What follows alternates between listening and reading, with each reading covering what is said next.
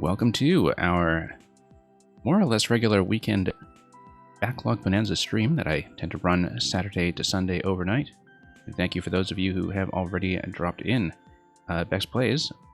That's not exactly a new and be right back. That's usually just a starting screen that is over and done with by the time people have had the opportunity to drop in, but thank you for the compliment regardless. And Wasabi Wabbit, welcome. As both of you might not have seen, we did in fact start a new Discord for this stream. And you're quite welcome to join if you want some updates on my ever-varying schedule. Given that we've had a bit of chaos recently when it comes to actually adhering to our posted start times. But with that business out of the way, let's get to as many levels as we can. So yeah, as usual for the weekend streams, I don't have the viewer queue running at the moment, but instead I'm just going to take you through some additional makers that I want to show off. And as with the previous 7 weeks, we're going to have a special focus on the makers that are coming in with this week's batch of 4YMM, 4 Years of Mario Maker project, since I do have a bit of an inside track on who is involved. And this will be the final main release of the project. So it'll be kind of nice to show off some of the incoming makers one last time for now, starting with Ichiko-tan from Japan. I think I'm saying that correctly, I'm not sure. Who has a world of 9 levels that is, I think, a mix of traditional and music when it comes to design, but I'm not absolutely sure because all of the text was in Japanese. But yeah, the clear rates are high enough that I think I can, in fact, run the whole thing top to bottom, so let's just do it.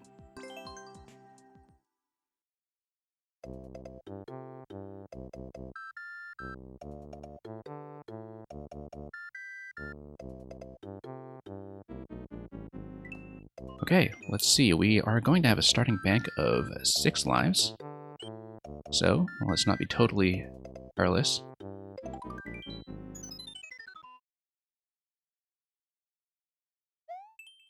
But we'll see how it goes, starting with 1-1. I may actually have to go over the list afterwards and point my camera with Google Translate at it afterwards to see what the titles are telling me, but you can see some music blocks being loaded from the very start. I should have actually blown this guy with a throw, but that's okay. Just getting warmed up. Just getting warmed up. We're entitled to a few embarrassing mistakes here and there. Oh. Here comes the music segment. Oh, really nice transition actually into this as the level goes silent. Interesting mole track on the bottom there. Oh. And that's the end of that.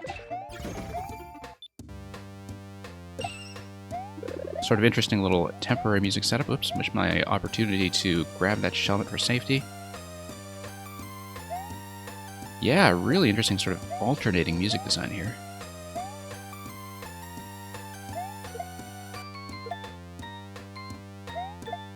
And really interesting mixing of this track too, which seems to be a remix in some parts of the Super Mario Bros. Music, if you listen very closely. Like right here. You may be able to hear that. Now, we have here, yep, just needed to wait until all that business is taken care of.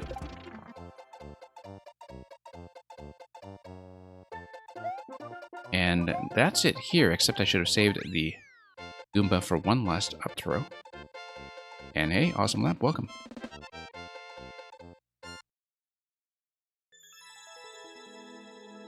So that's one down.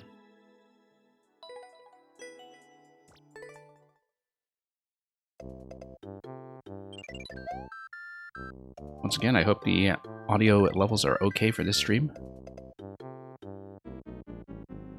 Probably realized at the very beginning that my mic levels were not properly set up, but everything should be fine now, I believe. Now, we're on a bank of 6, so let's just have a bit of a sloppiness buffer if we can. Not that the baseball game is going to help much on that score. And welcome, Progan, as well. Progan, you may have noticed, actually, you must have noticed that Grakowski managed to get the second clear on Escape Room.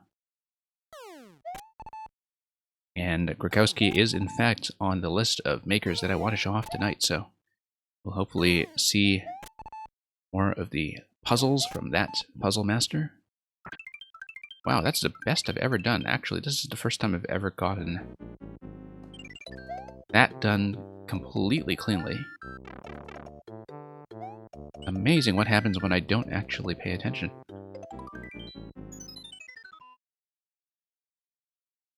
Oh, I had a big talk about it. Okay, good to know. I'll hope he enjoyed the experience. Yeah, I've been pretty fond of Grakowski's puzzle levels as well every time I've played them. But he's got a massive list, so only beginning to explore that. Let's actually get rid of that. This guy is safely trapped, okay.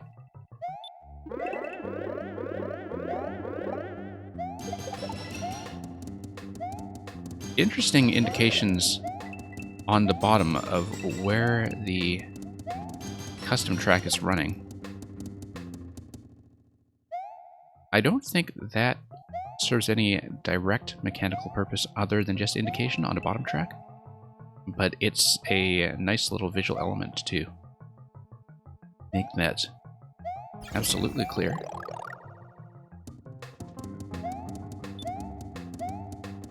And there we go. Oh, here's the de facto Reznor-like setup that was seen with piranha plants many times before, except it's 3-pronged rather than 4-pronged, I guess. And once again with the musical variants on top of that. So yeah, in these traditional levels, you actually have a bit of a boss layout at the end of each one. Fairly relaxed, but there we go. Now, it looks like I need to dump one more on top of the jump block. Nope, that took care of itself. And once again, I forgot to take a Goomba over to the finale for that final hit.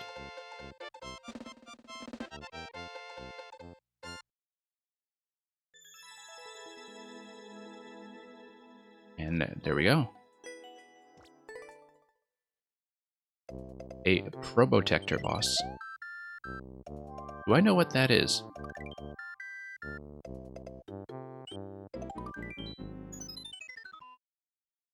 Occasionally, as you know, when I'm in the middle of actually playing these levels, my memory just completely deserts me.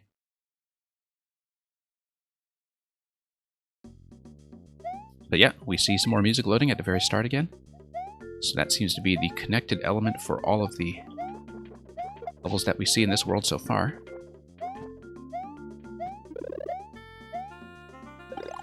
Okay. And, oh, I should have nudged that to the right. That was fairly obvious.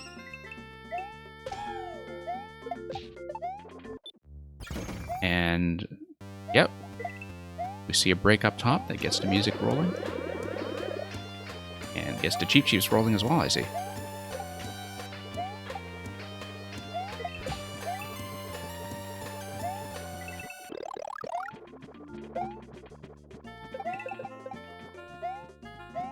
And okay, actually going to get one of these this time. It's going to be a bit of a first. Oh hey, can I come up here? I probably could have done that. Particularly if I jump on this guy. I think that may in fact be necessary? No. No, it's not. No, never mind.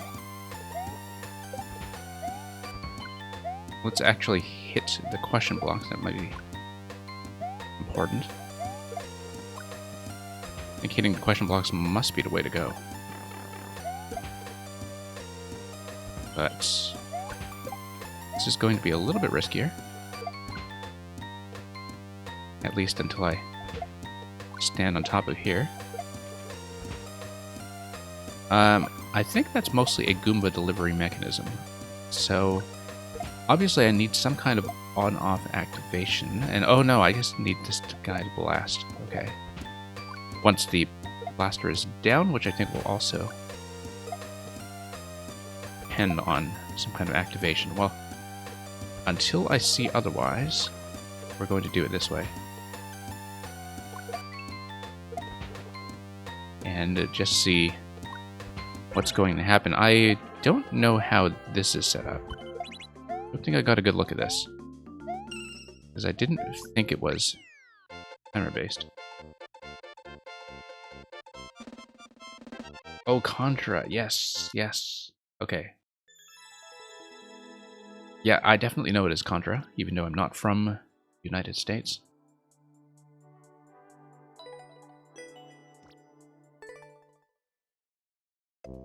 And Mike Universe, welcome.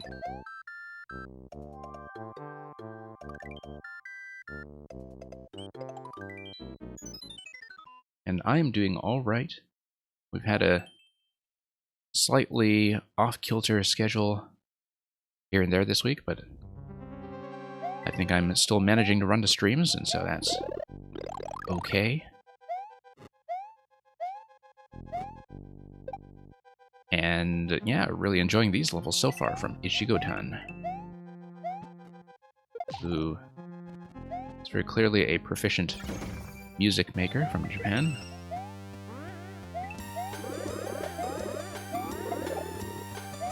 A music level maker, I should say. Oh wow, okay. It's actually going to be Magic Koopas put to their classic purpose of just being a bit of a nuisance on the yellow block switch. Whoops. Is something that I don't feel like I see very often. Just to have them employed in much the same way they were in Super Mario World, except perhaps in greater numbers. I think that was the first death we've taken so far. A lot of the clear percentages in this world are fairly high.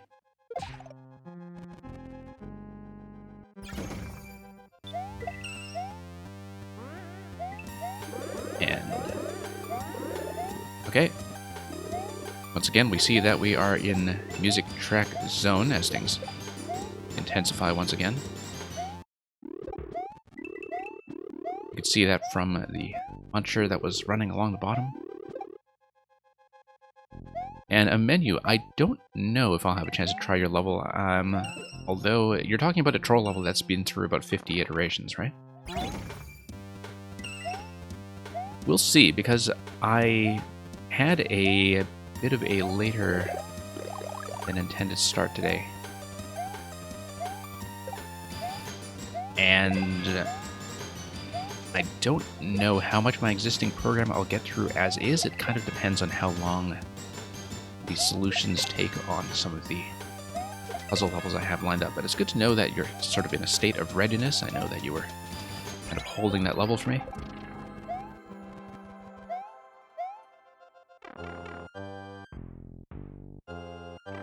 But yeah, I don't know how long you'll be able to stay for this stream. But it's one of those where I'll see how much room I have for it if you are still around, you know, later on in the stream. If not, I'll definitely try to get it in for next week, because this is the last week that I'll be doing the 4YMM Maker Preview, since it is the last batch of 4YMM, so a lot of space is going to clear up with the backlog catch-up days starting next weekend.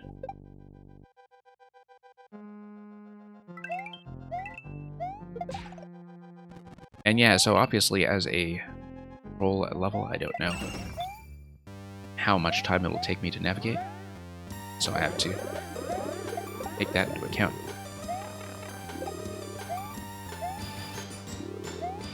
But yeah, we'll definitely try to slip that in, and if you come by viewer levels, you're quite welcome to submit that as well.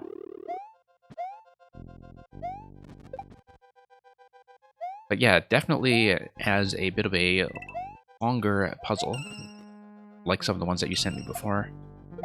I think it would make sense to do it on one of these streams if I can. Okay, we need another series of up throws over here. Let's just grab this guy.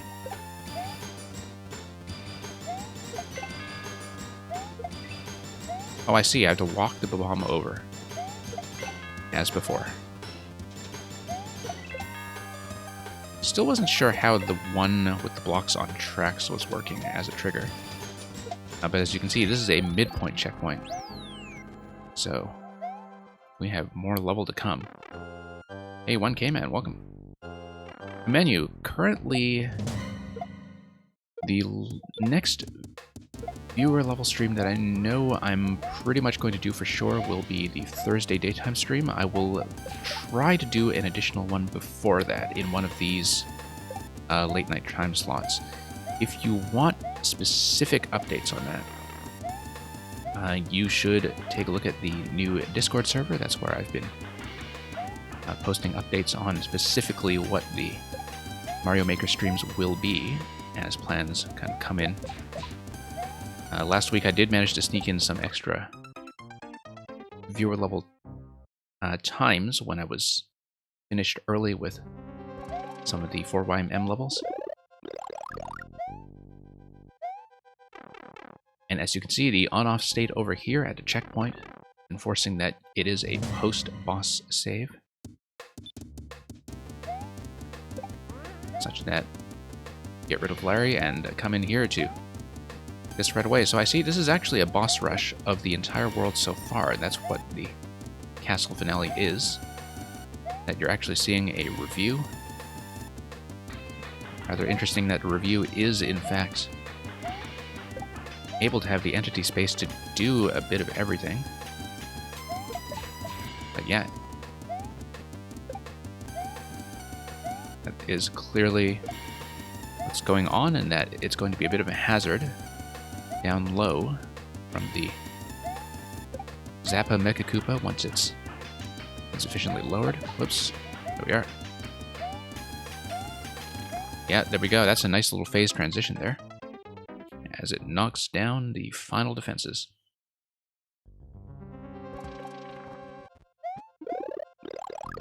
But yeah, with 4YMM wrapping up this week, I'm hoping that the schedule will be much more focused around viewer levels once again, which has kind of lightened up in the last few weeks just between 4YMM and Paper Mario going on at the same time.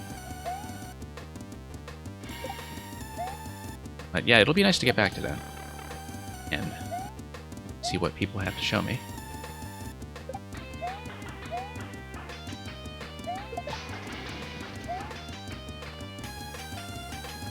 Okay, so that's going to be an additional phase that we haven't seen previously in this fight. Whoa, that was close.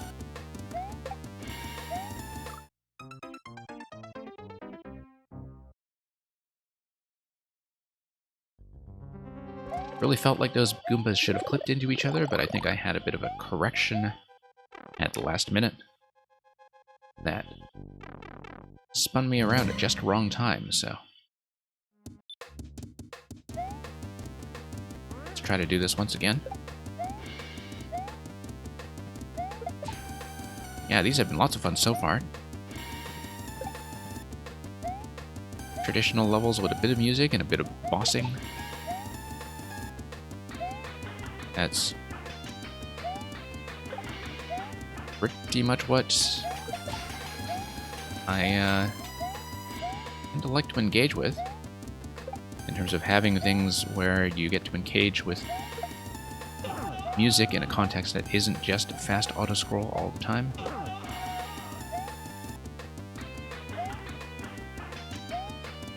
And also have a few boss layouts to play with and think about. And hey, that time we did not even have to deal with the total break over here. We'll just pop in. And that, I believe, is it for World 1.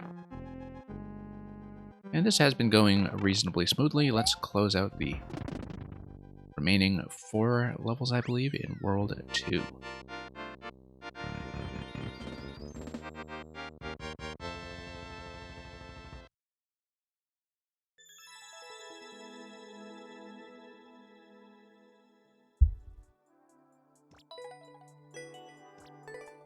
Or remaining 5, I guess. We've done 4 out of 9 so far.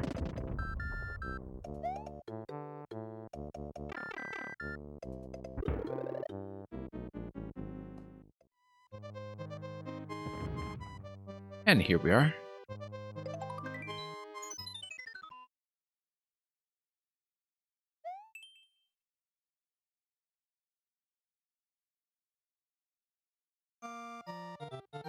You wouldn't be surprised if that said R-Type or Contra? Yeah, I'll point the translation engine at it afterwards and see, because I think you may be right on this score.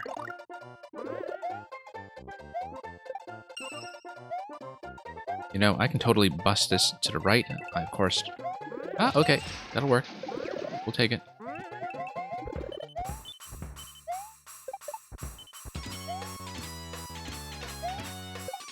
Okay, let's see if I get a chance here. Oh, no. Missing the timing window for that. As the scroll just keeps going.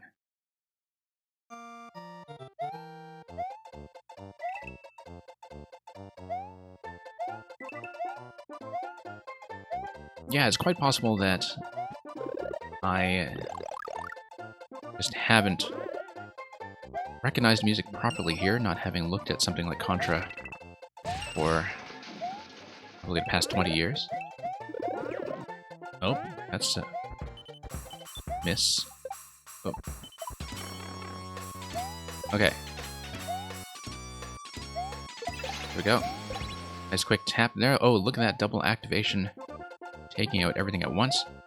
Very convenient. And also necessary.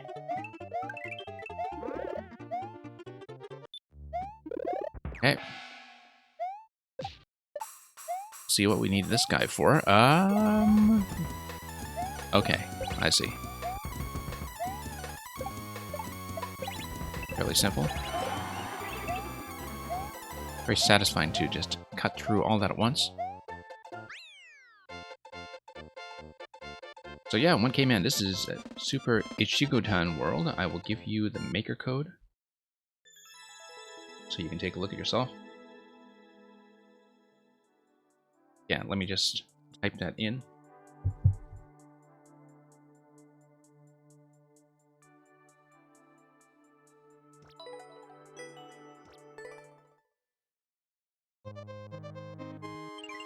And yeah, definitely a music lover, no question about that whatsoever. But the way in which you have the alternating music sections definitely seems quite unique.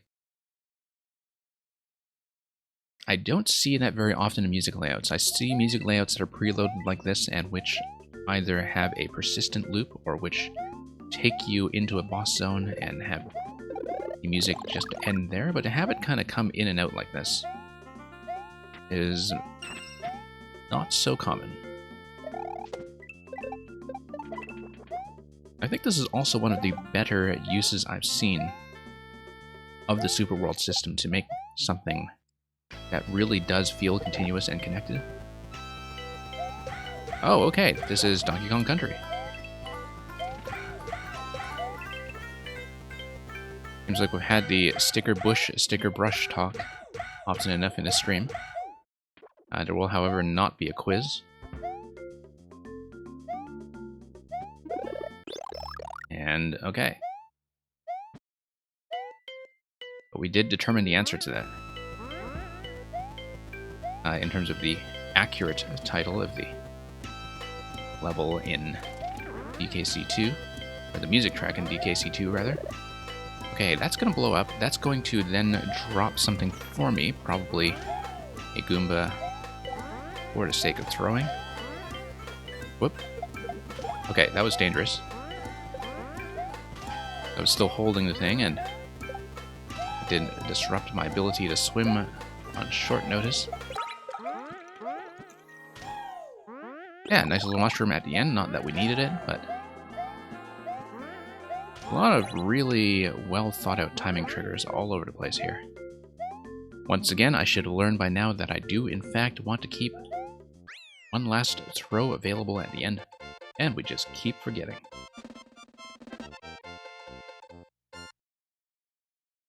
One came in, triggering your PTSD of a level in DKC2. I mean, a lot of things would trigger that, given just how popular that track tends to be. Definitely one of the fan favorites of the DKC series. I think that's true even in the official games. I do think it appears in one level in Tropical Freeze. That is, of course, a Brambly level.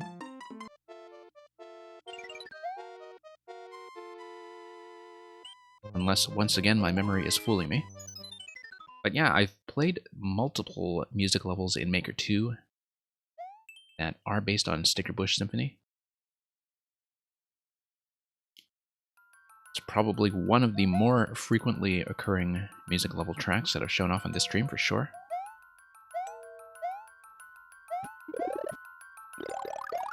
And okay, going to have a dark level. Oh, whoops. Should take into account the fact that boos actually do move. Unlike that one that's on a track in the bottom.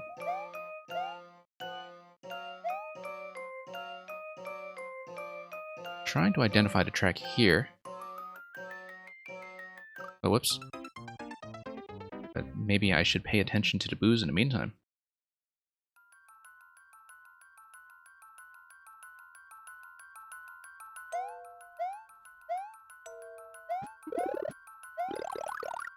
Yeah, gonna have this very similar preloading setup every time.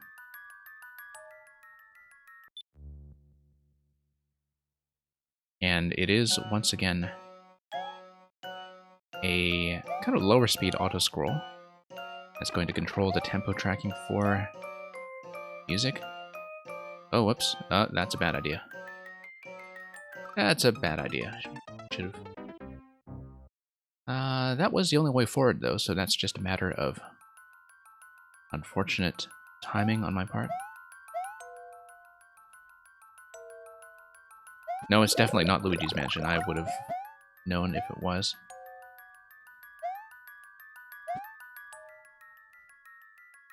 But yeah, we'll definitely take a look at some of the titles and descriptions afterwards. They are all in Japanese, but we'll try to muddle through it with some sloppy and inaccurate machine assistance. Nope, that's not it. I know that's not the way forward. I don't know why I tried that.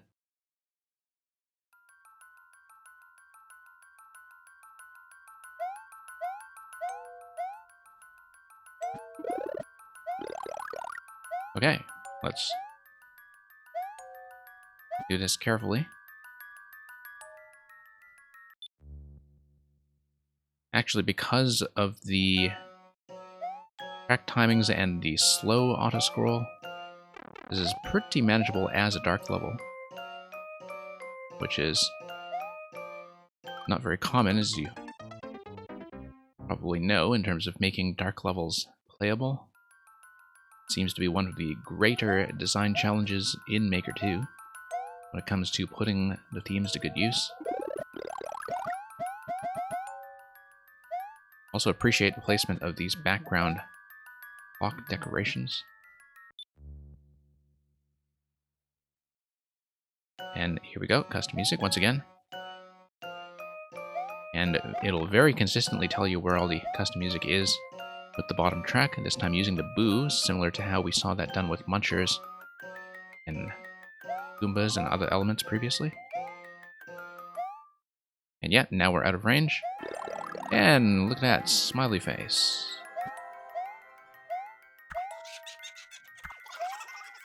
Okay, let's not deal with that. I said, let's not deal with that. Although there clearly was a bottom passageway there, if you looked very carefully at the bottom right. Probably not somewhere we want to go. Need to look out for that swamp then.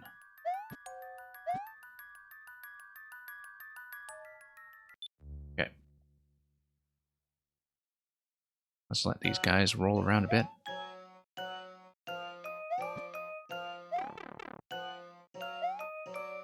And... yep. Oh, whoops. No, I do know from experience I have enough time to let that boo drop out before I proceed.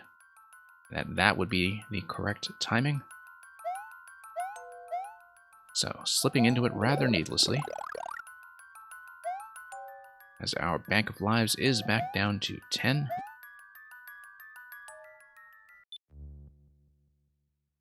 That's okay.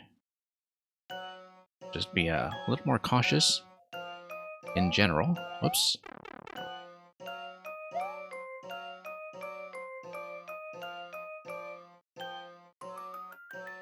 Okay. And we'll grab a mushroom, which will light up the face. Whoops. Let's watch out for this lump over here. It is visible, and you can see the bottom track is traversable. You are still running out of a damage boost. Okay, nothing up there by the looks of it. Okay, looks like it's a bit of a maze. That is a switch maze. One-way panel over here, okay. This is not traversable yet. This looks like it'll eventually be... Oh, okay, there we go. It's gonna blow up. And if we are careful about that particular Potaboo, should be able to get out of here in fairly short order. Okay, so it looks like we want that to light up a bomb or something that will, like if it's going to at any point change direction or move up. Okay, let's just bump it. Ah, okay. Didn't take note of those hard blocks earlier. Interesting little one-screen traversal maze here. There's quite a bit of back and forth flow and progression just packed into this little crawl space. And once again, just making very unique use. Oh wow, look at that. Very unique use of the dark theme. I think it's one of the few designs that I've seen that really is enhanced by using a dark theme. In terms of taking a very small patch of level in terms of real estate and making it much more interesting than it otherwise would be.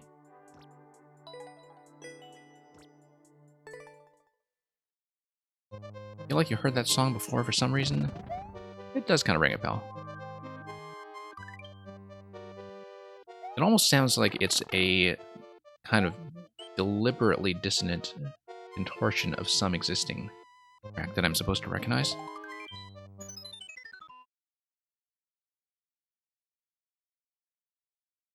And at the moment, I can't quite place it, but we'll scroll over some of this stuff afterwards and see if anything reveals itself.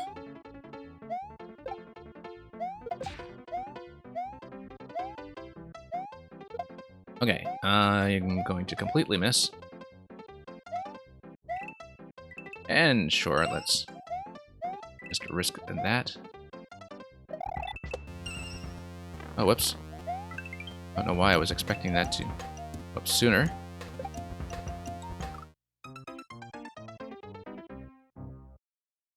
Now, if I had just tucked myself into the center slot, I think that would in fact have been safe. But let's read the track accurately for once.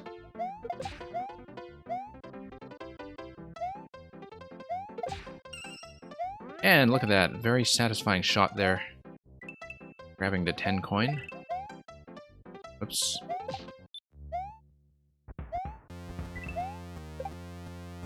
And that's going to load up. Oh, whoops. I don't know what that was all about. Yeah, look at this sort of drop and pickup that you have with cannons. That's really kind of neat. Oh, look at that intersection there. That was a nice touch. Just a very elegant landing on top of this on-off castle in the sky.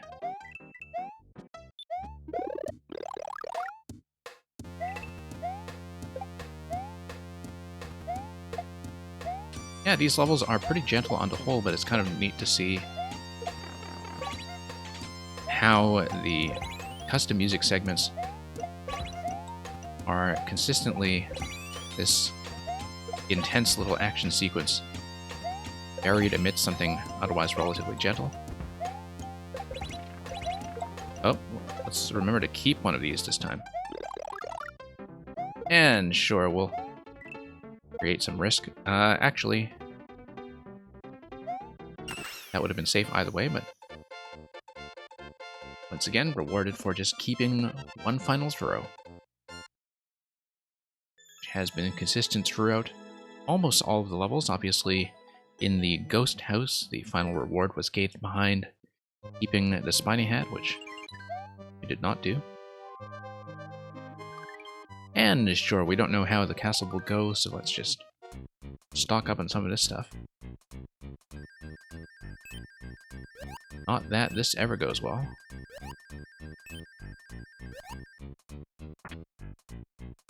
But hey, who knows? Sometimes it's just a large sample size of attempts that takes care of that problem.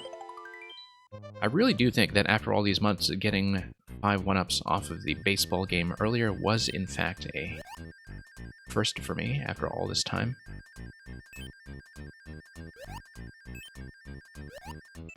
And okay, we'll just take one. 1K-Man, you say you have plans to make a big super world with world themes of stuff you like or jokes or something? Okay, yeah, it's kind of interesting that as the world system has kicked around for a few months, that people are finding more and more interesting ways to make things thematically connected, or to make the levels even mechanically connected. In terms of, you know, teaching you things that you take with you from one level to the next. I know initially people were just, of course, populating a lot of these with their existing creations. But the Super World system, I think, is becoming more and more of an art form in its own right. Obviously, I was supposed to keep the throw there, not only to block the skewer, but to give me access beyond the blue blocks. But yeah, I'm seeing things, not only things like connected story worlds, but also connected puzzle worlds where you do have a successive series of clues. And this one, of course, is a definitely connected music world in terms of showing off a lot of variants of the same style and approach, same kind of format. And here we go, once again, with the sticker bush. And it looks like Sticker Bush Symphony here is being used as a theme associated with the spike balls rolling around. Okay, we'll just circumvent Junior and assume we don't actually need him for anything. Okay, I guess I was supposed to put one of those up. There we go. Bump 2 of those up, in fact. And, okay, that's going to give me a phase 2 that involves throwing into the switches on the left side. And that's going to give me a third hit over here. Very tidy. Hey, Safety of Man, welcome. Glad to see so many of you come by.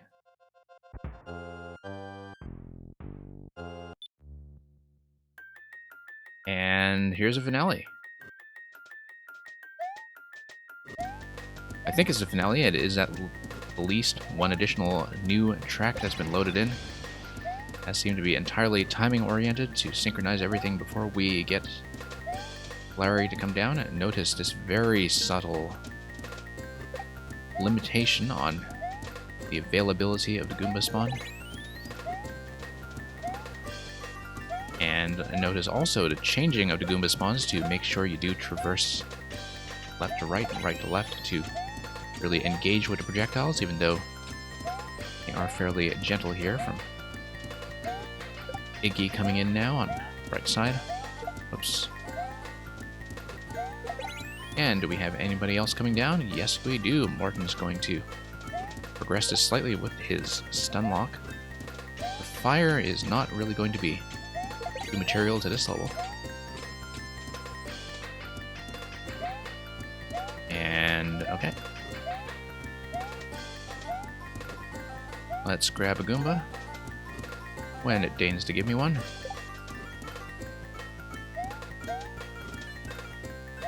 And up we go. Looks like the entire Koopa family here is going to come in. Koopa crime family. Their actual genetic relationships being somewhat dubious.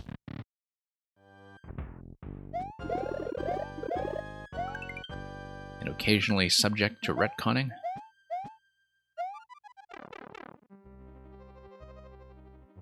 So, safety of man, beginner escape rooms. That's kind of an interesting question. I mean, it depends on whether you are talking about escape rooms that are on a similar scope of the Progan escape room, which I think is actually quite rare. You're not going to see very many of those.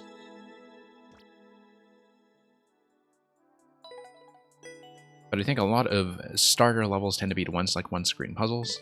That's kind of continuous with format, but maybe not quite the same thing as the escape rooms that rely on visual clues. There is actually one, since we were talking about Grokowski earlier, Grokowski who got the second clear on Progan's escape room, Grokowski also made an art gallery level that I think is just called Escape from the Museum of Modern Art. That one is very, very gentle, but it is a level that is also about reading visual clues for a combination lock. And so yeah, if you've already played Grokowski's Modern Art level, that's very much what I would have in mind as a beginner escape room.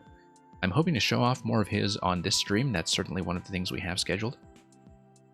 But yeah, Ichigo-tan is kind of out of the way for now, so that was a pretty interesting Super World overall. Now, as I said earlier, I am going to see if I can point my translation engine at some of this stuff and see what machine-read Japanese tells us about some of the tracks we listen to, in case anything is revealed.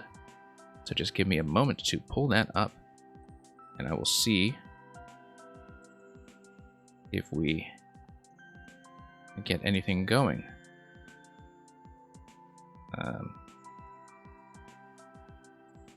Okay, I'm going to point my camera at 1-1 here, and what's it going to tell me?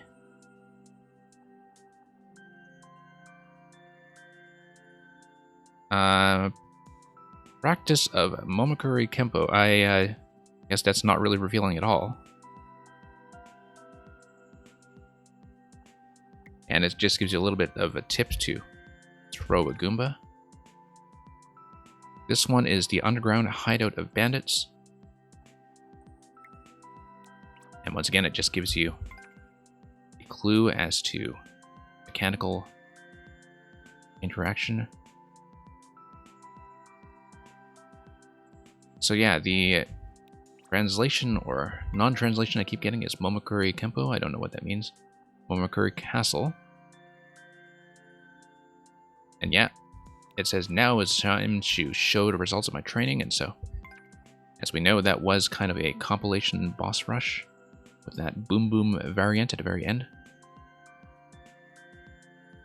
This one is a forest where it says today's fun picnic, because I want to see everyone smile. Yeah, I guess machine translation is not going to be too revealing here in general. This is a thorny sphere road, a jungle with thorny iron balls rolling around. Of course, we know it had a DKC music. This is just called a scary mansion. This is a dark mansion where you can't see the destination, so you'll just use a torchlight. Oh yes, we certainly knew that. Not telling me about what the music tracks actually are, though I think some of them are kind of custom compositions, as far as I can tell. And this is some kind of cushion. That may just be a mistranslation. This is... one second. I mean, it would be nice if we just had somebody who was literate in Japanese here and could tell me some of this stuff, but this just tells you it's the final battle.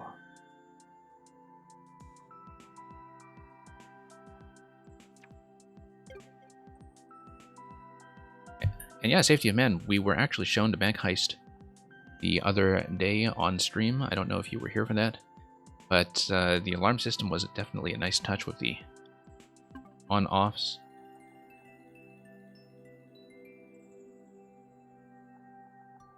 Okay, let's pull up what's next.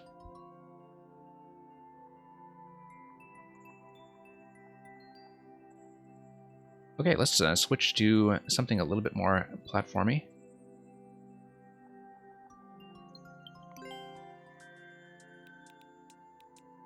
Let's bring up Pro Lotus. I think it's something more platformy. Only 2 older levels from Pro Lotus so far, but it's going to be Mario's Red Hot Jungle Safari to the tune of about 2%. We'll see how this one goes, and maybe we'll pop in the other one as well. This one dates back to January.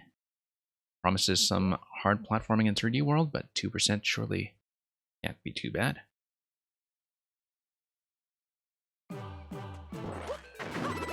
Okay.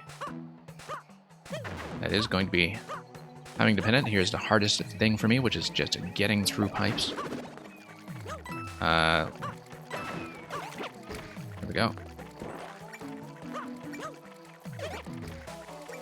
Okay, going to slide in gently. So far, the timings here have been pretty generous. You see a reset door on the bottom. Whoops. I have to let myself slide just a little bit for the wall jumps. Can't just go up continuously. At least, not with a pattern I had.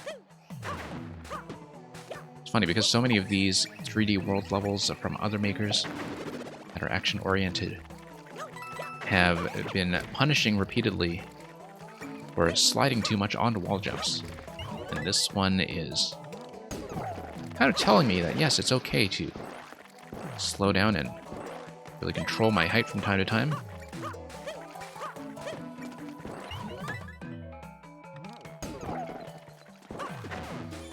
DI Progun, with some of the previous makers, they were people who already had existing reputations from Make 1. That was certainly the case for the Yoshi Not Ridden, for instance, where Four Wings had not been around very much in...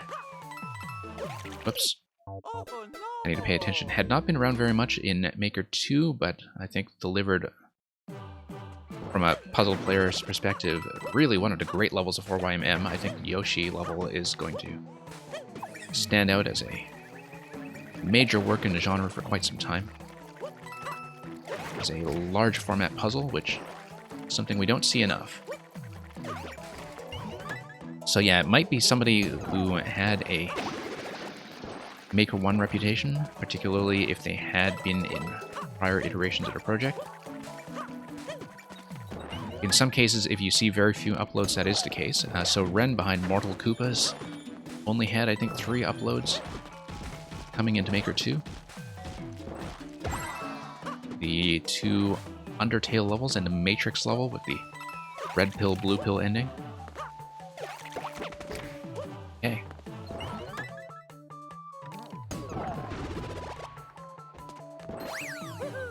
And what are we looking at here? Okay, that's going to reset, and it looks like I probably just didn't...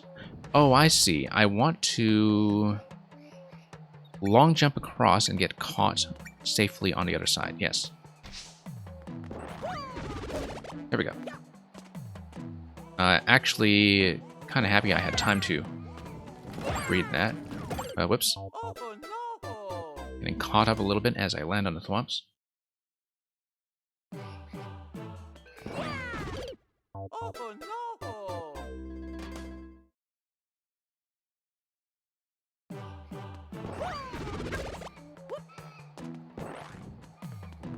And yeah, safety of men, depending on time, I'm actually hoping to traverse some of Grokowski's list using his super world later on. And, you know, just to avoid redundancy between the super world and the level list on the whole, so we, you know, since I don't have an idea of what's actually in the super world. But I'll keep an eye out for that one, in case it is one of the ones that's relevant. 1-800-Plumber,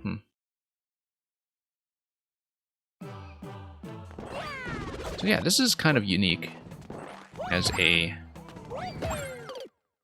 timer-based design. Sort of interesting to see what's going on with that self-kill there as well. We have the POW blocks over here. Oh, I see, the POW, okay. Yeah, there's a little bit of drag when I land after the long jump before I initiate the next one. When I get on the thwomp, that's the thing that's been messing me up slightly. That one I should have been able to jump consistently, or rather, contiguously. But yeah, there's a little bit of a drag to compensate for. Whoops.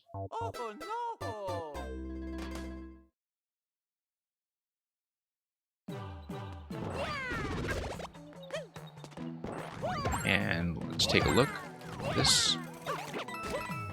Okay, that's going smoothly at last. Oh, interesting. That, once again, with the 4 P markers, that is a sign of a long jump, at least in the signaling system that we see in this level.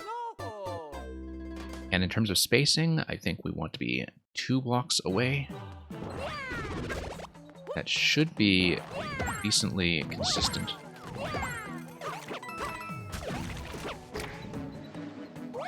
Yeah, long jump from a standstill. Sometimes be a little bit tricky with that spacing that we had there, just dangling off the edge of that thwomp on the top.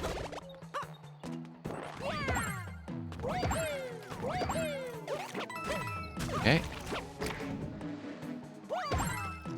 I see, it was actually that first single P marker that gave the suggested takeoff point for the long jump. Not that that was the problem. Whoops. That's just diagonal inputs on the D-pad acting up, as they sometimes do in 3D World. But it just takes attempts or 2 to correct for that from time to time. And we'll sail on down before the POWs manage to land their hits.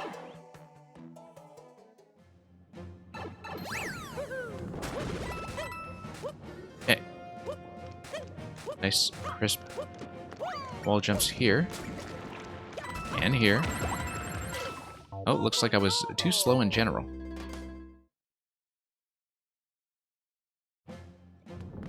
Good place to have a checkpoint, given that we do need to tighten up a bit. Possibly it is one of those circumstances where the timing from checkpoint is actually slightly more generous than the timing from pipe, just given the minor discrepancy. Whoops. Okay. Just had to read what was going on with that one. But the coin trail should have made that fairly clear to me before I came in. So, I don't really feel like I was sniped or anything there, just a bit of a reading error.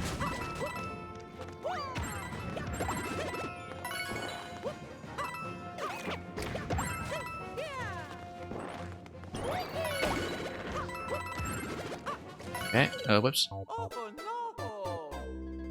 Yeah, as always, when you spawn directly into some kind of scrolling-based segment, or in this case, a lava pressure-based segment, something timing-dependent like that, it is always interesting to think about whether there is a bit of a discrepancy to work with when it comes to spawning from checkpoint or from the start. Not a big issue here, it's just kind of noticeable from how slow I was going the first time. Whoops. That was the right idea, it's just that I flubbed the long jump with the reaction to that change in direction.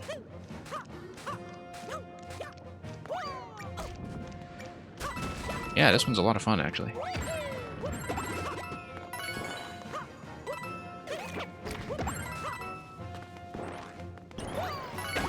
.3D World was, in some sense, kind of made for these chunky action levels.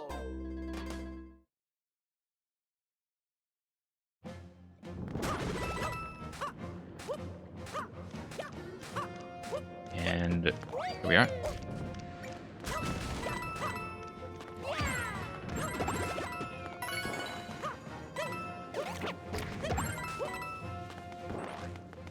And up we go.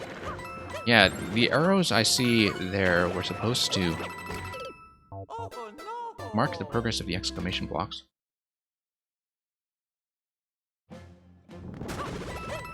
And that is the signaling system that we see as early as here as well, since the arrows can overlap with the destination locations of where the exclamation blocks are going to go. I think that can be a little bit more difficult to parse at first, just given how much other work arrows tend to be doing in this level when it comes to things like the diagonal signaling. Okay, wanted to hit the upper level, as you can see, and the bomb was supposed to take care of the rest.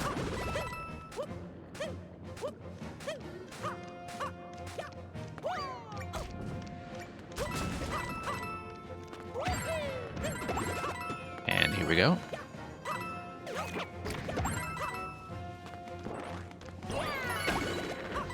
Yep. Same setup as there, actually, with the two stacked exclamation blocks. We'll see that reiterated in just a moment, hopefully with greater accuracy this time instead of a flubbed diagonal input once again.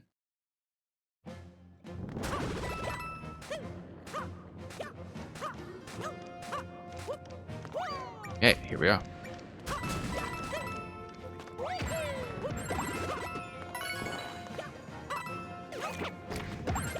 Oh, I don't know why I stalled there for a moment. That was kind of a bad idea, given how timing sensitive this is.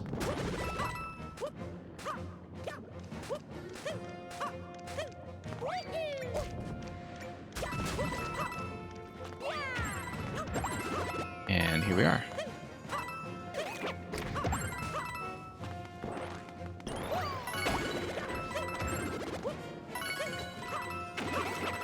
And that's just going to be fairly straightforward.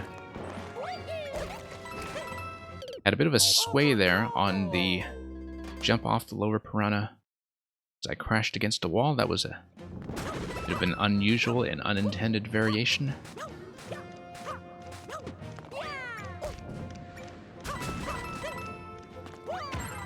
But it's just working out little kinks like that that make the rest of the level come together. The execution of everything taken on its own is really not too troublesome.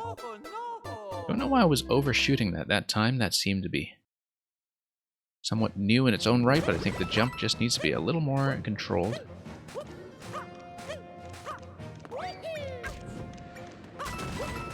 Okay, there we go. Nice and crisp.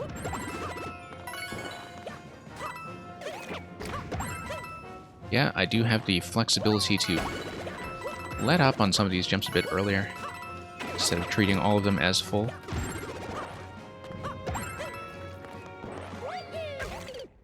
Oh, I see what's going on there.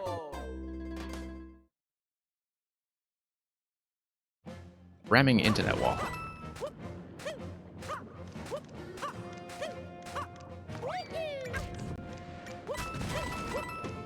It was unclear to me if I was supposed to ram into that wall over that piranha that was in a spot that was killing us.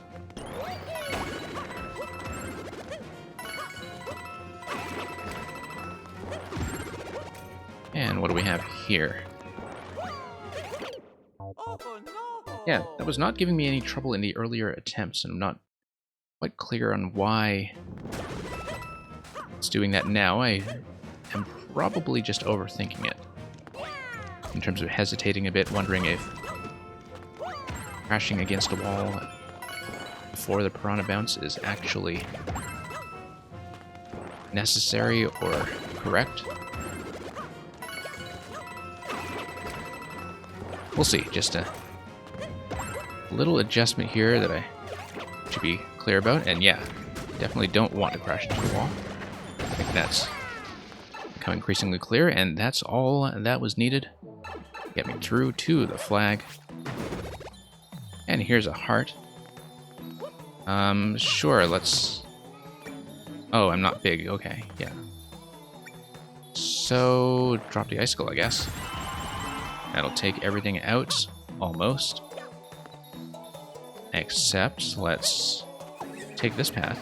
Oh, I see. Key door, huh. Okay, so I did not see that except the key.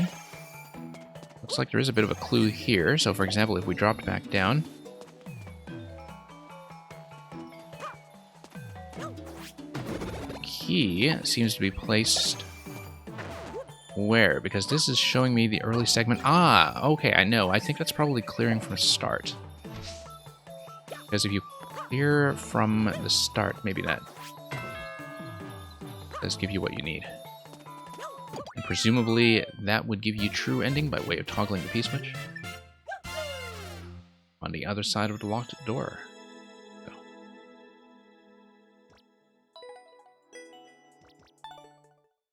Thank you for the GG. Yeah, let's take a look at the other one. Surprisingly slippery stalactite. Really pushing the 32 character limit there. Getting quite close to it. And this is going to be from the first week of the game. First weekend of the game, really, back in July 2019. Hard fare platforming. It's used in interesting ways. And it's about 1%, but of course it was around launch, so... that might have depressed the clear rate somewhat. It's kind of interesting that with time, when I take a look at some of my levels from around July 2019, I have definitely seen some of my clear rates recover. Just in connection with who is remaining in the game. Not enough of a dash off of that. I was held back a little bit by the initial slippage on the ice.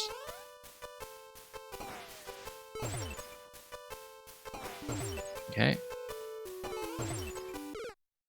Yeah, really do need to build that up a bit more before the drop.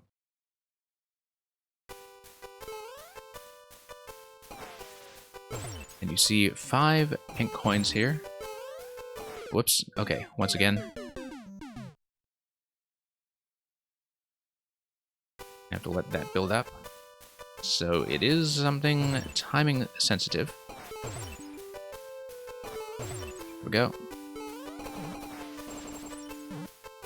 And that's going to be a break. Okay. That's going to hit the POW, but then that means the muncher on the right side should be safe. It's just that I went a little bit early. And I could tell I was going a bit early, which was why I pulled back, knowing that that was going to be a blown attempt. Okay, no time for correction there. No opportunity for that kind of thing.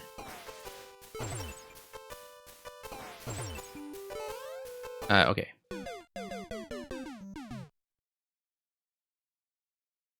Have to exercise a little bit of patience. Instead of behaving impulsively, as it is so tempting to do on the ice.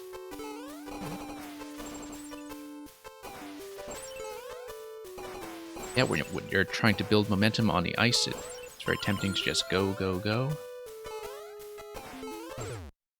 Once again, a bit too early.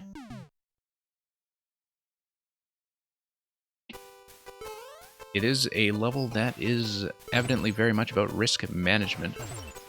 That you have to really hug those timings all the way to the end.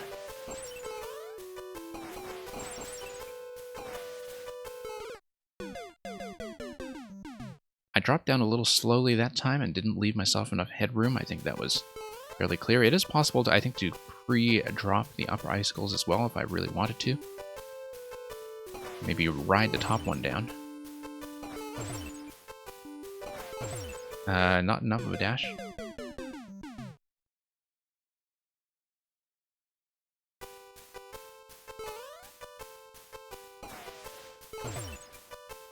Drop that. Okay. I actually did manage to get a bit of a correction in that time. Okay, let's cheese this one.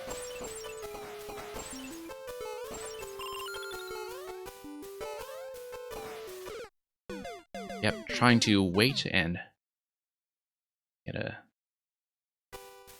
bit of a later dash off the POW, but once again, having a bit of trouble compensating for the ice.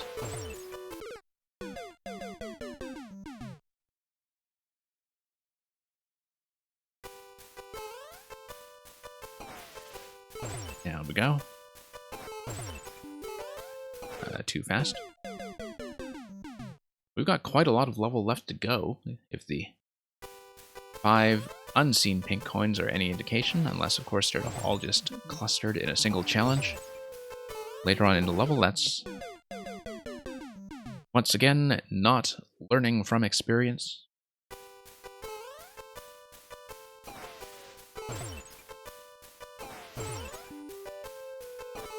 Okay, here we are. And sure, let's do this the easy way.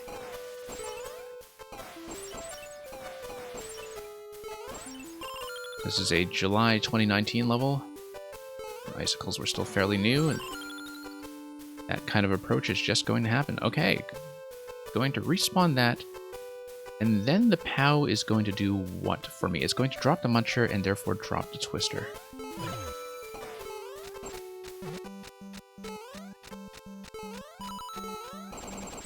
Okay. It's going to go smoothly. We have a reset door here for some reason. Oh, okay. I need to release the POWs using the icicle in order to bob my way across.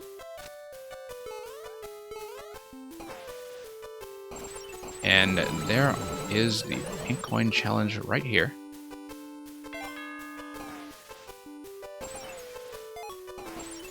And yep, not trying to race that, but you need to get around the respawns that way. That's kind of an interesting challenge. Okay. Nice little segment there.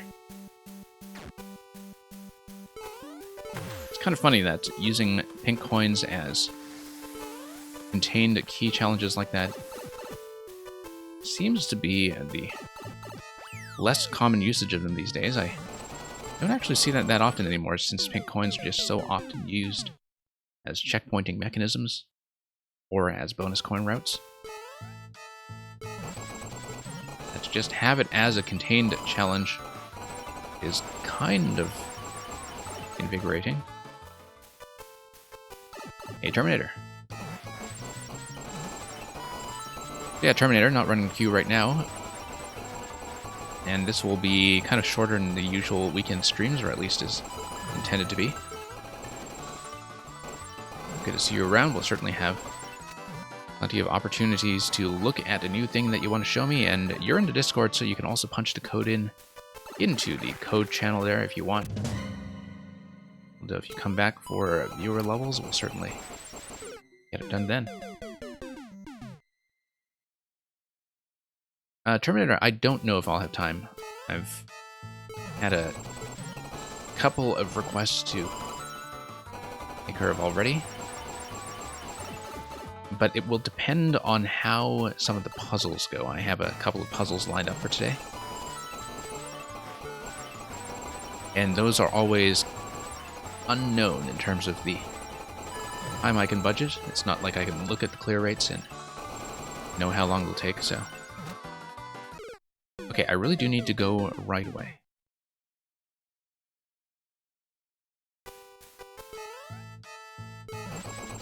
Yeah, good to know that you're cranking out some of those Master Sword levels regardless. And yeah, what you were saying, Safety of Man, about the conveyor belt and icicle timing, they did work in tandem quite well together. Okay, here I just need to go, go, go. Your newest one is very challenging. Okay. I will consider myself warned.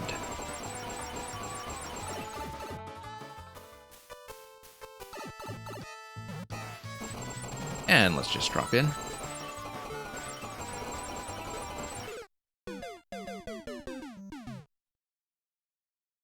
Maybe not so well there. Whoops.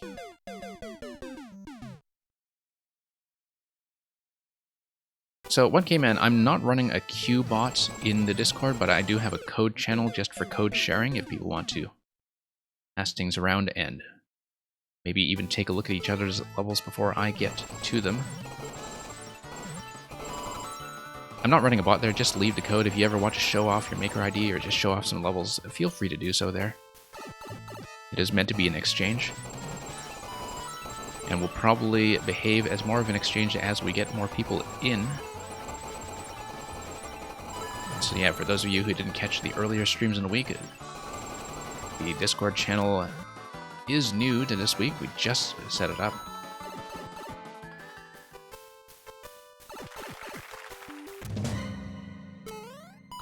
Yeah, I know that some people do, you know, when they're bigger streamers tend to... Look at that cute little ending there.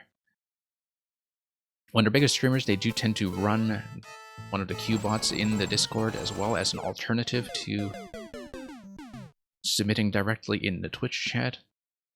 Usually when they're doing some kind of subscriber-only mode. I'm not really big enough to do that yet.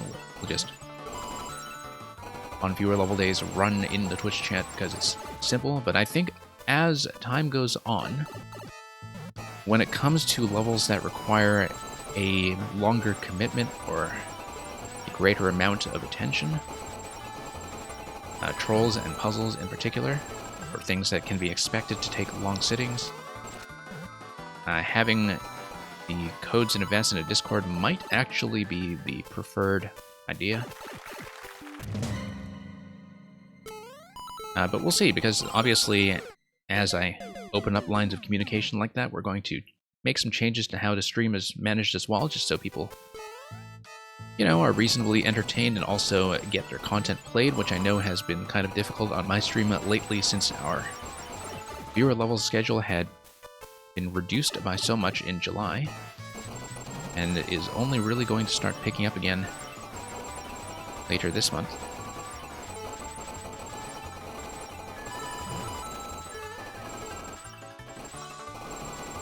Because obviously, a lot of the summer programming has been one big 4YMM festival over on this channel.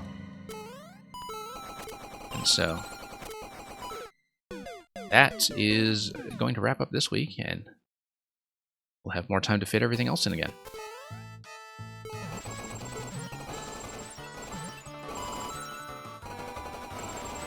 Also, because I don't really have anything else going on in terms of game streaming in the immediate future, although I do have some plans that I'll be excited to share soon about some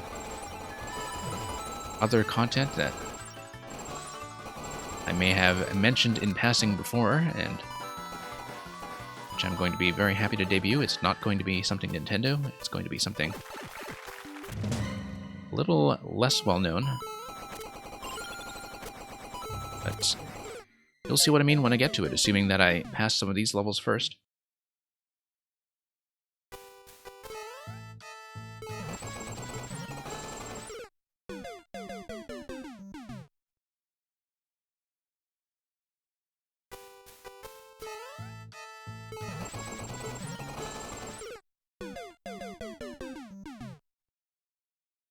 And yeah, Safety of Man and yeah, Progan, I guess you're still talking about the 1-800-plumber level. We'll see about that. If I'm running too tight on time to actually run Burkowski's World, I might take a look at that level specifically just to kind of take the conversation over there. But once again, we'll see how I'm doing.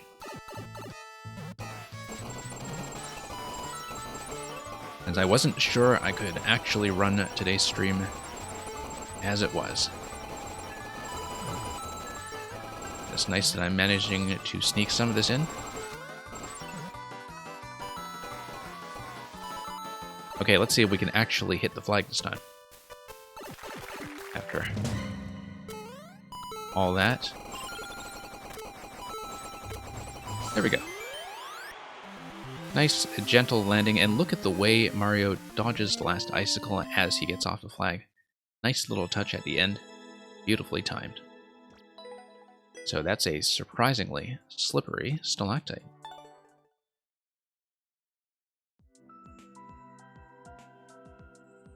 Remembers, I'll be streaming some other stuff soon. I mean, obviously I wrapped up Paper Mario in July, and with some bonus content at the beginning of August. It's going to be back to Mario Maker, you know, on a fairly constant schedule for the next little bit, but I do have some other things planned. And Rammers, if you want to hear about that when it comes, it will probably be kind of planned and laid out in the Discord channel that I set up this week. And yeah, Terminator will kind of take care of the personal requests and such later. Obviously, you are in the channel already, and you have the line of communication there, but I'll talk to you about that later. So yeah, it would be good to have as many of my regulars there as possible, as they come in and actually see some of the streams that I have going this week. We had a lot of people there right away. And just for planning and communicative purposes, that should be a big help. Why don't we take a look at some levels by... let's take a look at... Let me scroll down here. Pinkston. Now, here's the little secret that I can let you folks in on, is that Pinkston did already upload what is, in fact, an official 4YMM level. It has not been listed yet because, of course, the official launch and rollout is not for a few hours yet, but this one was up ahead of time if you want to take a look. But I'm going to take a look at some of his older levels instead, starting with Scroll and Stop Citadel. Partly because it has the puzzle tag on it, and I'm kind of curious. This is an early level as well, from kind of week 1 or 2 of the game in early July 2019. So some of the mechanics might be very, very familiar to us by now, but we'll see.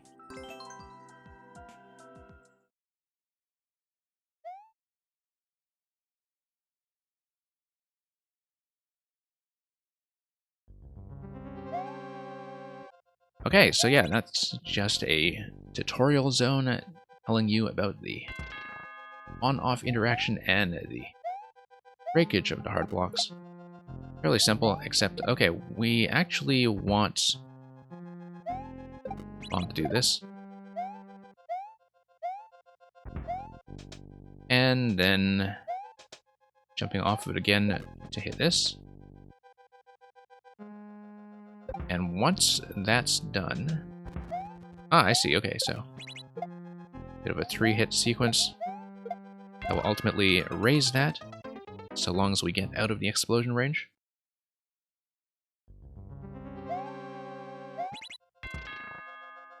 Ding dong. Okay, let's stand on the right. Stand on the right of the platform.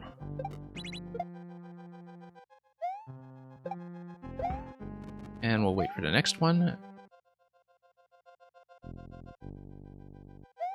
That twister up top doesn't seem to be cooperating, though, because we activated the on-off at a bit of a weird timing. It is timing dependent. I do need to let the twister drop down.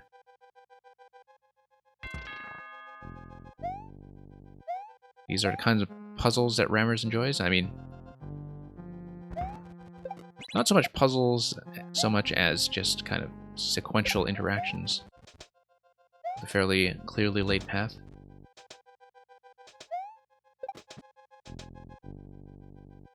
But, you know, the puzzle-solving tag is expansive. Okay, let's actually wait for an appropriate timing. That was not an appropriate timing.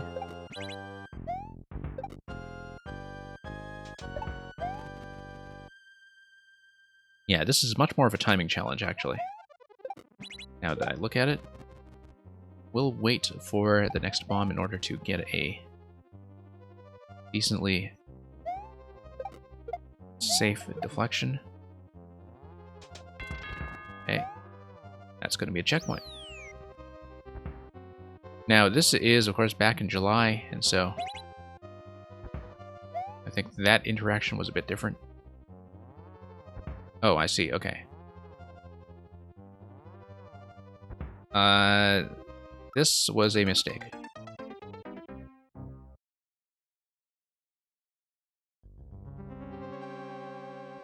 At least I think it was a mistake. Oh, I see. Okay, when it retracts, I do need to take advantage of that. Yep, there we go. And then I need to hit this when it is at about the halfway point. There we are. Could have just done that in the first place. Except I need one more hit. Whoops. Getting a bit too aggressive there. I'm not patronizing you. The puzzle genre is very expansive.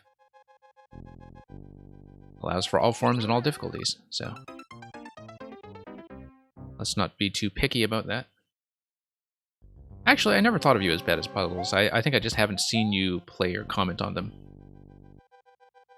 I suppose now that you mention it, your levels all tend to be much more platformy in nature. I actually didn't know you considered yourself bad at puzzles. But now we know. And now we know it's a bit of a sensitive spot. Perhaps. Not saying that's true of you specifically, but I've definitely found in seeing that some people play puzzles that being kind of rough with puzzles is actually a sore spot for some players. That, you know, in some cases they don't like puzzles because they struggle.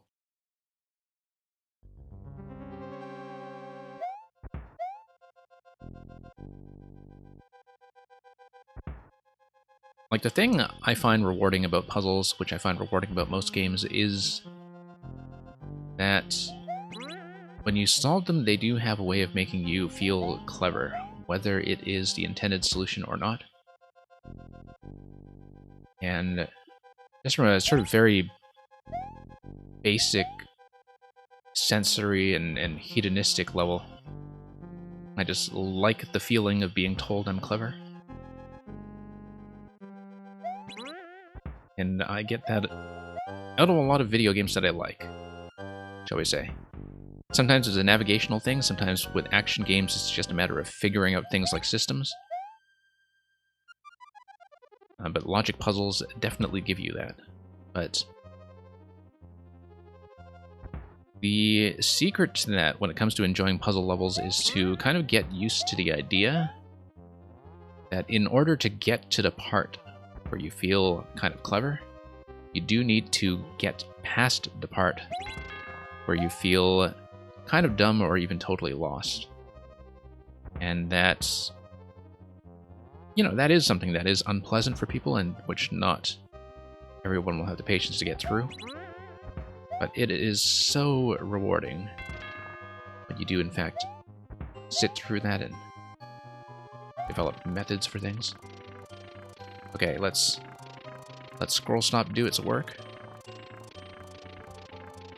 This was, of course, very early on in the life of Scroll Stop, having a coin indicator telling you, oh, where to go. Okay. That I should have been able to read in advance. I just wasn't paying attention. I guess I didn't expect the scroll to be that aggressive going forward from that point.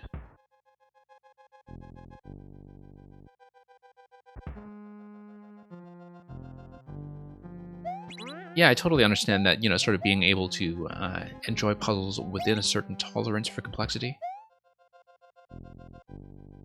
Everybody's going to have quite a different tolerance, I think, when it comes to, how tightly wound things are going to be.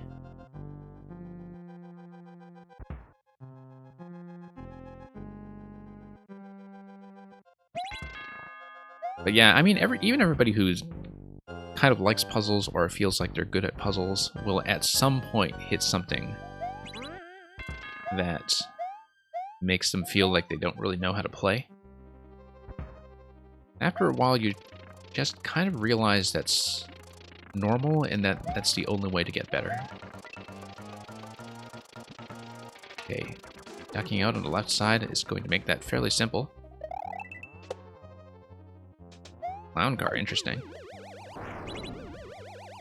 I mean, I guess I could just send the swamp through.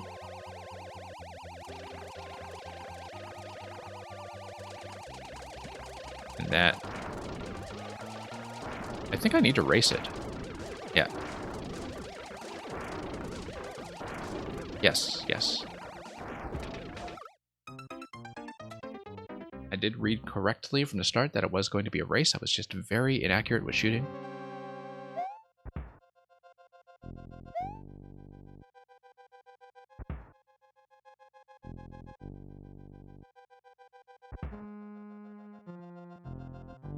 It's sort of interesting because I've seen one or two puzzle players who, advertise themselves as puzzle players, and they say, like, don't send me hard platforming, and I don't send them hard platforming. But by that, they actually mean, like, even hard in the sense of what Nintendo just calls expert rather than super expert. Stuff that's sort of 5 to 10% range is stuff that's still not really within what they want to do platforming-wise.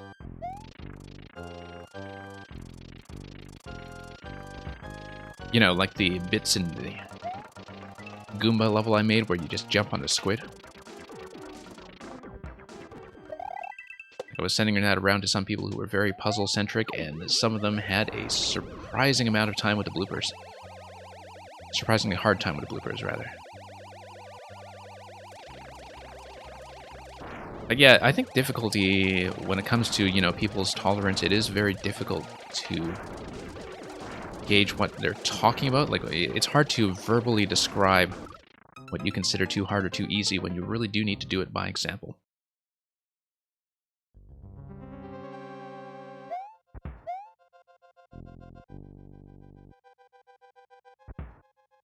So, the other thing is that when I started to stream Mario Maker, I certainly didn't consider myself a puzzle-centric player. It just kind of turned out that I was more open to puzzles than average, and ended up taking a lot of puzzles that other people might not. So at that point I was thinking, okay, puzzle creators need a place to go. I enjoy their things reasonably enough. I guess relative to the Mario Maker population, I actually am kind of a puzzle player. Which I really didn't think of myself as at first, despite the fact that I have been playing puzzles ever since the golden age of the point-and-click adventures. You have all those crazy inventory matching puzzles, like putting the hamster into microwave after it travels through time, that kind of thing. Yeah, put it in the freezer to make it travel through time, and then put it in the microwave to unthaw it, and then put the sweater on the hamster to get it nice and toasty again, so you can have it generate electricity in the wheel. Just one example, but I think those of you who know that puzzle know exactly what I'm talking about.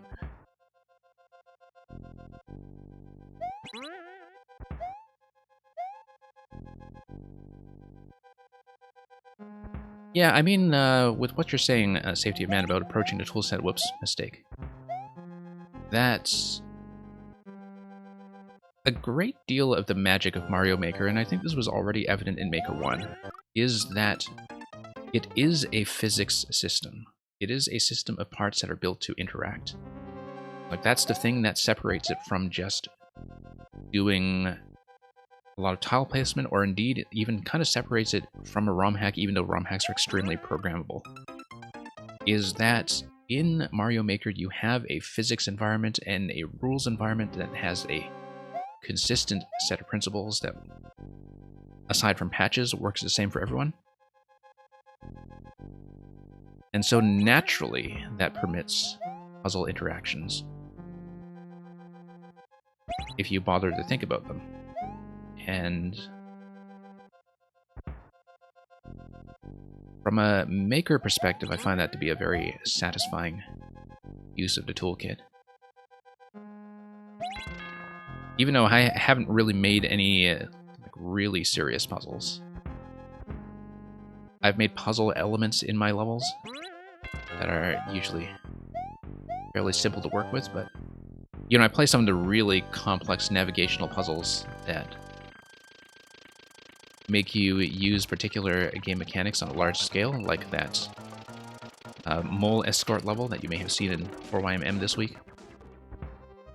I'm actually very envious of that kind of design. Like, I kind of want to work on stuff like that, even if it's reaching a very specific audience, and even if I think the median Mario player does kind of hate that thing.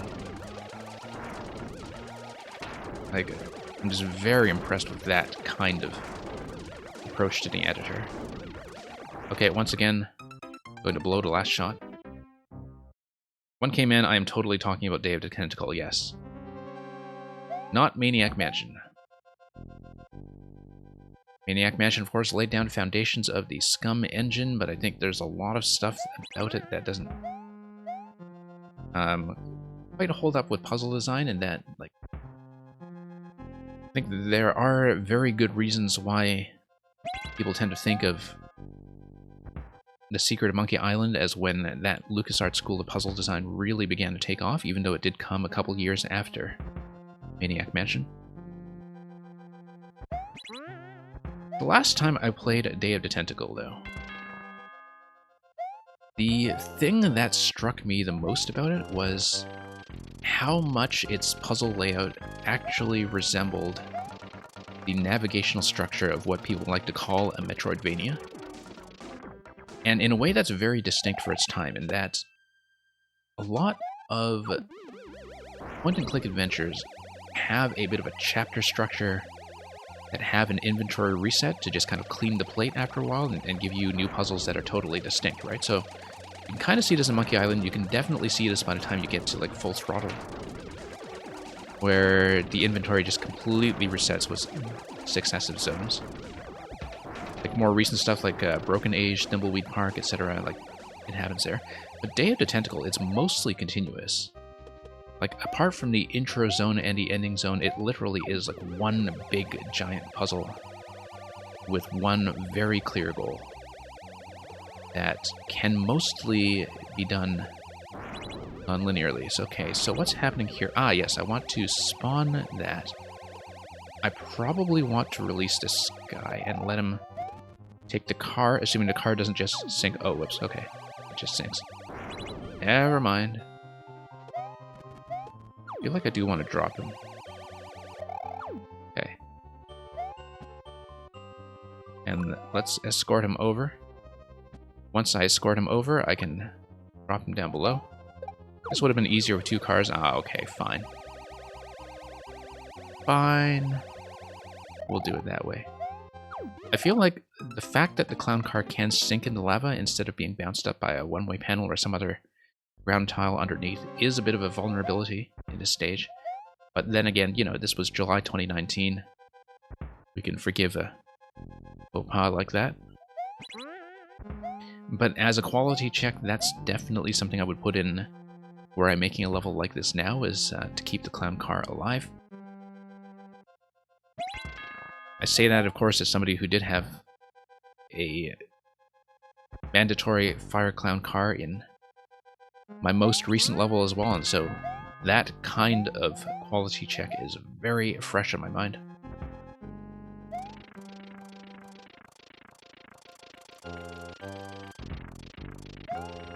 And yeah. Let me just get through this bit. Whoops, spin jump. Then I'll address what Safety of Men just said about seeing some of the specificity with some of the rules between the interactions. Yes, even between different styles. And that sometimes, you know, it's possible for puzzle design, I think, to be a little bit too knowledge-based or meta-based, but as long as the level is good at teaching you that stuff, I think it's okay. And sometimes puzzle levels will frustrate people because obscure mechanics do need to be taught as soon as possible if they're going to be something that is used in the level. So in the context of something like my Goomba level, the thing that you have to teach at the start is what the icicle interaction is going to be. And basically, you know, the fact that you are supposed to take off the mask. In something like the Saku mole level, which I think is just going to be a very useful instructional example from now on, you do kind of need to know from the very start what the mole spawning rule is going to be, and a lot of people are going to be stuck until they figure that out. And I was stuck for a while until I figured that out, but then, you know, it's one of those things where, like, you need to notice to beat the level, so if you're going to be stuck on it, you should be stuck on it right at the start. Okay, let's blow this first. Start doing the Koopa drop. Come on, drop, drop, drop, drop, drop. There we go. And let's escort this guy over. No, I don't want to spin jump. What am I doing? Okay. Okay, there we go. Drop this in here. Looks like I just need a fire time shot. Very graceful. I could take the shell through with me, but I don't really want to risk grabbing it. So let's just take the checkpoint and go.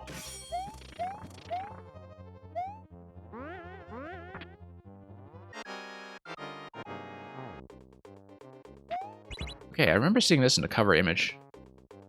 That helps me at all. Oh, okay. I see, just timed on-off drops that will hopefully not kill the clown cars. We do need to let them sink.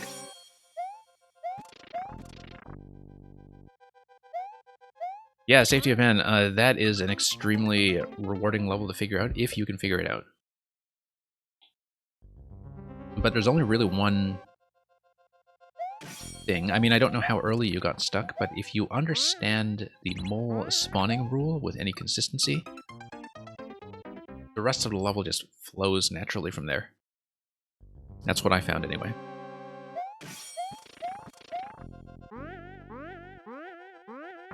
But yeah, that's the thing, is that most of the time when you see something like Monty Mole, you don't really have any reason to think about the spawning rules, right? So people just don't think about it. And if you don't think about it, you just never learn it, because if it's something you need, you just kind of fumble through it by trial and error. And so the insight to a level like that is that you can build a really substantial layout just around exploiting something mechanical that people just don't think about, and which has always been there all along. And I think when it comes to finding original ideas for puzzle design, that's really one of the things to look at. Oh, you're stuck at a clue with the 2 mushroom platforms. Okay. You'll get that one. If you got that far, you'll get it, I'm sure. I don't know if you want me to give you any kind of hint, but I'll just let you think about that. And hey, Redox. Okay, this is a tight timing. Look right and look left using ghosts is one thing that I think is a bit of a meta thing in a way, where like if you know the tech, you recognize it immediately. Like when you just see the setup. But again, that was one of those that was like really heavily popularized through Sieve's YouTube channel. Right, so... yeah, sometimes there's some stuff that's just kind of meta-knowledge. Whoops. And I think it still has to be shown off well in order to qualify as a decent puzzle. I'm really bad at this specific thing here. Okay, let's let it retract. It's a narrow timing. I need to catch it once again at the end. Yeah, just gonna burn 300 seconds on this, just watch. Nope. Need to double tap. This is really tough.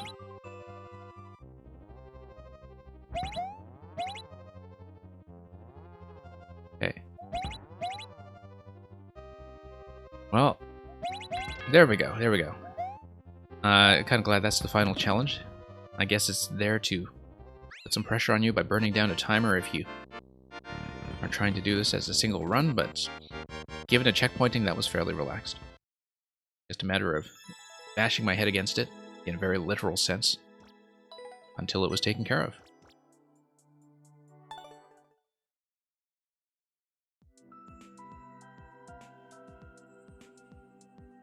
Yeah, safety of men, the mole race level of Lecter, where you throw it through the chains of Goombas, that is a particularly memorable concept. I'm glad you had fun with that. Like I always say, Lecter is one of the funniest makers in the game, I find. Has a great sense of humor when it comes to finding out how to make unique mechanics just really quite, you know, entertaining to watch. We'll do one more from Pinkston. Let me pull up Cliffy and the Cat Food Factory. This was CWC, which I think was Cliffy's something contest. It was made for Cliffy. Anyway, I don't really know much about Cliffy apart from the fact that he runs this. Catch and bounce on fish bones to escape the factory. Yeah, let's do that. 2%, another one that may be a bit of a mildly puzzly platformer. We'll see how it goes. Oh, I see, okay. So that's going to grab the fish. And I do need to platform over it. And P is going to give me the scroll stop. And yeah, it looks like I do need to have a fish be carried all the way up. And then we get a jump all the way up top once the claws come down. A little bit of waiting time. But it's going to pull out the fish. I'm going to pull out multiple fish, in fact.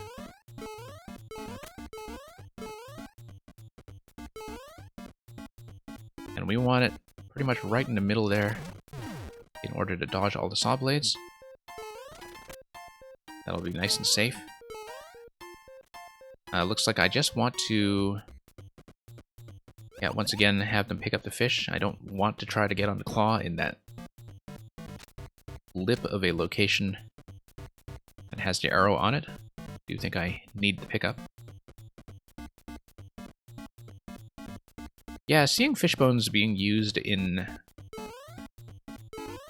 dry land, I guess, or out of the water in a context that is actually usable, I mean, that's something that kind of nice. These ones, I think the idea is that I have to, in fact, lead the target. That's kind of nice. To just have that element of interactivity there as the thing that steps up the difficulty very gently. That you do need to take advantage of the homing interaction. Let's get that picked up. We have a down arrow in the middle for some reason. Okay, no, I see. You actually need to stop the fish in order to drop it from one track to the next. I need to change tracks. That's very neat.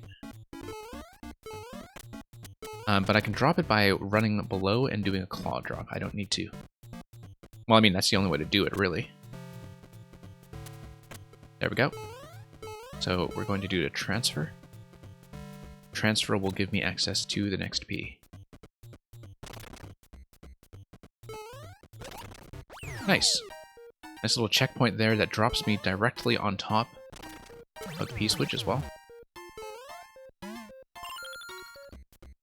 And what's going on here? Clown car. Clown car, if it fires in this location, is going to drop the muncher onto P.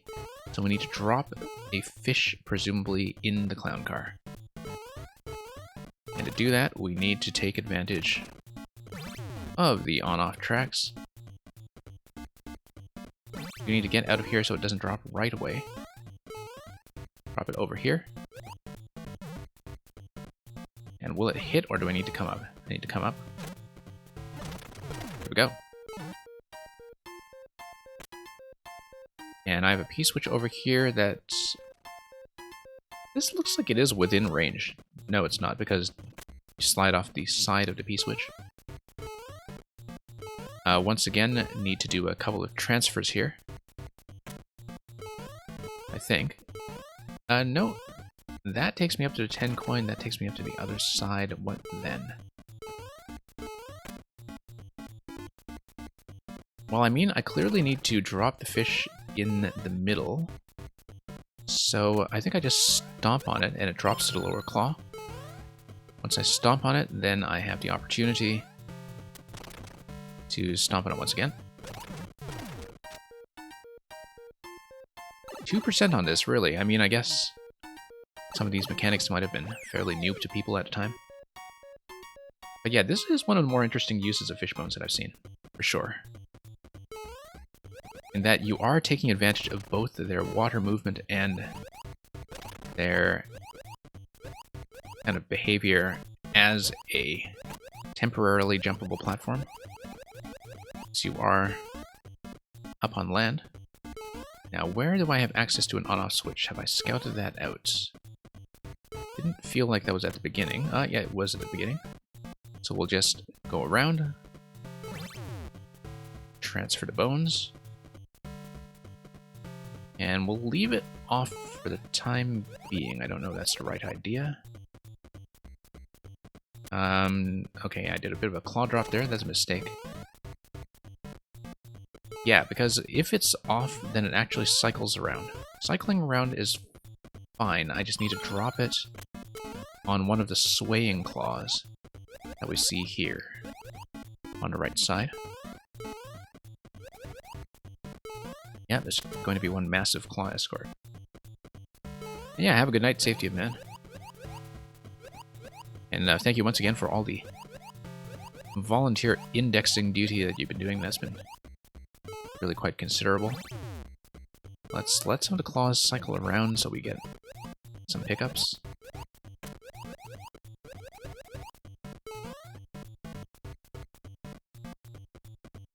I probably should have sent more than one, just as insurance.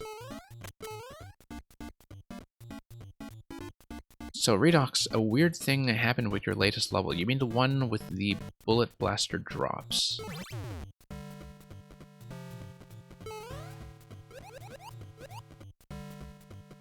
So, how weird could it possibly be? Oh, whoops. Didn't take into account the fact that the claws are going to slide to the left over there.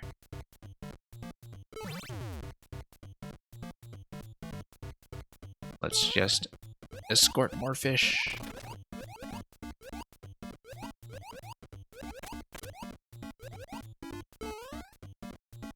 Okay, once again, I'll want to ride a claw over to the other side. This.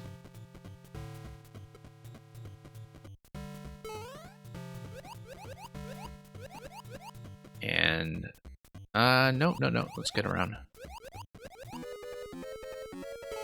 Yeah, I want to get over that. Get ahead of it. There we go.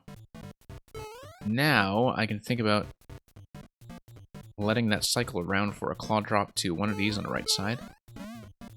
Yeah, one of these swinging claws. So we'll just hopefully get that timing lined up. I don't know how controllable that's going to be.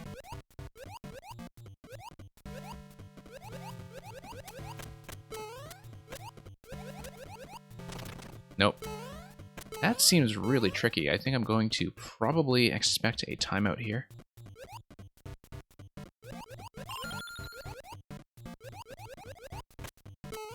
Okay. This is definitely the trickiest one so far.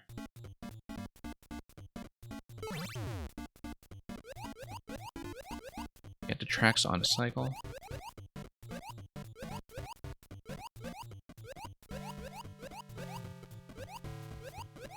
And 1K Man, are you talking about the fish bones that's parachuting down in that level that you're talking about? That was how I understood what you were saying. Let's let that cycle around. Get over in the meantime.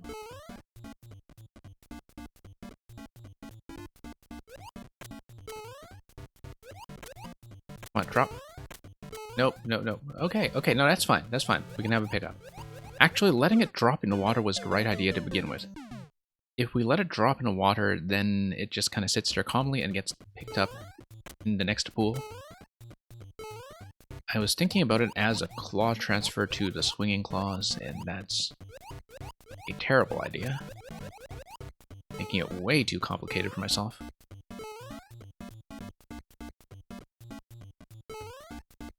Nope. Let's try that again.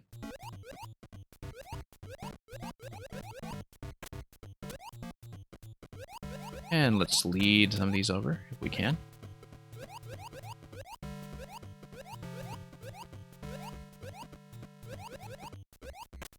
Okay.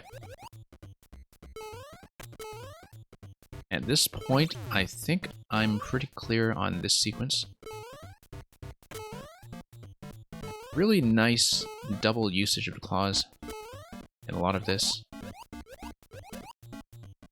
in terms of being able to use them as a platforming element to traverse, as well as an escort element.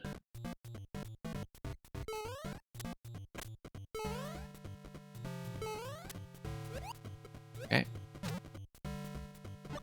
Now let's not get blown up by the bomb. I do need to get out of the way here after it fires.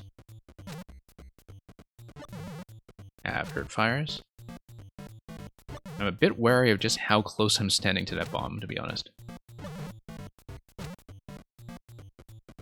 There we go.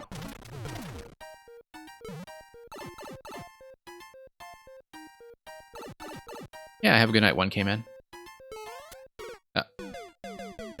That was a mistake. No, I needed to let the fish drop, obviously. Obviously. I had the entire level to practice that and understand the spacing above the saw blade. That was a bad move. That's okay. Everything is executably easy from here.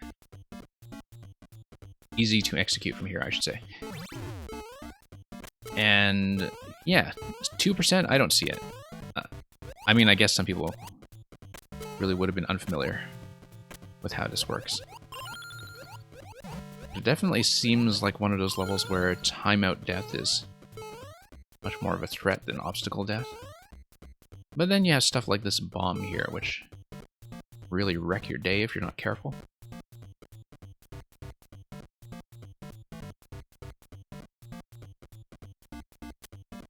Oh, okay, so you actually got number 1 is super expert. Wow. Okay. Yeah, every now and then you just need to hit the right pocket of time and it blows up in Japan, and usually that's where the level, I find, comes to a dead stop. But then every now and then you just have something blow up appropriately. So no, there is something that goes on with the way that the top lists are populated. Maybe just people play the top list much more often in Japan or something. Okay, I actually need to drop this down with better timing.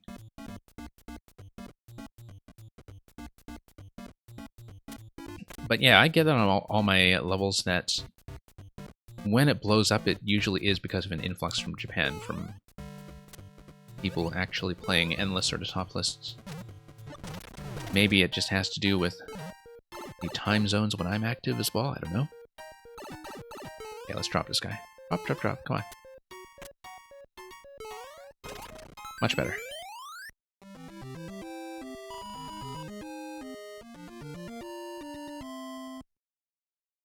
At the moment of the list reset, though, that's a good point. I never know quite how things are populated at the moment of reset. Because it would be by points accumulated, you know, within that period.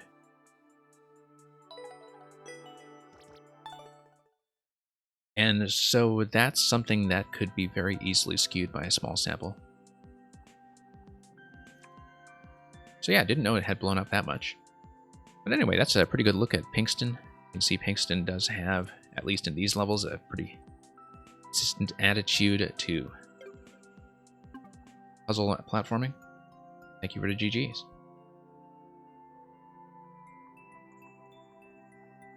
Okay, I think it is high time that we took a look at some of the Grikowski puzzles that we were talking about earlier.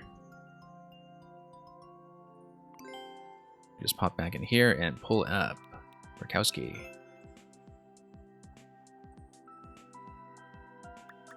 And I'm going to take a look at the world. The world is apparently a little bit more puzzle platformy from what I think he said offhandedly once than some of the escape room levels and other, you know, very puzzle-centric levels, but we'll see how that goes. I don't actually have any idea what to expect, except that being by Grikowski, there is going to be some kind of puzzle element to everything, I'm sure.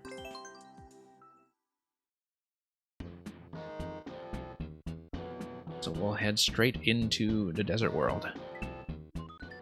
And I'll see how much of it I can get through, obviously. Starting with a bank of 10 lives and with a very popular opening.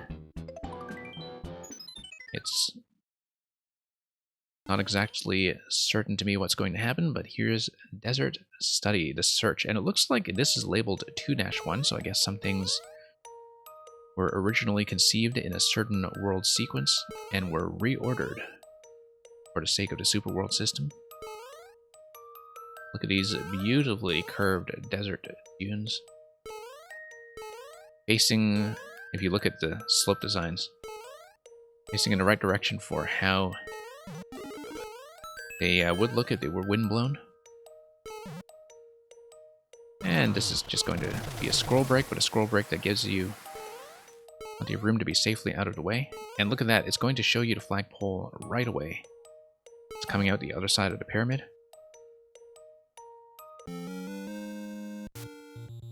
And the Master Sword. Interesting, because wouldn't that just give you access to the pole right away? Curious, curious. Okay, so that's just an intro sequence. Sure, and so maybe it uses world structure or something that develops on that as an entry zone. So we'll see what happens. I'm going to give it a little like for the aesthetics alone. I think that's really quite pretty. Even if it is just an intro sequence, very clearly an intro sequence that was designed for some kind of world format. And as you can see, not much of a drop-off from level 1 to level 2.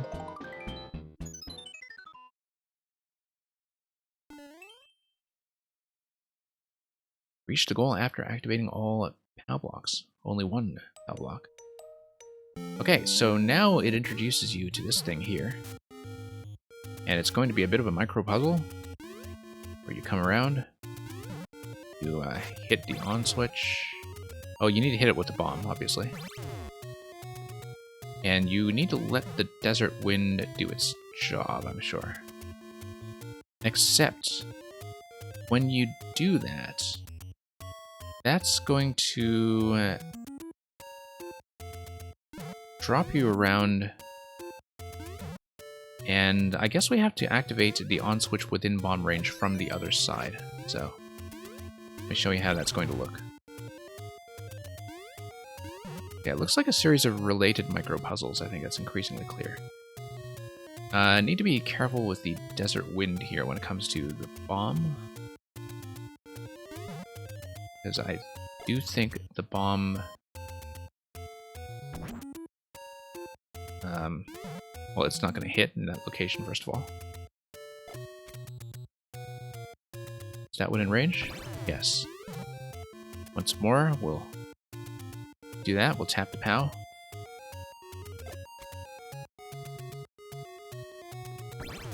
Okay. Pretty simple so far. 400 players don't know how to downstab? Well, either that or they just decided that maybe this world was not going to live up to the hype. Okay, it's just tiny micro puzzles so far. Not actually what I expected at all, but I guess this was something that, once again, was designed to be played in sequence. Okay, let's see if we can recreate some of that magic from earlier in the stream. Probably not. But we'll see. Yeah, because after months of effort, I just kind of casually stumbled into finally being able to do this. Won't happen this time.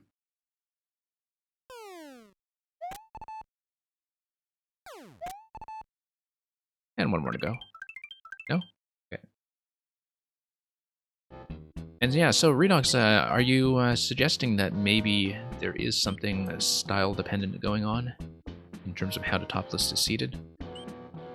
Because I'm not really sure that's the case. I think that, you know, the top list, it is something that does take temporarily trending levels into account. I don't know the exact algorithm. I don't think anybody really has reverse engineered that.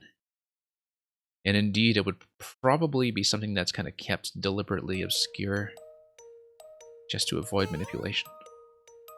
Reach the goal is Fire Mario. Okay. I'm guessing we finally have some hype entries. And yeah, at last we're going to see some more elaboration on. Okay, looks like we'll probably have to... Interesting, there's no way this is actually a lock. No way. There's gotta be something that is obscure. I doubt it's actually a lock. Unless it is meant to be like a story lock trap. I don't see a way out, though. So maybe I do need to just kind of admit defeat with this one. Except if I were to keep the sword, then what does that even do for me? Because without an on-off activation, there's no way to actually get down to that lower level unless it is positionally dependent. Maybe I should restart. 61 likes on this. This is interesting. Specimen. Maybe this is a trap. Let's assume it's a trap until I've been given evidence to believe. Otherwise, I don't really know what the rules, the internal rules of this world is or are yet.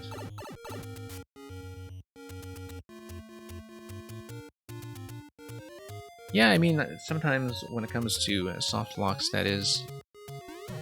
I'm not going to grab the flower, but it is going to be necessary for some puzzle layouts to work. And you just need to recognize when the player is able to easily see that. I should check the other pipe. So far, this doesn't tell me much. But the fact that one pipe is accessible implies to me that maybe the other pipe is as well, and that we'll just need those spatial clues for later. No, it's not. Curious. So we need to look for some kind of on-off activation then. And how is that going to work?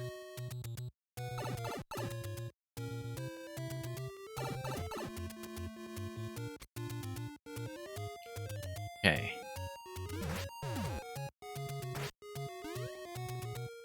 You have the flower over here. What if I snuck up to it? I'm not going to grab it. And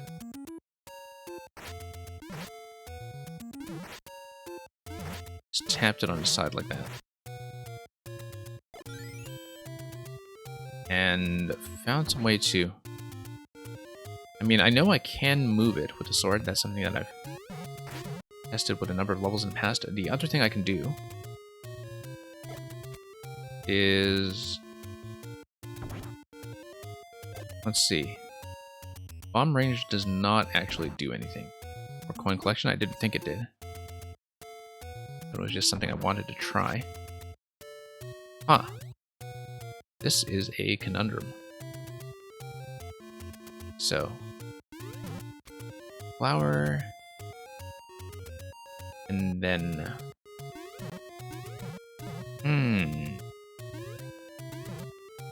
seems the bomb moved it. Did it really? So let me try that once more to see if the bomb gives it a bit of a bounce.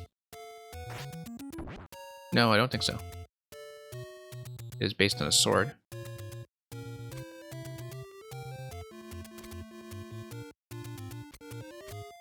Indeed. Yeah, it looks like I need a dash. Oh, that's curious.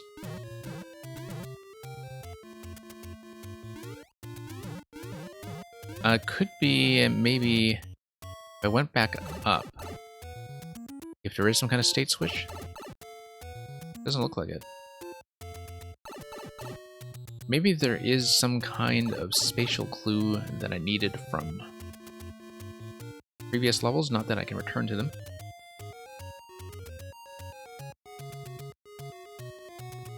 Ah. Curious. Of course, this being Link could be something going on in terms of using the Master Sword to hit an invisible block. So let's say we thought of this as reflection. Does it actually reflect this? I think it does. So let me take a look at the flower positioning again.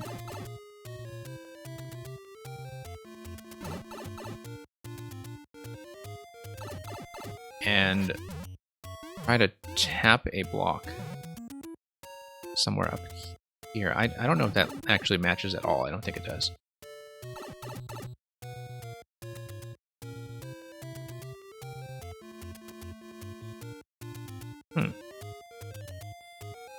Curious. So, if there's some way to have a timed... that's not going to be within range of anything, but...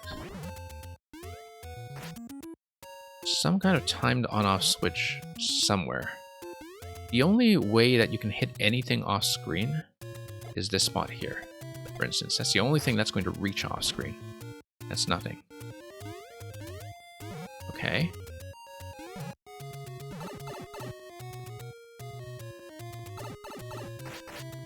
Which goal is Fire Mario? Maybe I do, in fact, need to activate something by grabbing the flower, but I don't see how that could possibly work.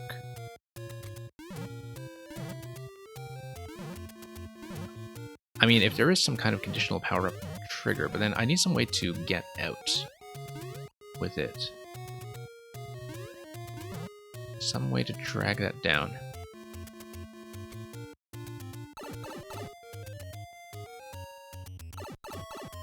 Yeah, because in the absence of anything else, I think these are mostly just clues for something that's going to happen at another point in the level. I just need to find some way to escort the flower out. Let's once again try that. If we get any kind of displacement. No.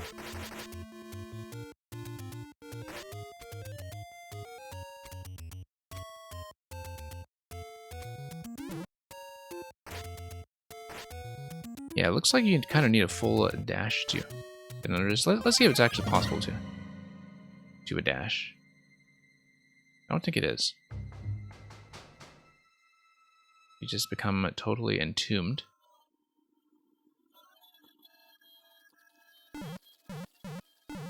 Wonder what's going on with this.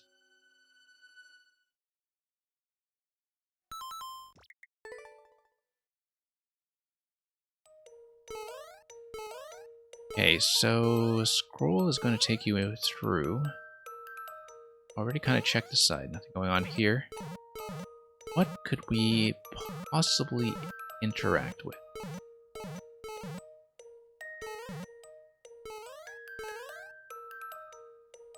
I mean, clearly we need to sneak. Well, I don't know that's going to be sneaking that flower out. It looks like that's kind of implied.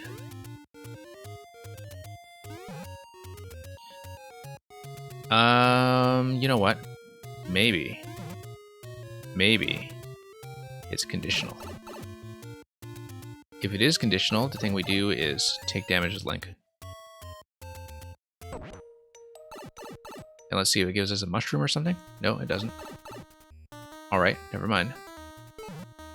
I thought it was worth a try. You know about this guy here, that's a very curious placement. What that's all about.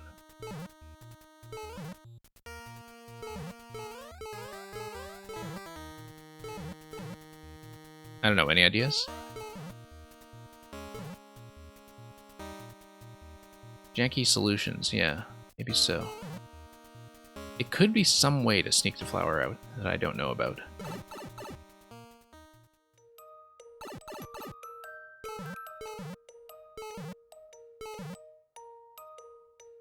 I mean, we can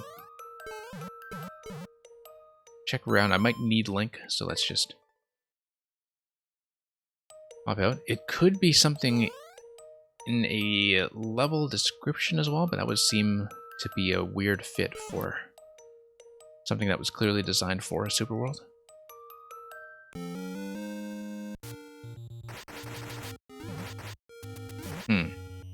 If all else fails, I probably will check the description.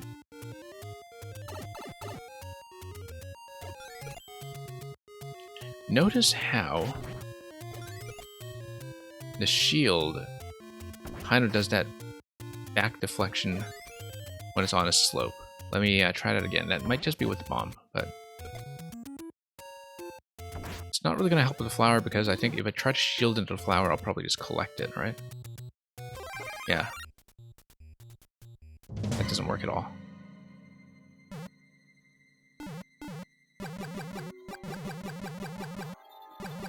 Okay, guess I'm buried alive. I think the idea should be to sneak the flower out, and to think of the lower coin segment as maybe a bit of an irrelevance, as something that is just telling you how the level is going to go later. But either way, I don't really know how to engage with that yet, so... And it's not like collecting the coins now would do anything for me. It certainly looks like there might be some kind of on-off activation I should think about, but I've tried the only thing I can think of that would give me an on-off interaction, which is to drop a bomb here in case something off-screen. It's also possible that there is an on-off switching... no, it wouldn't be possible, because you need the on-off switch to be toggled when you are in this location specifically. Can I hit the flower through a wall? Ingenious. If that's as far as it goes, I should be able to collect it from a crouch position. Hello?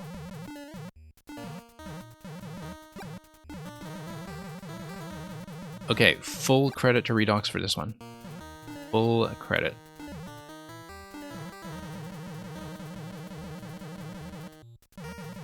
Yeah, I was starting to think that way when I was kind of just poking around at around a coin location, but I think it might have taken me much longer to try that. Whoops. Well, that does teach you something critical for what might be vital later. I suppose the Coins in a lower level definitely are clues to what's going on in a later segment.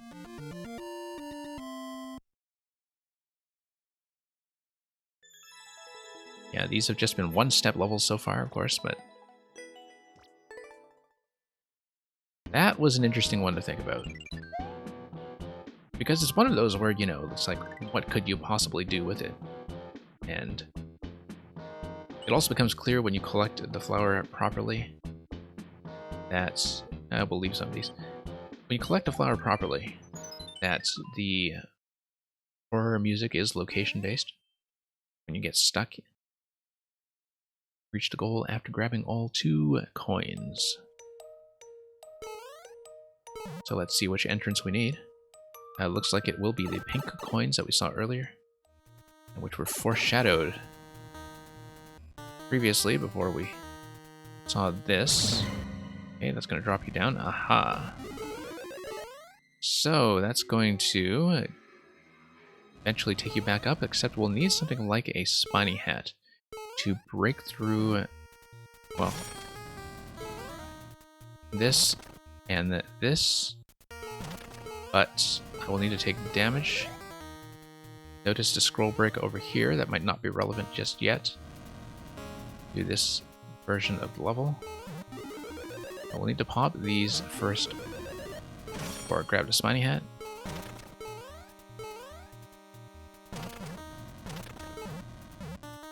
And yeah, that's pretty straightforward. As long as you know what the sequence is. And yeah, it is the kind of puzzle that is totally unafraid to just soft lock you if you don't know how that works. Oops.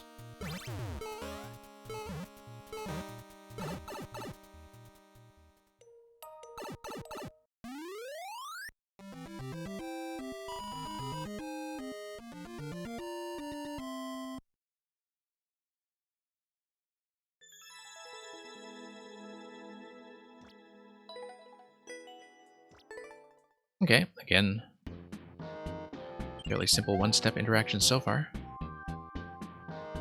Let's actually bank up some lives after all.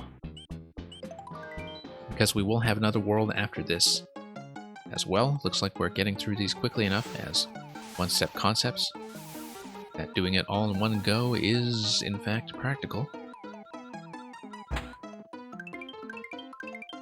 So we might as well build that stash in the meantime. Be maximally prepared.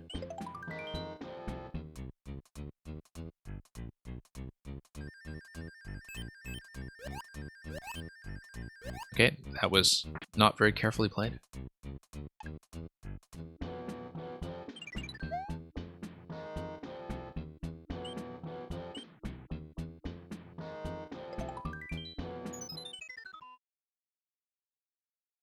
And let's see the pyramid in its full form.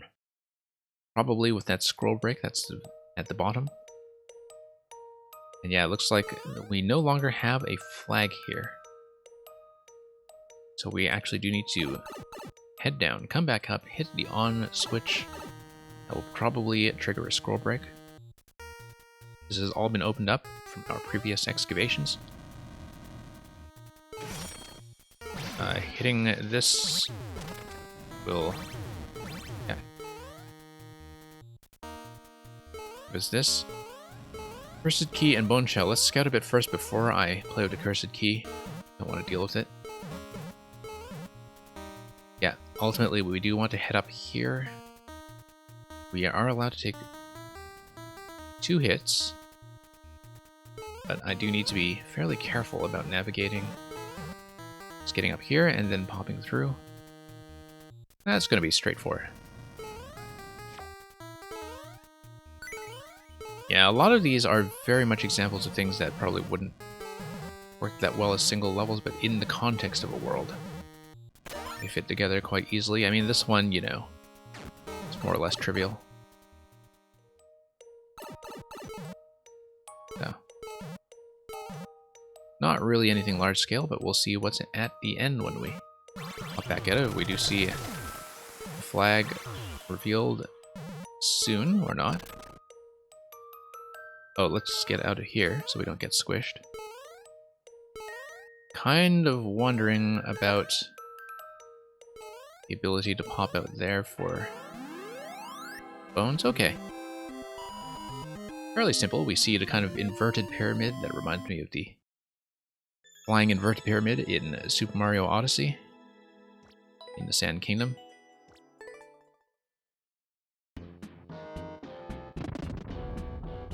Yeah, that's the kind of thing where normally if I saw it by itself, it would not stand out to me at all. But as a progressive excavation, maybe conceptually it does work. So of course, Ice World is just going to say hi to us. And this is going to be World 1, so it looks like 2 and 1 were kind of reversed here. And so maybe this will be a different related set concepts. SMB 2 is going to let me do a high jump. You can tell, of course, with elements like the Cursed Key as well as SMB 2 that all of this was made specifically for the Super World system post-patch. I'm gonna sneak under my car. That was a bad idea. That was, in fact, a terrible idea. I actually wanted to pluck a snowball and throw it. And in fact, now that I look at it... Okay, snowballs do not do anything to bricks on the side. I think I knew that. It will trigger the on-off, though. Nothing down here yet, but that's because it's a signal for something that will come later. Using this as the shared initial layout. Pluck the cloud. And I think we do need to pop this once again. Oh, that was unexpected.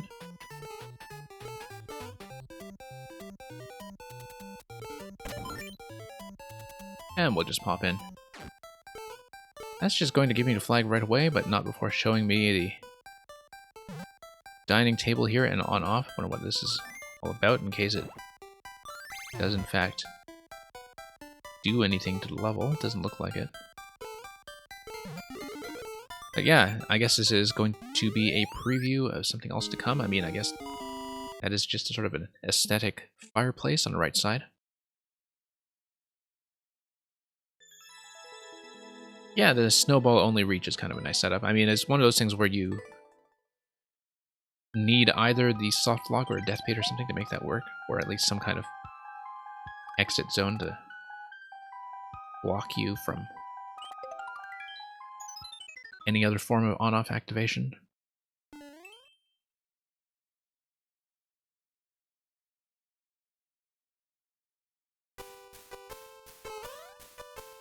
Okay, now it's just going to let you through directly to recognize that your progress has been saved. And we'll grab SMB2. That allows us to pick up the trampoline if so needed. But we'll just pop that. And yeah, it looks like we'll just get this out of the way, first of all. And just drop a snowball.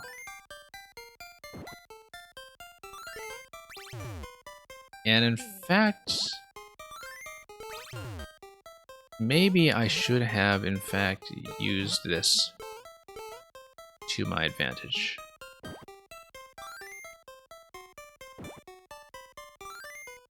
Okay, that's not going to land on that semi-solid.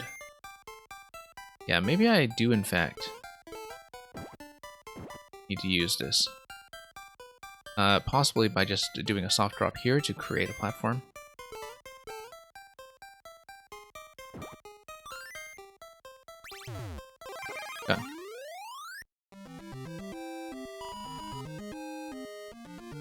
Yeah, pretty simple one-step stuff so far. But with an 8-second world record. preparation of dinner.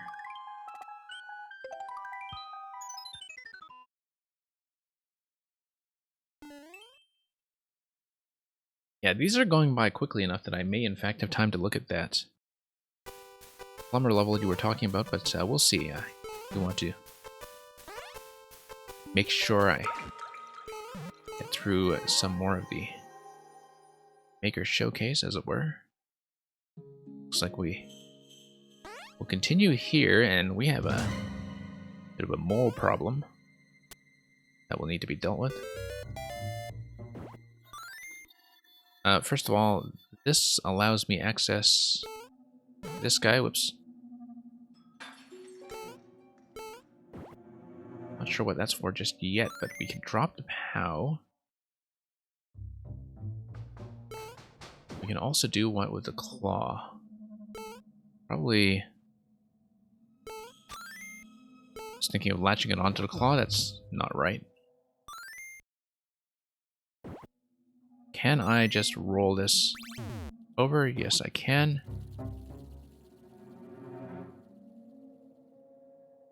Can I hit the POW from here? Curious. If I drop in... Okay. But then if I come back in, the POW is going to respawn up on the top side. So that's not necessarily going to help. This is just a reset. Okay. But can we do anything with the mole positioning? That's... I mean, obviously the POW kills the mole. Mole gives us the key, as well as the clear condition. Not even necessarily key. We might just have to go back upstairs, in fact, with the clear condition in place. You also don't know how much of this is kind of aesthetic. In terms of just not being relevant until later. One thing that can be done is, yeah, finding some way to swing the claw over such that it would catch the POW and sway it.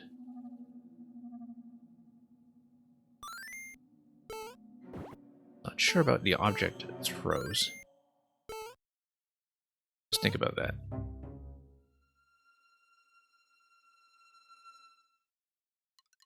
Okay, because you get...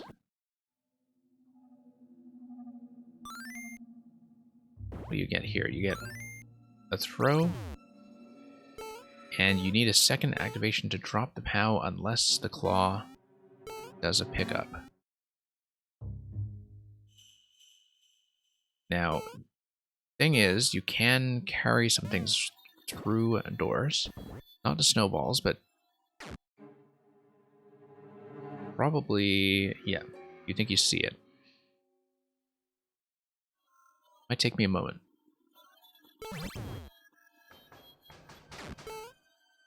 Yeah, nice to have these get a little bit more elaborate.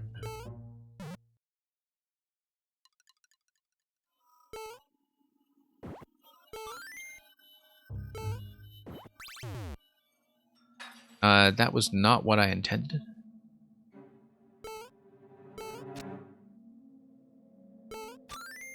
Okay.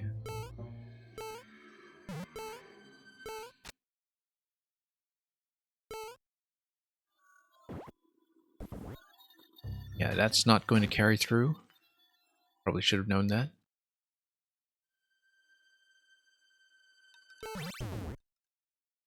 It's just going to be a straight reset.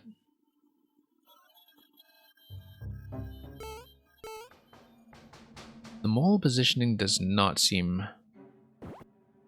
relevant to me at all. I don't think that's going to be anything material to the solution.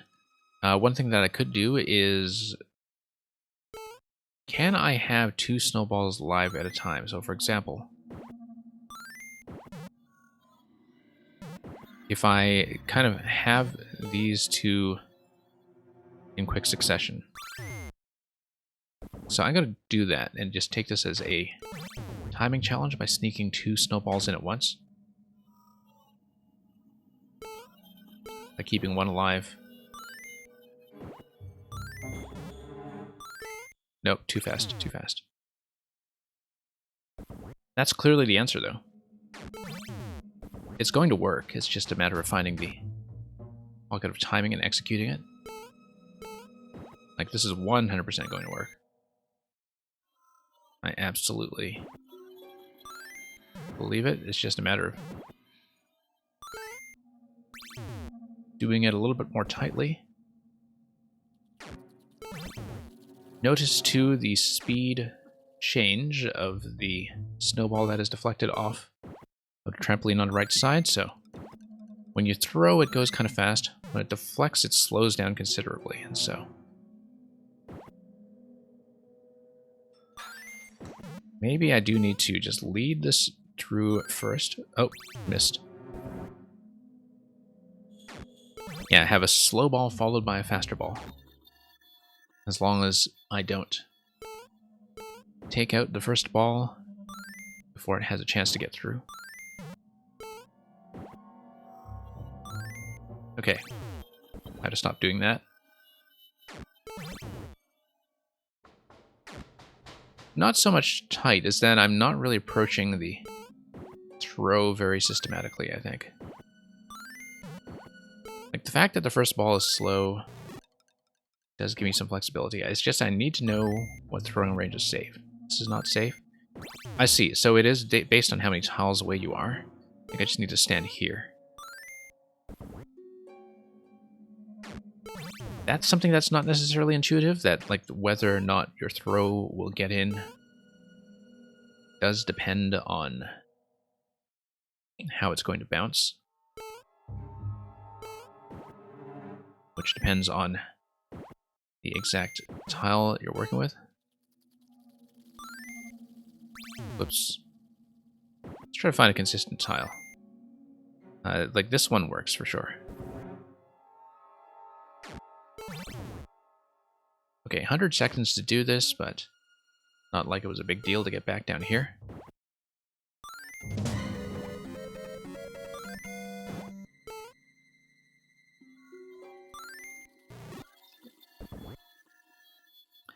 Other thing I could do is just to do 2 quick throws off trampoline. Oops. No, that's not going to work.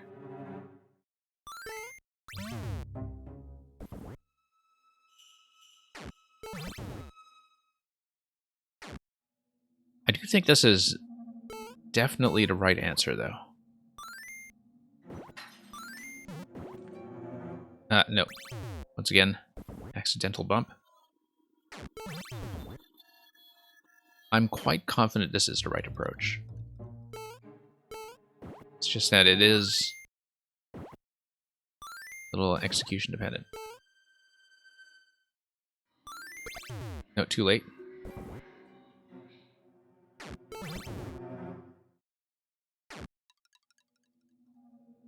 I do think it does need to be from that location in order for the balls to not outpace each other, but also get in time. Whoops.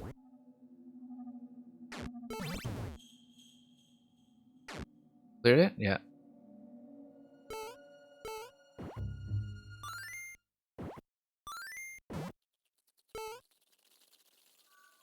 Nope, wrong way.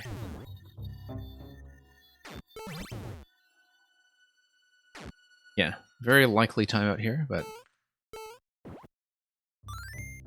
we'll see. Surprises do happen from time to time. Here we go. And of course, run, run, run. 4 seconds, 4 seconds. Will I make it? Yes, I will. Okay.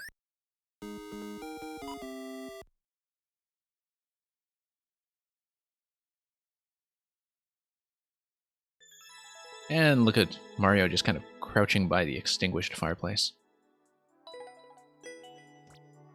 That was Not a world record.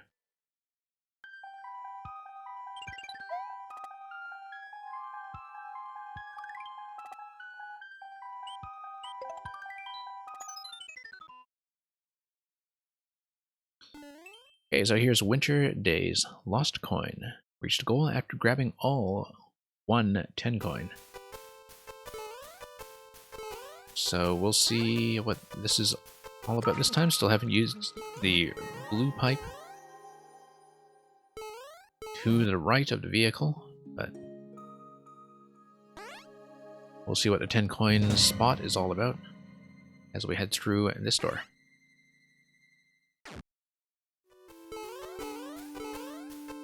Okay. Drop in. And yeah, we'll unplug this obviously, and then looks like it is once again going to be snowball base with a high jump here. Why don't I just throw a snowball at a 10 coin though? What? Okay. Except I now need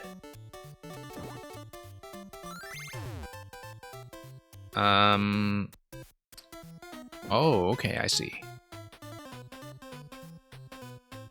I now need to jump through, and yet do it with timing that allows me to land. Okay.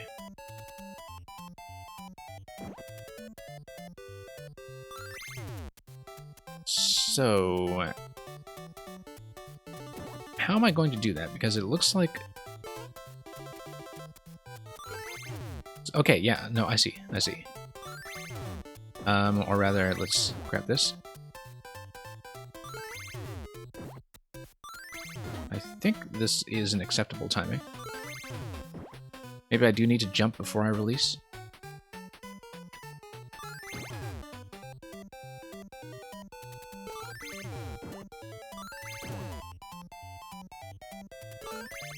Huh. I wonder if there's anything I can change about my approach to this. But I don't see what it could be.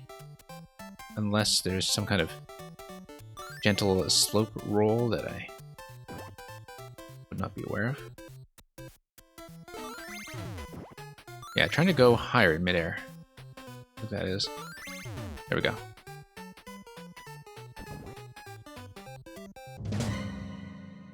Intended at left side, yeah. I mean, that seems like the natural way to do it.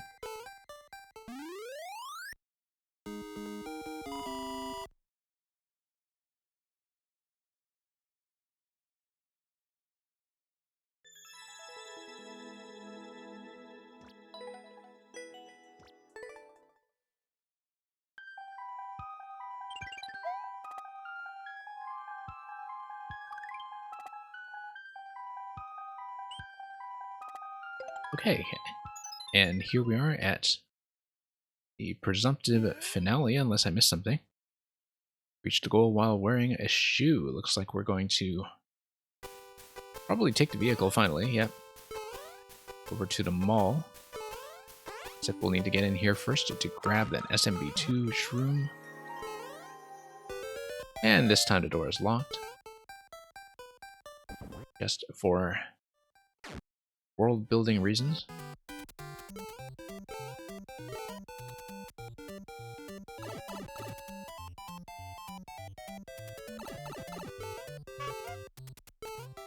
And okay, here's the major parking area.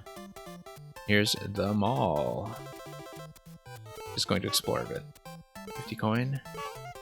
I think I'd probably need to be up top for any of that, but unless there's some kind of weirdness with the SMB2 jump that I don't know about.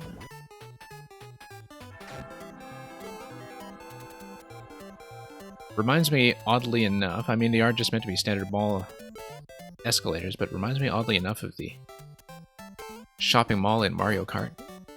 I think it was in Mario Kart Wii where that was introduced.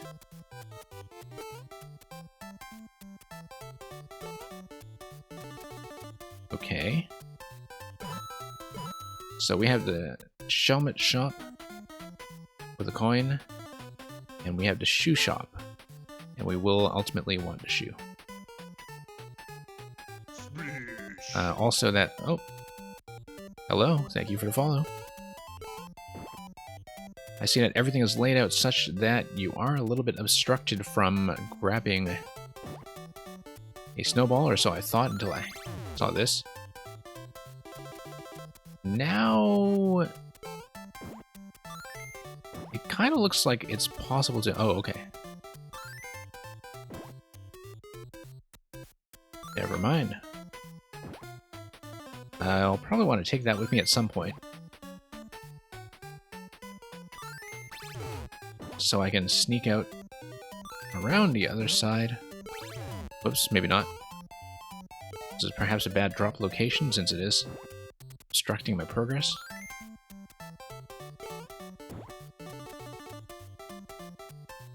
Hey, real BCV. Not running the queue right now, but we usually do. Just not at the moment. And not in this stream.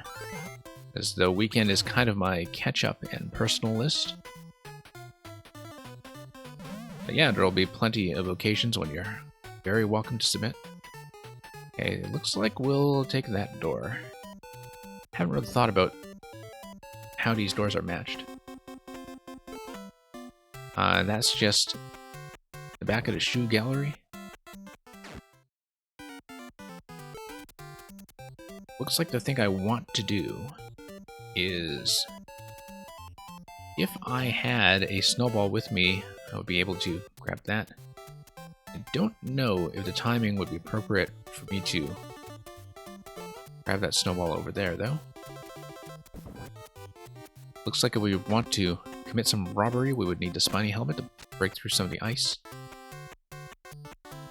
This may also be a bit of a reset, although I think if we send this guy into the clown car, well, that's what happens.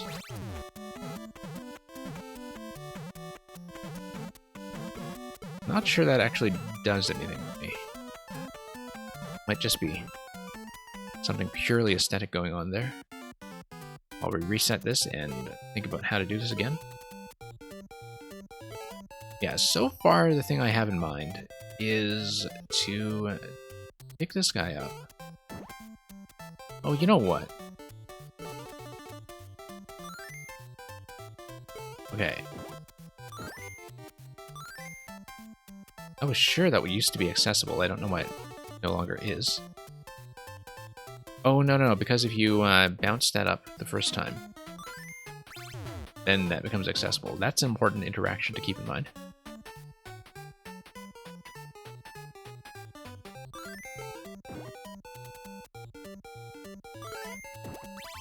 Okay, so for example, we don't even need the trampoline, I don't think. Yeah, I do in fact want to take it out. Because then I can drop this, and then I can start grabbing some of the coins. Whoops. Yeah, thanks for that real BCV. Unlikely that I'll get to it this session, but you never know. Thanks for submitting that anyway, and we'll run the proper hero level queue later in the week. You know what? I can probably get pushed by this.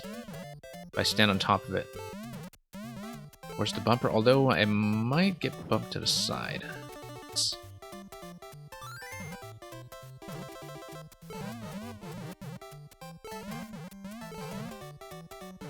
Definitely looks like the snowball was the intended thing here. Didn't really have a time to grab a second snowball, though. Okay, that works. Not elegant, but it works.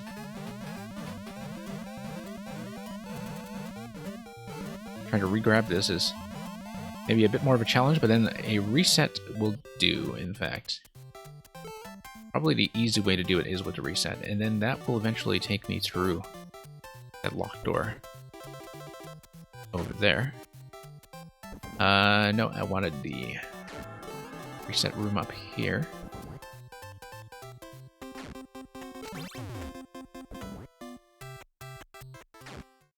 then what's going to go on? Okay. Once again.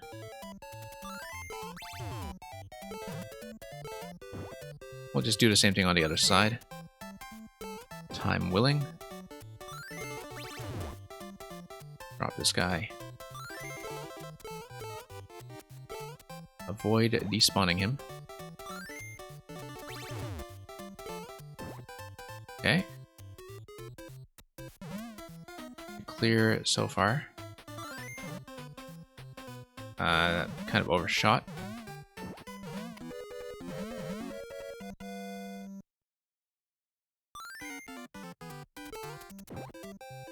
Try to find a good landing point for that.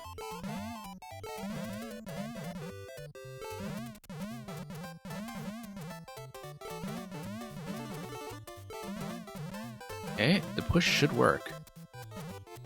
Like it did on the other side.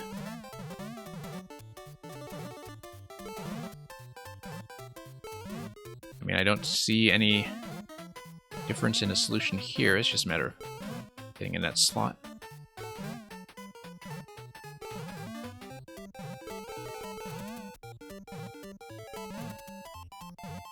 A little bit of a weird solution, but I think it is the right idea. There we go. Now let's see what we can do at 40 seconds before we have to redo all of that. Quite obviously, I need a spiny hat.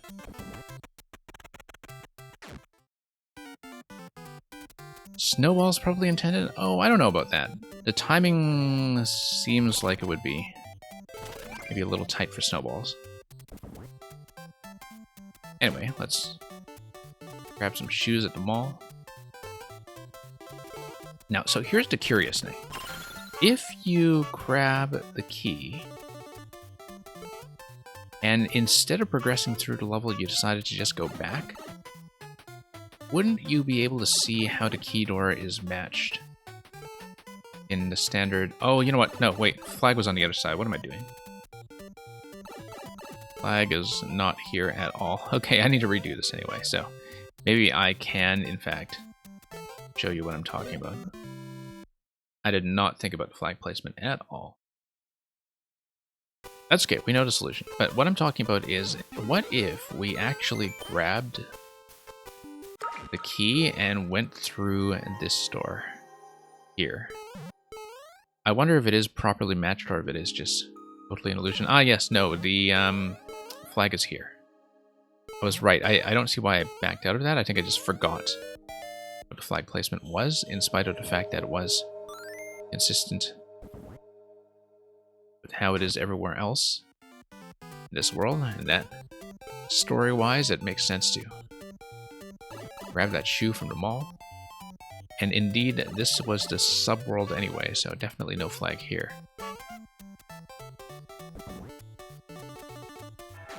But hey, I'm going to try this just for kicks.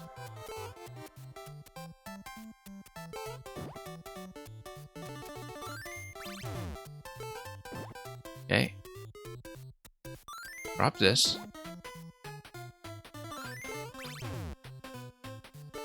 And yeah, I don't feel like there is enough time to do both a... Oh yeah, maybe there is.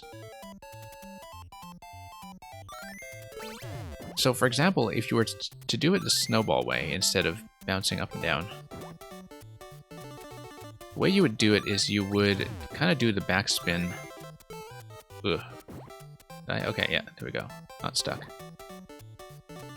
Off of the trampoline, while holding another snowball to get across. So let me see if that's actually possible.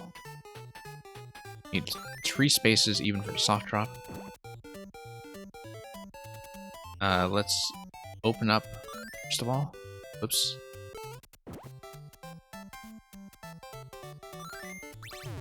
Okay. Seems like it would be tight. Yeah, no, I don't like that method. I actually kind of prefer the trampoline weirdness instead. I would rather do it this way. Which is saying something. Whoops. So we can sneak in here. There we go. 3 tiles.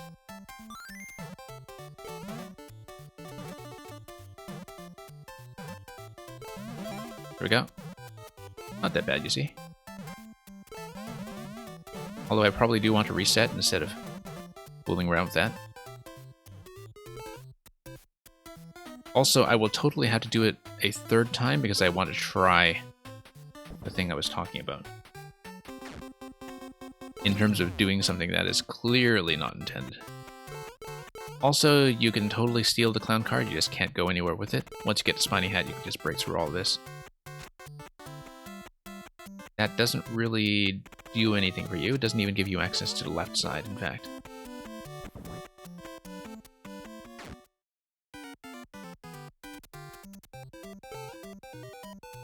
So let's do this once again.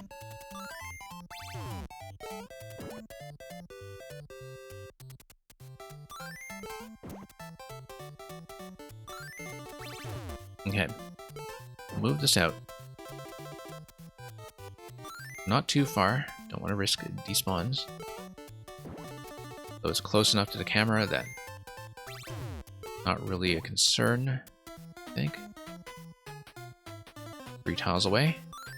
Soft drop that. Sneak in gently.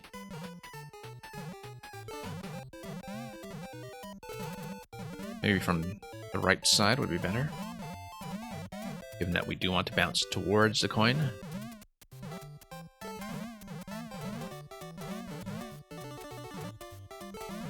There we go.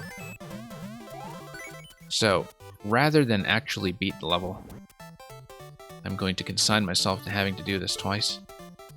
I just really want to see if the clearly aesthetic door in the main section is in fact somehow matched.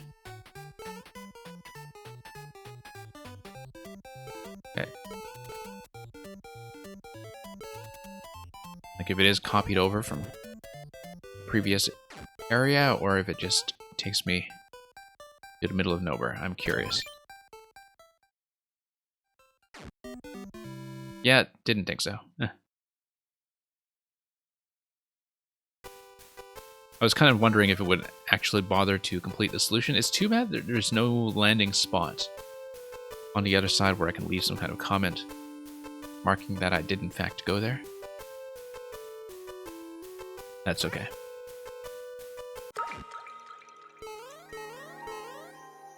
I was curious.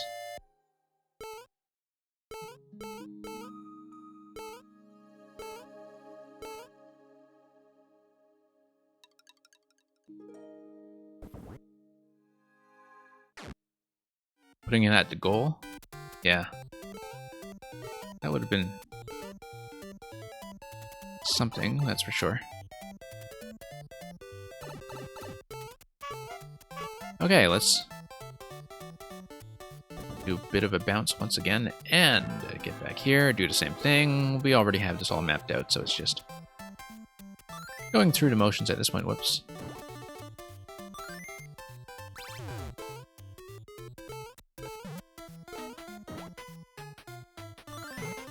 Yeah, much easier to execute this way, all things considered.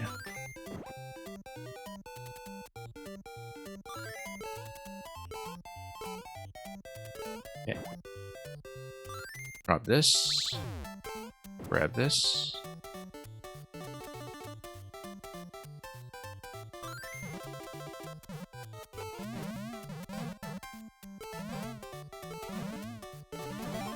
Okay. Let's do the reset. Because that does feel easier. Oh, let's do that one more time just for kicks.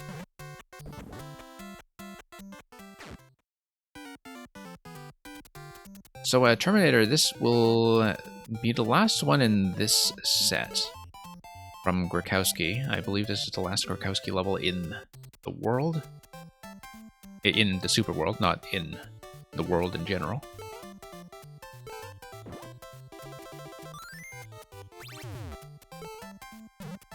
And we'll see. I have at least one more maker that I do want to take a look at after this.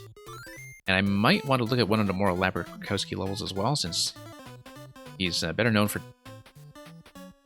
making puzzles that are on a larger scale than what we see here, where we've had a couple of one-step puzzle rooms. This one being about as elaborate as it gets, and this one is, you know, pretty simple once you see it. It is much more of an aesthetically oriented world than anything else. Whoops. This was a bad idea. Bad idea. Trying to sneak into a one-tile gap of my own making. Let's reset it. That did not go well.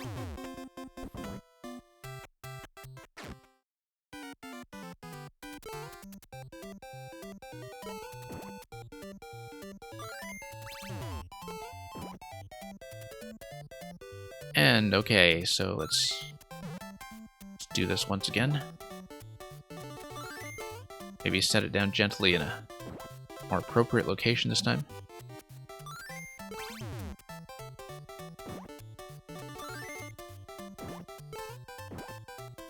And drop it here. There we go.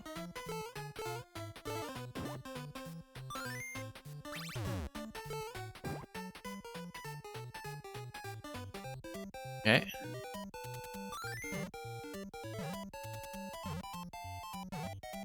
Seems like there are really all kinds of ways to soft lock yourself potentially, depending on your item sequence.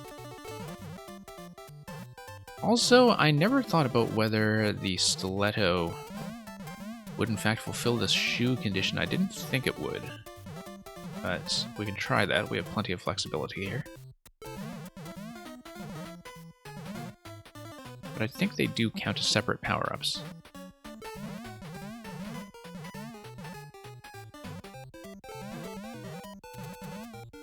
But it's been a while since I've even played with clear conditions in the editor, so... Like I said, my memory for these things may not be great.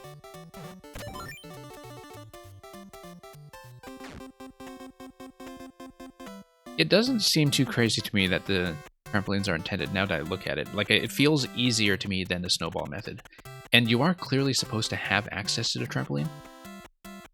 I mean, obviously, in the previous levels in this set, it was being used for the snowball deflection, just to slow down the progress of the snowballs. But the fact that the first hit always gives you the trampoline up here, I think is actually significant. Oh, also, we could have broken all of this stuff. But yeah, that doesn't... Oh, that does give you the condition, okay. Didn't know that. Also, no access to SMB2 crouch jump when you are into shoe. That's not a surprise.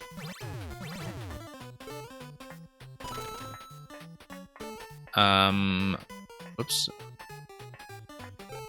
Let's maybe get out of here. Not despawn the shoe. There we go.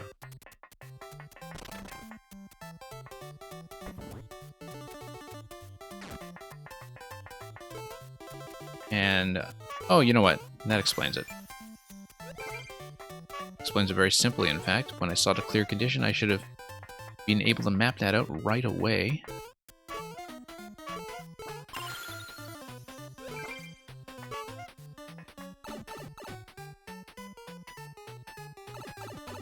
But yeah, when I see bumpers like that, I mean, maybe I've just been playing too many levels like this, but when I see bumpers, I have been thinking much more often recently about using objects to push my way through. I guess I've seen that quite frequently in a lot of puzzle levels where, you know, thinking about the ways in which you can, in fact, get through bumpers has been more and more often seen as some kind of solution. And so I just tend to leap to that right away. 1 minute record is actually kind of impressive. That's it for the Super World.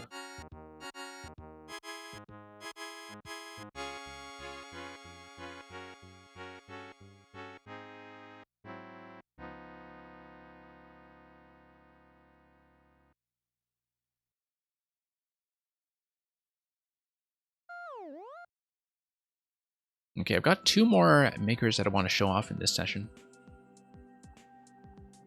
I'm going to take a look at Nexar first of all. I don't really know anything about Nexar. But Nexar has a level here where first to clear is still available.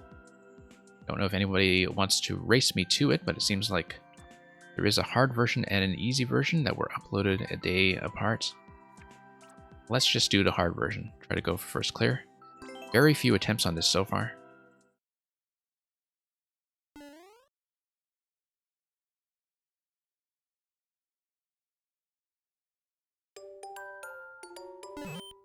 And okay, that's going to be a drop. And we don't really know anything else about that at this moment. Okay. That just gives me progress through here. That's a reset, okay. Right, because that just automatically reactivates the on-off. Pow block. I mean, pow block would give me access back to this door. That's really the only thing I can think of.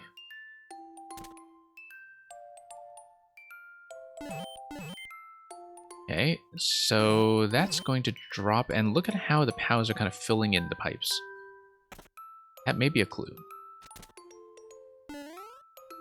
That, for example, you know, not that this is doing anything, but we should be thinking in similar terms. That the POW is filling in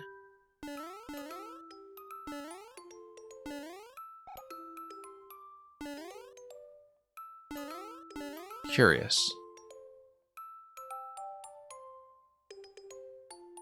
Because that just gets you through the reset. So I want to think about how I could possibly get a key. And the key has to be obtainable pretty much somewhere in these early segments. I thought the POW there was going to be a clue. Like the POW's in a first room. I would have thought was some kind of clue.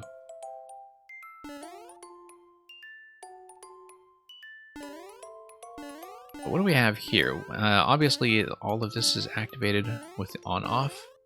But on-off also traps me here until I get the reset. Let's go back here, see if we missed anything else. You can jump up the windows with the shoes to get snowballs. That's the intended route. Jump up onto windows with the shoes to get snowballs.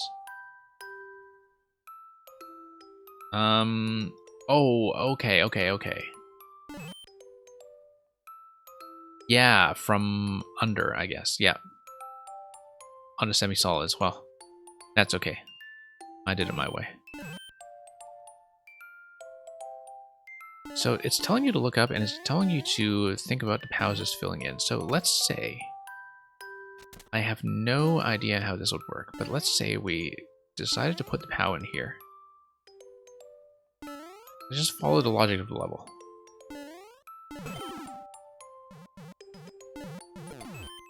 Oh, look at that. Look at that, it actually works. How does that work? Wait a minute.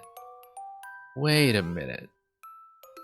Is it because putting the POW on this platform is the only location where it would be within range of something that happened? Like if you had some kind of activation, like an off-screen activation, then having the POW present in this spot rather than this spot, and in fact it could have been present in any of these ones, would have put it within range of something affecting the entity limit that would affect whether you have access to the key, right? Is that my understanding? That is so strange. But the fact that you can do the intuitive thing that was signaled in the first segment and the level just kind of works. That's really interesting. So let's say I fill in these 2 spots here. And then I do this. Oh, still missing where the 3rd POW was supposed to go, I think. So that's going to be a reset.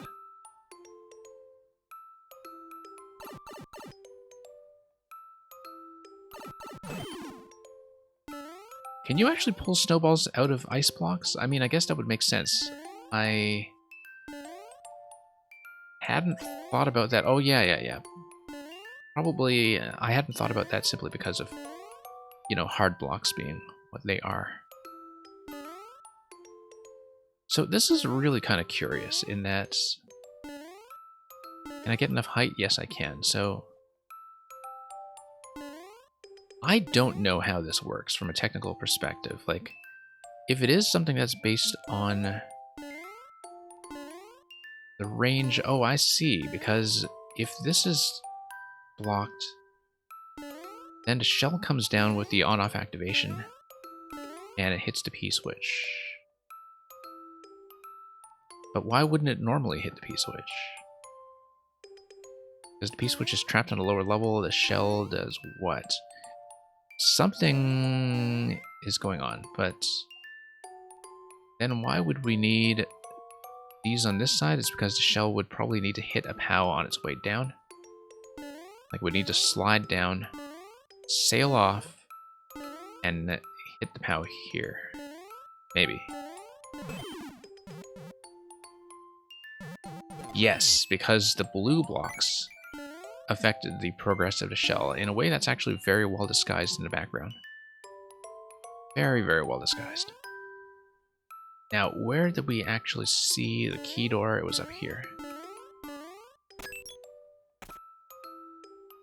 And yeah, real BCV, thanks for signaling your presence. Like I was saying, I'm not formally running the viewer queue today, so we'll see if we have time for viewer submissions. Like, this is not a normal viewer level day for me. I tend to do those in the middle of the week instead, so.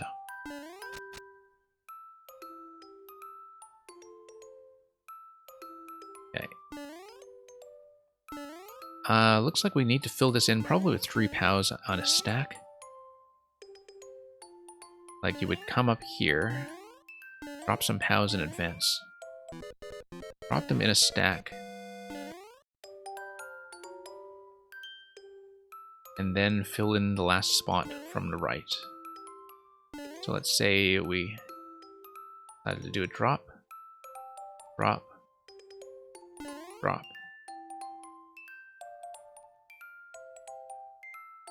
And here.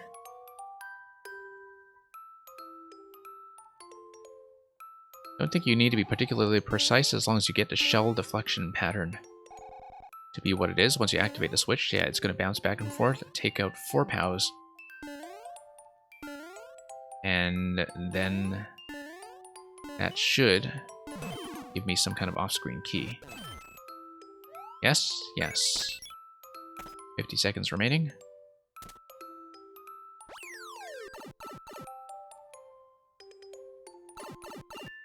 Okay, so we're almost out of time, but I know how everything works now, so it should be pretty easy to recreate the solution.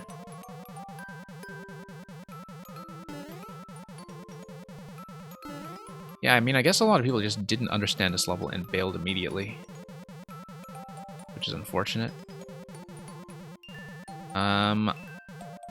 I don't know that I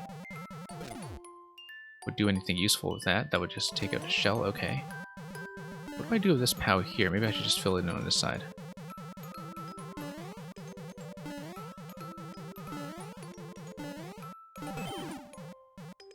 And that should give me a timeout, first of all.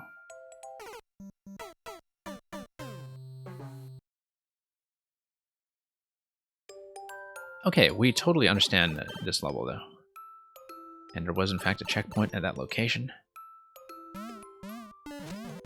So, at this point, it's just understanding what to do with that POW number 4, and I feel like POW number 4 is kind of anomalous here.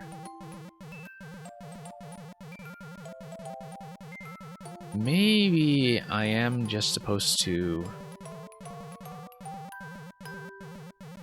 I don't know, get rid of this, erase this somehow. Let me think about that. Because the shell would bounce up after the on-off activation. So on-off activation launches the shell, or launches a shell, drops the shell from up top. Shell drop from up top is going to sail all the way to the right down to the claw. Then what happens? Obviously that shell that you see in the top right, like killing that shell is the whole idea, but I think if it just bounces against the shell to the left, then that's what should do the trick. No. So what is holding the key? Because you can hear shell collide with shell. Not give me the key though. So there is something in this room that we're missing with how to use POW number 4. POW number 4 is in the corner. I see now that it's actually something that we need to get in the claw. If you get it in the claw, then that pretty much gives you what you need. Can I get it in the claw? Seems like I would need to be fairly quick about delivering this stuff, such that the next POW bounces up before the shell goes through. Okay, so why don't I do some kind of stacking?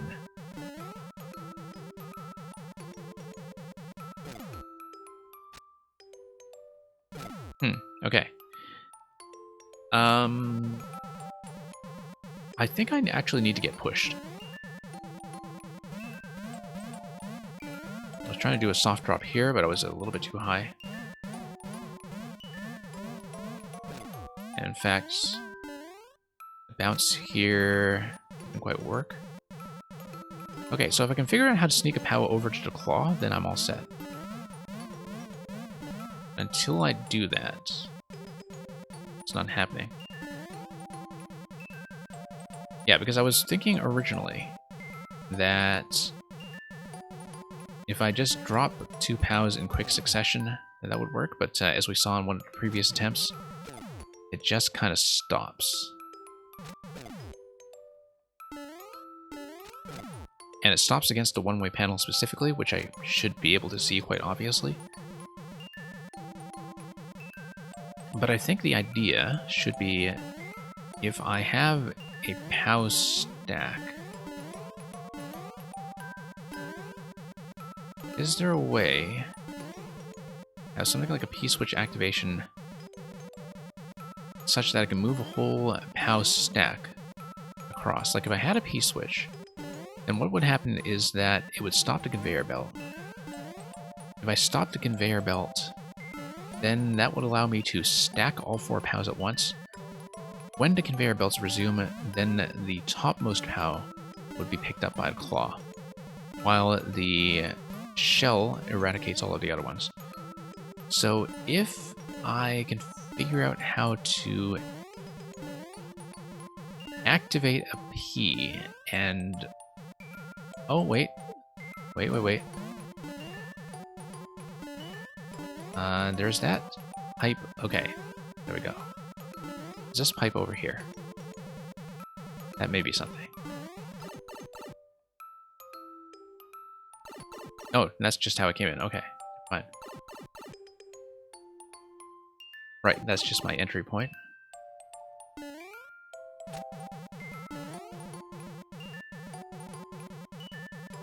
I think...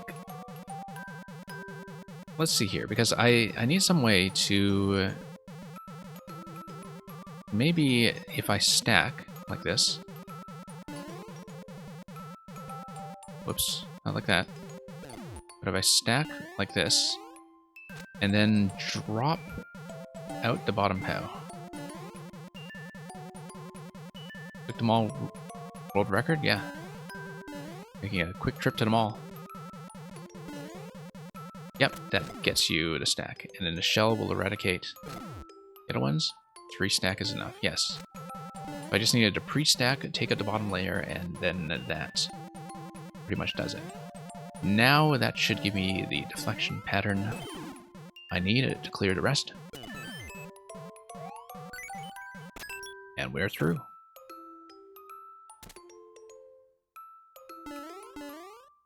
Okay, once again. Looks like that's going to require some kind of seesaw weight. Actually, that's the only spot that we need to fill in, so let me just drop this in position and then just weigh everything else down.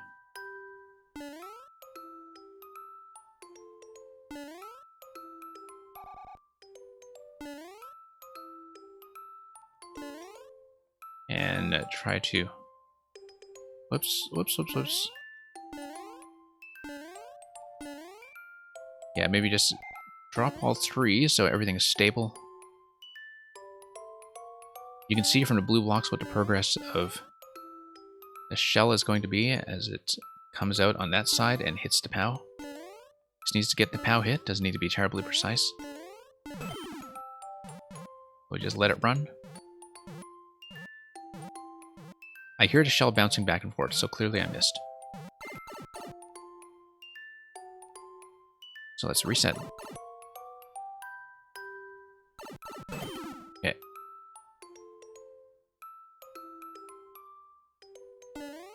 Once again. Yeah, maybe that was slightly off center. Too bad I can't see what the shell is actually doing, such that I would be able to hear if it is in fact coming through and deflecting properly. Yeah, it was bouncing back and forth when it was supposed to hit the POW, so let's stuff that in the corner. Maybe it was going too low, but it would hit somehow, you would think and hope. Here we go.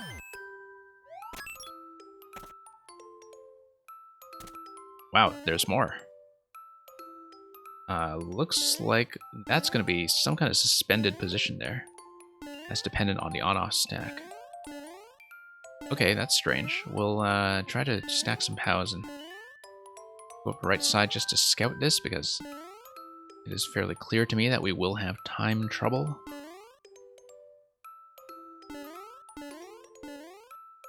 Okay, that's just where the shell goes.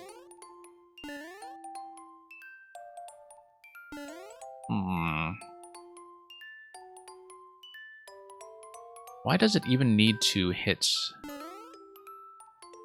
the pipe, though? Like, the shell is going to progress in such a fashion that we know it's going to come down the blocks. It just needs to hit the pipe. It doesn't need to hit the corner. And so as long as I have POW stacks that are not completely overlaid and would be removed by the on-off blocks, like, it just needs to hit this location. But I have access to 6 POWs. Might not be good enough to do that. But I think the idea should be that I do some kind of POW stepladder, as long as it's not something that's going to be removed. And, you know, removed with the activation of the on-off. Okay, so let's do this once again. It's going to be a 4 stack once we unblock the pipe.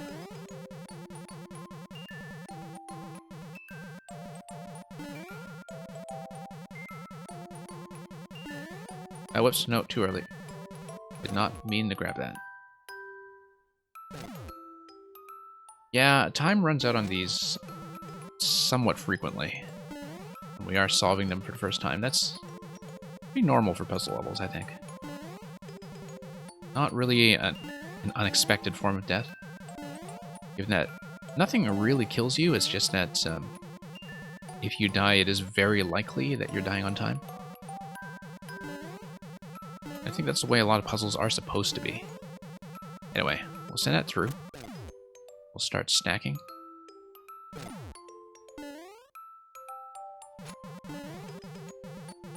Yeah, I actually quite enjoy POW stacking puzzles. I think the most interesting one I saw recently was the one by Birdhair, which was the Super Boat Maker, where you really have to take a whole bunch of POWs and just assemble your own boat. and survive with it down a conveyor belt. This one is definitely one of the better ones I've seen recently, in that you just need to follow the aesthetic guidance.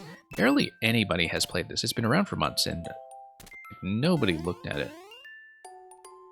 And maybe Nexar is just a maker who doesn't really promote his profile at all, but... seriously, though, like, no clears on this thing? I mean, I'm sure somebody has beaten me to this already. But... anybody's working on it separately while I'm also playing. Anyway, that POW should be in a good position. Let's send it through. That's key.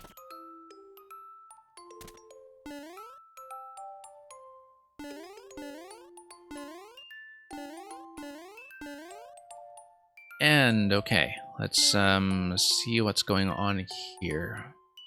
Yeah, it looks like I just need to stack and stack and stack. Also, I don't know how many of these POWs, once I get them off the pipes, are actually blocking additional spawns. I think 6 is probably all I can expect to work with. But you never know. Let me just check this.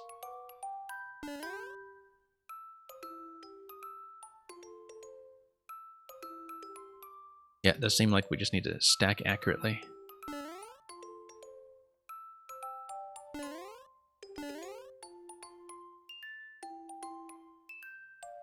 Then why wouldn't the shell just go over? Because it's going to come here. It's going to bounce on this side. Going to bounce to the right. You know what? I don't like that solution. 1, 2, 3, 4, 5, 6.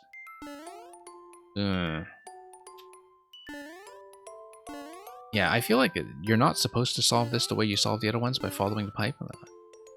You are supposed to solve this by trying to map out the deflection. But if you were to map out the deflection, then what happens? So you only have 6, okay. It's going to deflect off the left side. Sail down to the right. Ah, no, I got it. Oh, except this is where the shell comes down. Shell comes down here. And because the shell comes down at this location, it's not on top of a E-switch or a trampoline or anything like that. It's just going to come down here. So what does that mean for us? Strange. Let me actually just tap this, and it's going to launch this thing. Hit the on-off switch. Drop this shell. Presumably you have a trampoline drop on top of it that projects it. And so... do I really need to do any kind of elaborate stack?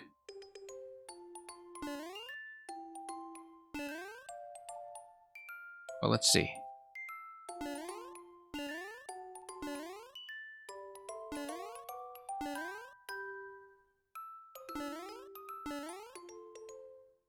Yeah, because how is that going to work? That's going to be a deflection that comes down to the right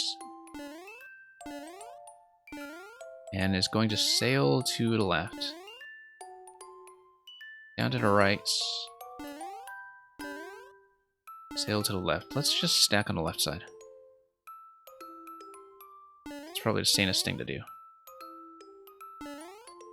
And we'll see if the shell is actually going to be within camera range when it comes to hitting the POWs.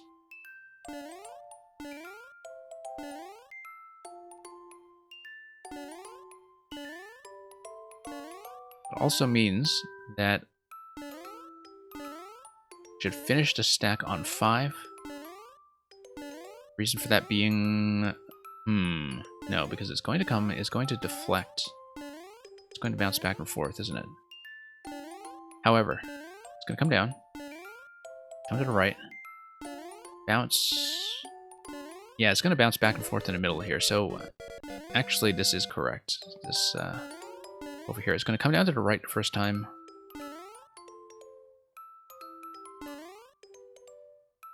Slip off that side, slip down here. Yeah, 5 stack in the middle here. Should in fact be the solution. Okay. I'm going to run out of time, I think, but this just took me a little while to map out. I think this is going to be correct, though. I want the shell to hit a POW. So all of the pipe junction clues so far have been telling you put a POW in the pipe junction and the shell will hit the POW. I know enough about this level now, though, that I don't actually need to follow that.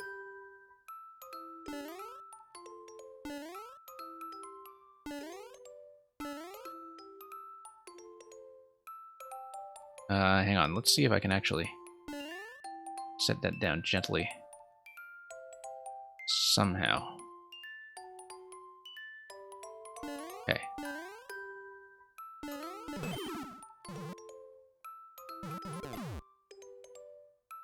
No. Okay. So that's going to be a reset.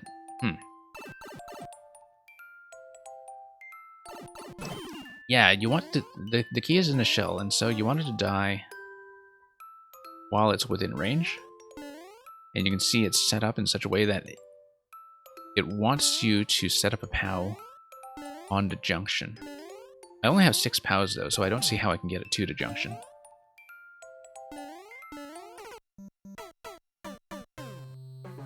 Except with some kind of weird diagonal stack, but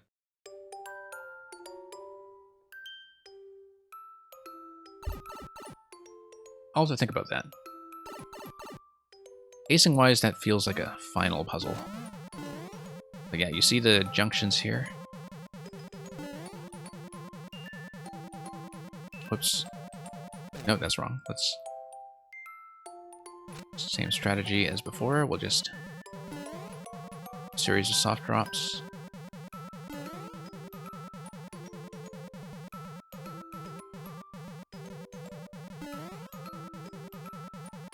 Take this away. Get this snatched.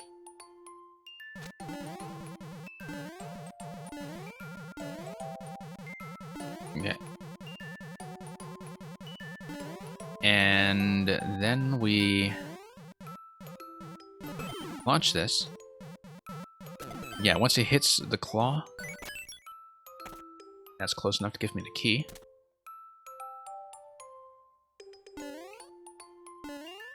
This one, of course, was really quite simple. There is some kind of insight to the next one in terms of figuring out how to stack the POWs that I haven't really clued into yet. It might be something that requires me to think harder about how the on-off state actually does affect the layout of the level in terms of where the shell deflections are going to go. Oh, I hear it bouncing back and forth. I think I missed.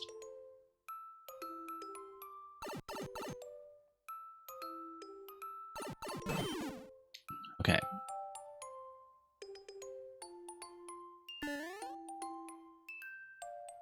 Going to give me 4 POWs as usual. Yeah, with a little bit off the intended position. It is a little bit fussy with positioning, but at least the pipe markers tend to be reliable as guides. So I think they are. Really just needed the whole fulcrum here. Yeah, it might have been a height-related issue based on how the POW was being weighed down. This should work. There we go. The POW may indeed have just been a little bit too low because of the seesaw position. Okay, now back to this one. So what are the options we have for stuffing something over there? It seems that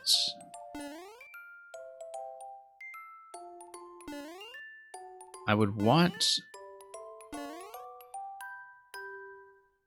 some way to kind of stuff a POW back there. If I only have access to 6, I don't really have much of a reach. Except off the center platform. 1, 2, 3, 4, 5, 6.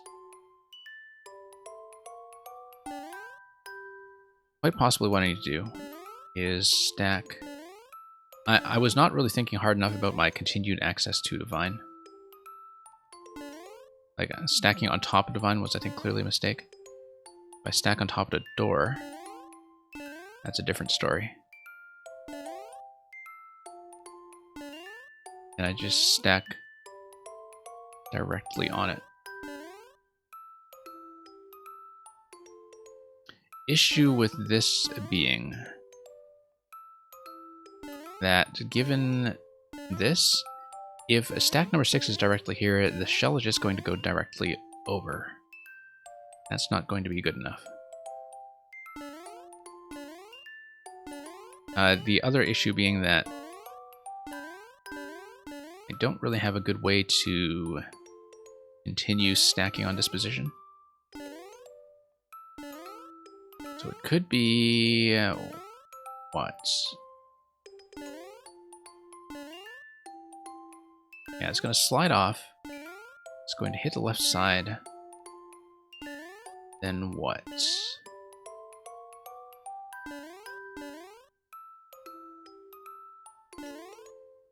I mean, the other thing I could do is just manipulate shell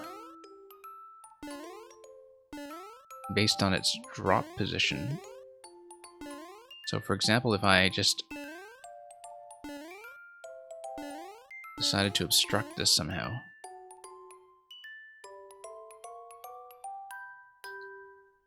That's not really going to do anything for me because you're going to have a trampoline projected shell anyway when it falls down.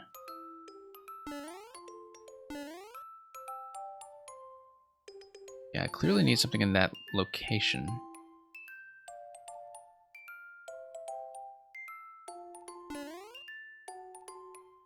Not really seeing this one.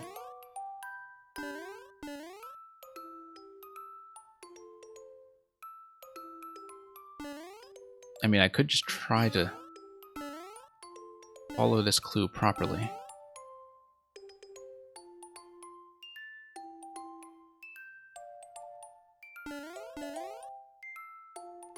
Yeah, what other options do we have when it comes to stacking? Not too many, I think. We have 6 POWs. We have access up here. We know it's going to drop. Trampoline likely drops after it. We do in fact know that because I tested that on a previous attempt where it did in fact slide here and was out of range to give me the key. However,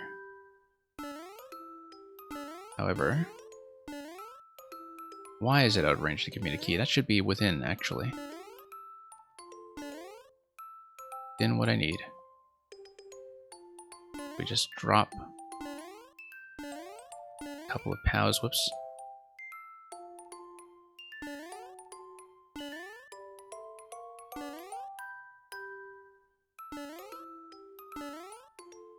Also the fact that I can get in here, in this little notch, potentially important.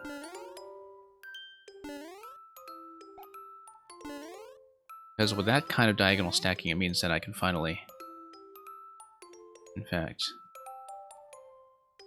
do this. Whoops.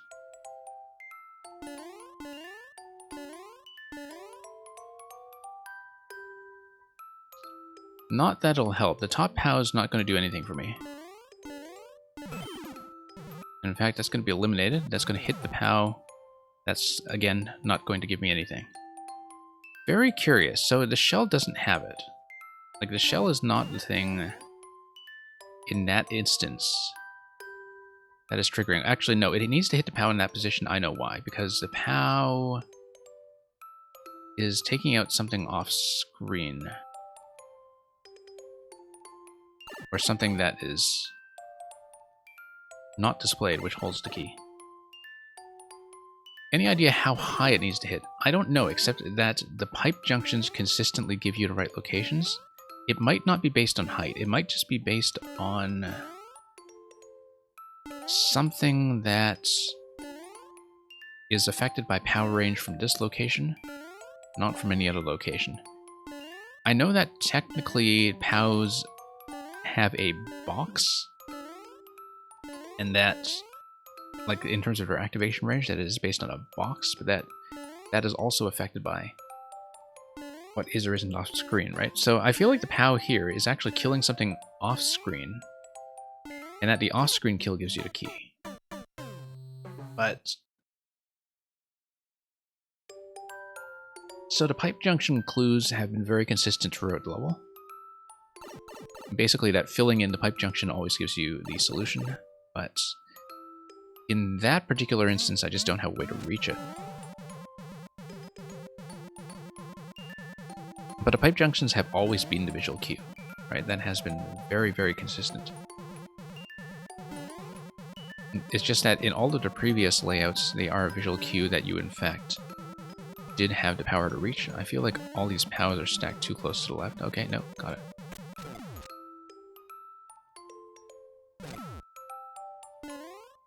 I was thinking of a stair construction, but the problem with a stair construction is that some of those POWs are killed off by the on-off layout. And maybe I actually need to take advantage of that. Also, notice, stacks like this are designed such that when the shell drops, it is being projected 2 tiles above its landing zone, because of the way that the shell is followed by a trampoline immediately overhead, so you see that 3-block spacing on the top right corner. That 3-block spacing indicates to me that we wind up with trampoline down here, shell, 1 tile on top, being projected like that, hence the POW layout on that junction in the bottom right. So if we make use of that fact somehow, we might be able to solve the last room.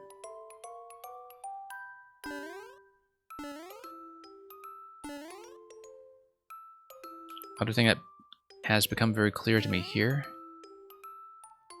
is... yeah, there's I suppose the trampoline and the shell, like, they make contact in such a way that it is projected up here, regardless of what's going on down here, but we'll see if that's actually the case.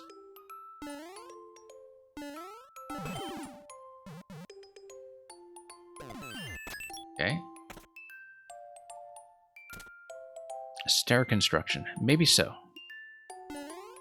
Actually, it doesn't matter, now that I look at it, if the lower POWs are taken out by the on-off, because the upper POW, if it is in position, it's going to remain in position above that block. So yeah, I guess I wrote off the staircase solution too early. Thank you for the follow, by the way.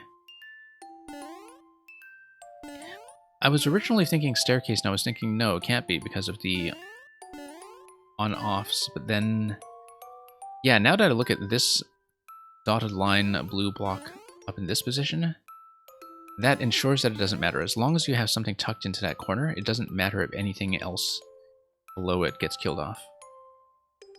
So it's just a matter at this point of actually stacking accurately and not unstacking, like I've been doing here. Shoot. Let go of the run button from time to time.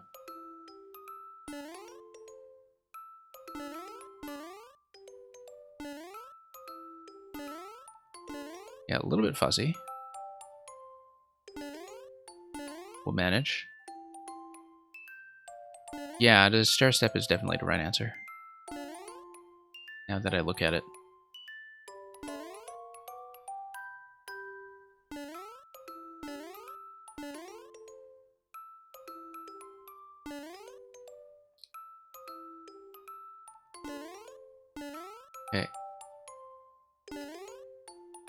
Nope. Need to let go of the dash button on the way down. That's a disaster.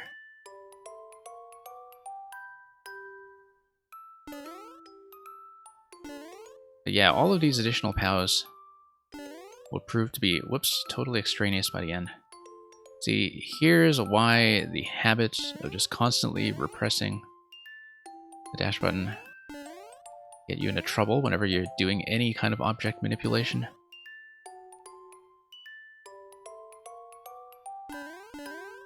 Also with some things like landing in bone shells instead of picking them up.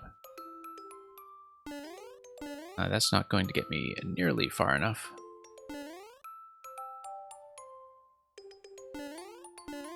Wait. There we go.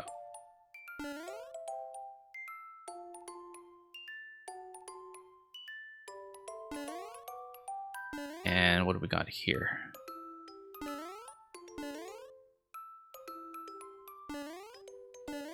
Okay. Let's not repress a dash. This is not nearly as nice a staircase than what I had going earlier, but I just need an additional 2 tiles. I think we're almost there as long as I just don't tear the whole thing apart. Not far enough over. I need a little bit more space. Here we go. Perfect. Yeah, and so we just need this guy to sit reliably on that corner on top of the blue block. That should work. Yeah, it totally is something that came off from off screen, as you can see.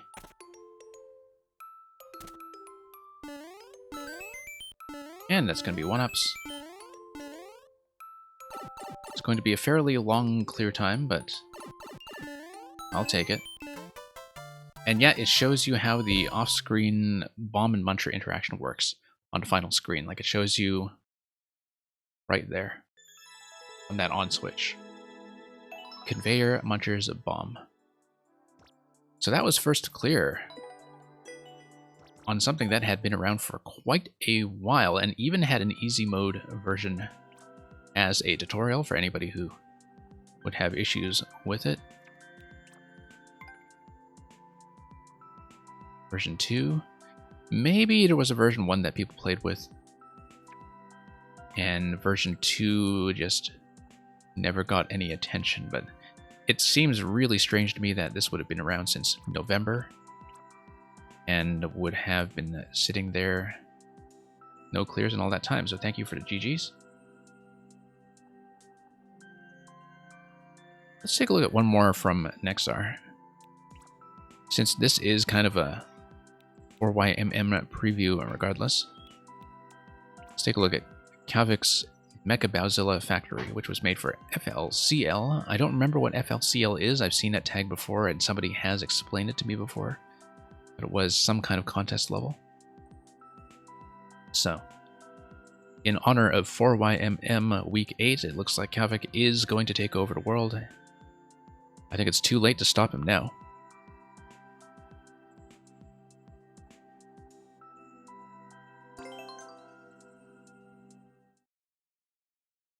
But we'll see how this one goes.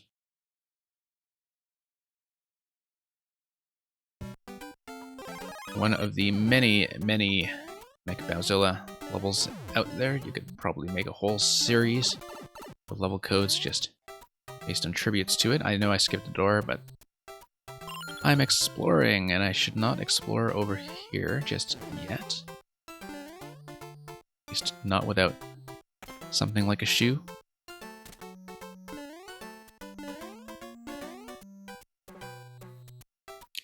And what's going on here? We're going to split these. I can take the door. Sure, let's take the door. Let's do a bit of exploration. That's just going to be at a shoe shop, similar to the one that we raided much earlier. And that's going to probably be the exit pipe we need, but we'll take a look at this first. Looks like it's just another armored vehicle. Oh, okay, 50 coins. That was an optional path down below. We should have taken that. That's okay. Okay, so let's pick some doors. Or, actually, I guess they probably would have just been matched. Let's take a look anyway.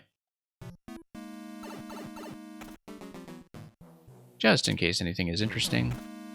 Oh, okay, so we actually have 4 pink coins. Let's explore each of these just to see what we can do. That's a nice little delivery mechanism for a shoe. Nice enough that I mean, I know it's fairly common, but might be worth stealing anyway.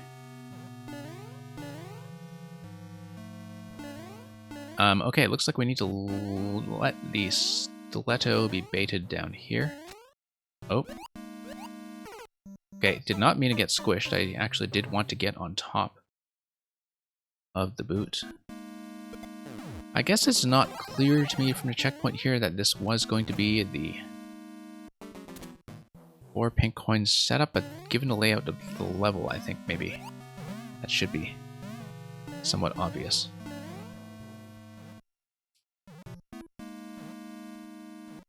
And given that everything is in the same checkpoint fragment, I guess should not expect something like a safety coin. Oh, I was supposed to bait the guy down. Yes, that's right. Okay, that's a mistake. Yep. Yeah, that's okay. We'll just actually wait patiently this time for that to be delivered from the upper level.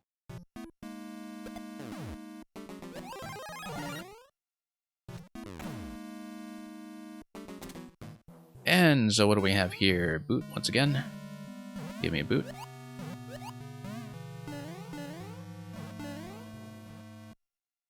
And that's going to deliver me upwards. And let's bait this guy down. Definitely got a glimpse of that or something similar much earlier. Let's... Whoops. Okay. We did read that correctly as 4 doors corresponding to 4 coins. It's one of those situations where because we have not seen the key door, maybe that isn't necessarily intuitive, but... Oh, okay, I see. We need to drop in on the other side after we get rid of Junior.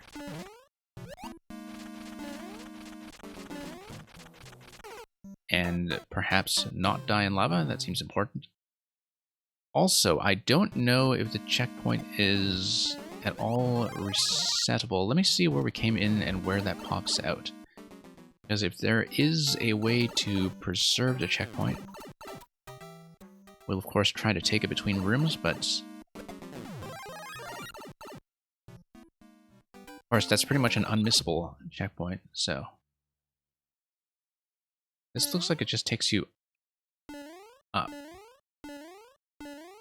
And does it block you with a key door? Yes, it does, but no checkpoint yet. So yes, we do need to do everything in one segment. Given that it's not really an avoidable checkpoint as you drop out of the pipe, that is, in fact, mandatory. That's okay. I think that would probably annoy some people who are very used to frequent checkpoint setups. Like repeatable checkpoints that are typically used with pink coin layouts. I don't really see a problem in the context of this level of having to do the middle segment of 4 challenges all at once. They're simple enough that I don't think that's any cause for concern. But then I think I'm much more open to light checkpointing than a lot of players can be. And here we are. And yeah, nothing to do but pop back out. This time we'll just be a bit more cautious around the drop next to Junior. Might in fact be convenient for our purposes if Junior himself just drowns in lava at the very end. Oh boy. he was likely to do. It's just that you need to get him off the seesaw weight. That's the issue in that segment. Let's scout ahead and do some of the other ones first. Well, do the ones that we have not completed first before we repeat the easy one or easier one.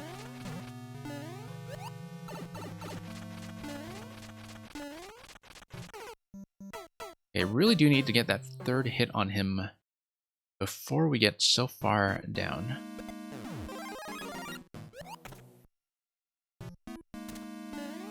I think that's quite necessary.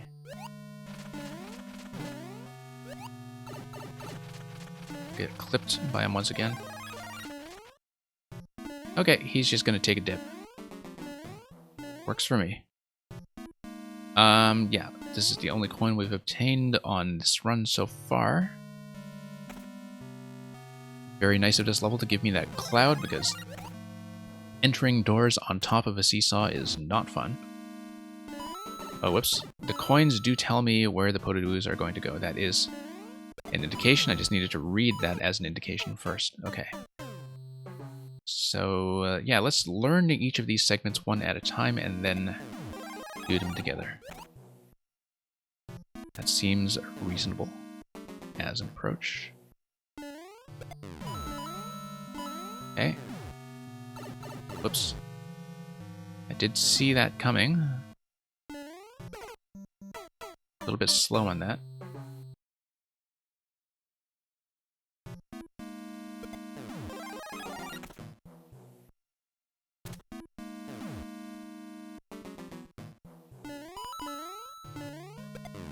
Okay, let's maybe not collect all of the coins right away. I think this was a fairly early level, so no P block based indicators, even if that's the thing that you wanted to do, and I'm not convinced that would have been the right choice regardless. If you want to make something look reasonably traditional friendly. Okay, this one is pretty simple. So, mainly it's Junior who's the one I'm worried about, particularly because that drop on the bottom can be a little bit weird, but if you stay on the left side for the final drop, maybe not so much of an issue. Or if you just let him do that. And he's going to come down and crash against me, I'm sure. But we'll pay no attention to that whatsoever. And so yeah, this is simple as long as we exercise some patience and don't choke.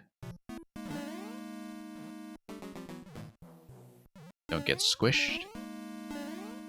Let's lead the stiletto over.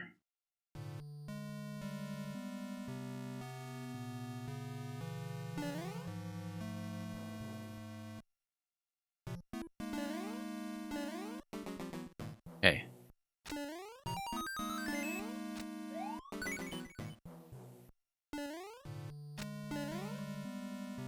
That's pretty straightforward. And even if we took a hit on that little part there, it's not hard to cover a shoe.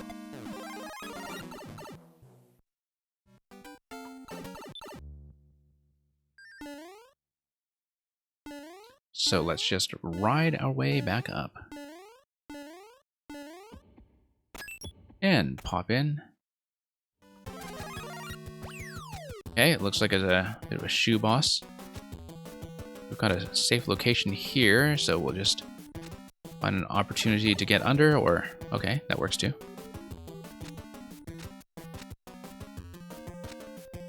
Okay.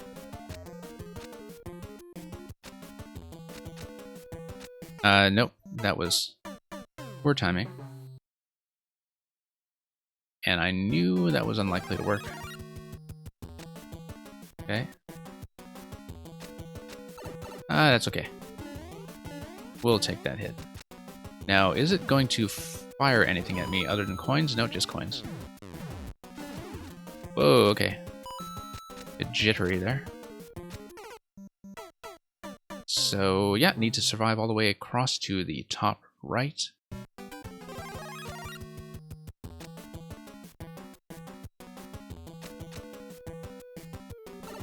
Okay. Probably should have crouched under that. And we'll try to lead the boot over the right side.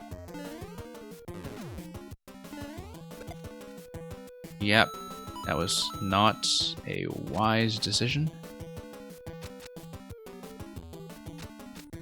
Okay. That's alright. Lead it over.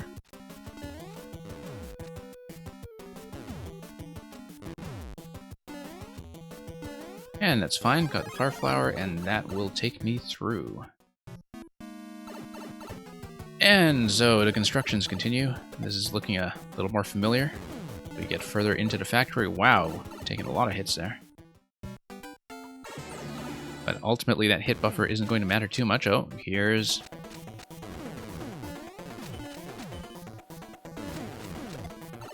mech approaching what I believe maybe its final form. I was hoping to pop Junior there, but you know what? We don't even need to do that. We can just pop him off. That's pretty much all we need to do, so fairly simple finish.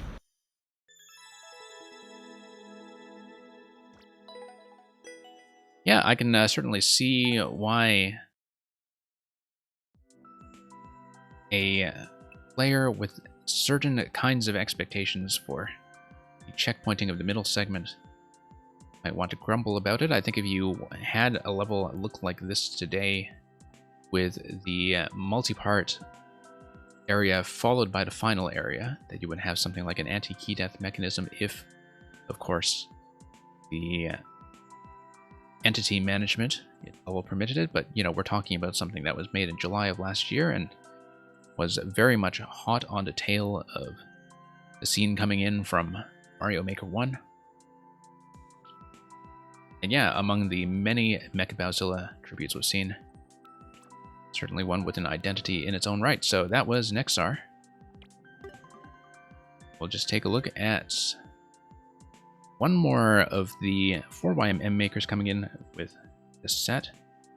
And then we will see if there's any time left over, although I will warn you in advance. I know some of you have been waiting very patiently and sticking around in case I can get to some codes afterwards. I don't know if I'll be able to, because I do have to cut off the stream before too long.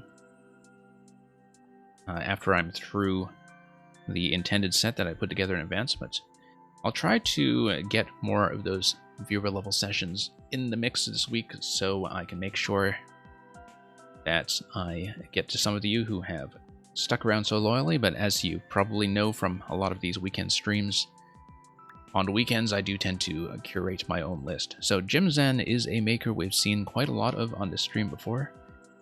Very often a specialist in Zelda music levels. I am going to look at something a little bit different, though. We played a good chunk of Jim Zen, but there's one that I was going to pull up. Here's a test of intelligence. The puzzle-solving level. Fairly well liked, even relative to his other ones, so let's test our brainpower.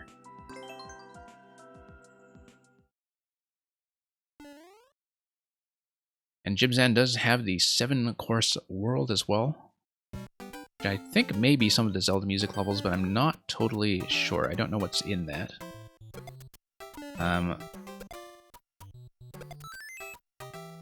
Yeah, kind of nice to see this initial interaction here. It just kind of tells you that depending on whether the spike ball makes contact with an underlying surface, that's going to affect its trajectory, whether it continues or rolls. That seems to be a vital piece of information going forward. So our ultimate objective here is to, well, hit the POW, first of all. That's a bad idea. I thought it would just... I don't know why I thought it would just collide. I needed to at least soft drop. But hey, we have to learn these things the hard way. And indeed, not only do you need to take out the muncher, but you do need access to the key door through the question block to the left, so let's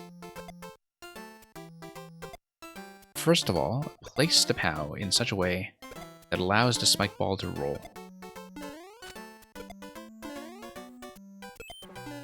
Now we removed the POW. Oh, come on. We removed the POW.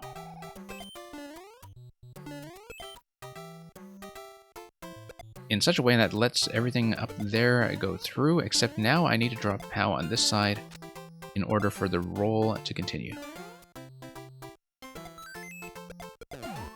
No, I spent it too early. I have the key, but I needed to have one final on-off activation at the bottom. Just being a bit impulsive there. That's okay. This means we can do that. Okay, pretty consistent interaction that we've seen here so far in yet another POW stacking puzzle, which has seemed to be a bit of a theme in the selections today. These are not down thwomps, as you can see. And yeah, just testing that because that's going to tell you that T-switch is going to drop the POWs on what looks to be the exit pipes. Let's do a quick reset. Obviously, the Buzzy helmet is meant to give me some space to do a bit of head bumping here. Quite possibly, what's going on here is that... Well, first of all, why can't I just go directly across? My falling trajectory is not correct. Okay. Hang on. Okay, that's important information. That's really important information. Let's take to death. I guess that's how I should have read the track rectangle, although with the puzzle level you can never quite affirm until you have done it for yourself that you are going to have any kind of standard notation, but it looks like ultimately that I want to get a muncher up to this slot, perhaps. Whoops. I'm trying to demonstrate something here. Come on, give me a break. Yeah, get it up to that slot. And have a POW on top of it, and basically have a stack that allows you to traverse gently across. And so the way you would do it is this. You would stack POWs under the munchers.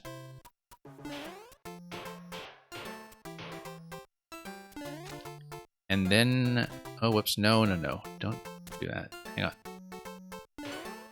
Stack the POWs under the munchers. Possibly even on top of the munchers. Yeah, ultimately I want to bump this guy way up. But I want to bump him up in such a way that allows me to... You know what? Got a better idea. Reset. Yeah, you like it so far? Yeah, I mean, it is a bit of an object stacking puzzle, so... So for example, if I wanted to get this POW sort of in the middle, such that you have a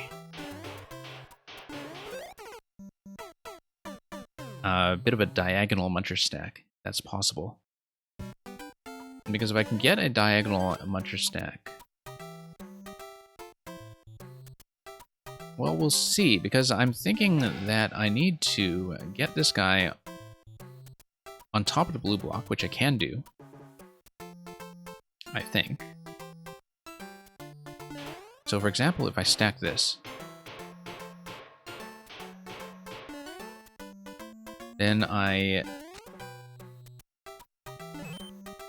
kind of get him over here.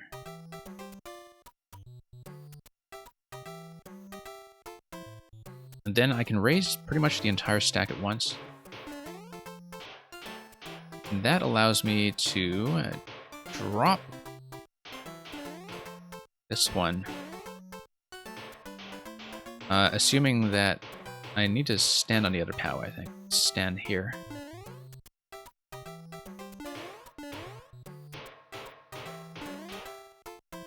Nope, not quite. Not quite. Just off center a little bit. Really do need 2 tiles of spacing to do that.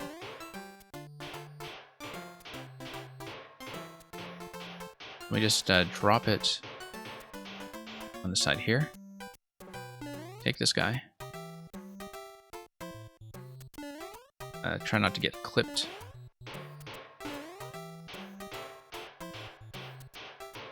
Two tiles, soft drop, there we go.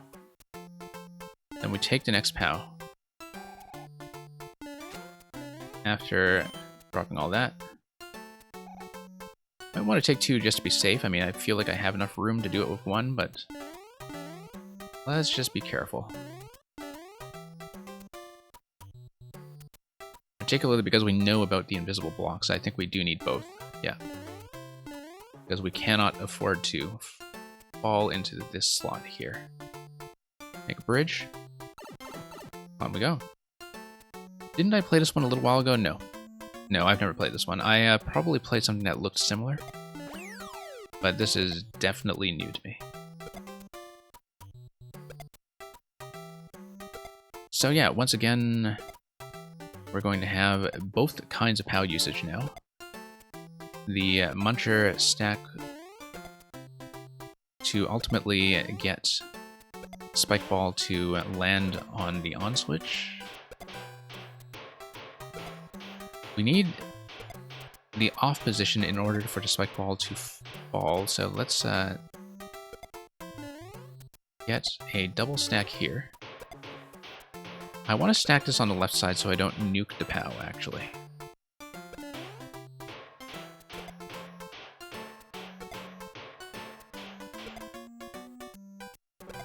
Yeah. Left side, because I don't want the on-off activation to lose one POW, in case I need the full set, which I think I will. Now I drop this on the right side. No, on the left side, because then that will roll down to the switch.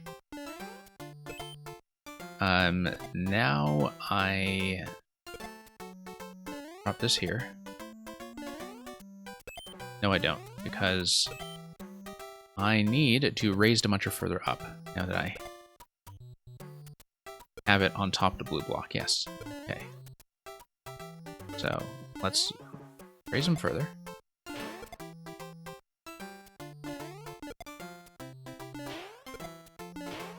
Okay, that's good. Now, that should give me what I need. We're going to roll that all the way across. Okay, that gives me a key. Now we don't want to hit this on off because that just drops me to the reset door. So what I want to do is, once again, make the lower switch accessible. The way I do that is by removing the POWs.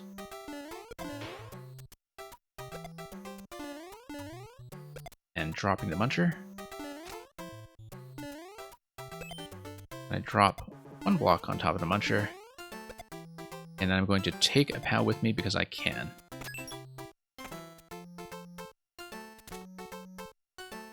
A menu, I can give you the code for this. Let me see. So this is... I'll give you the maker code, actually, for Jim's Inn. No, I actually do have the level code, in fact. Got it down here, so... Here's the level code. I don't always have it handy. I do have the maker codes handy in the events that I don't. Yeah, this is the first straight-up puzzle level I've played from Jim's Inn. I've played a lot of kind of puzzle hybrid levels that are partly there to feed some of the Zelda bosses, or Zelda music tracks that he has laid out.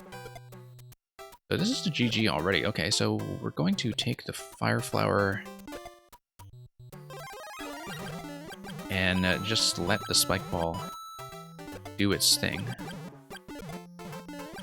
But I need the Spike Ball to... Oops. Not do that, first of all. That's a bit of a disaster. Did I come in through the door or the pipe? I feel like I came in through the locked door, and that's a... We totally missed a bonus objective then, because I'm supposed to... Oh, okay, no, it's... Look at how it's not rolling over the ice blocks. However... can perhaps sneak under. No. Maybe not.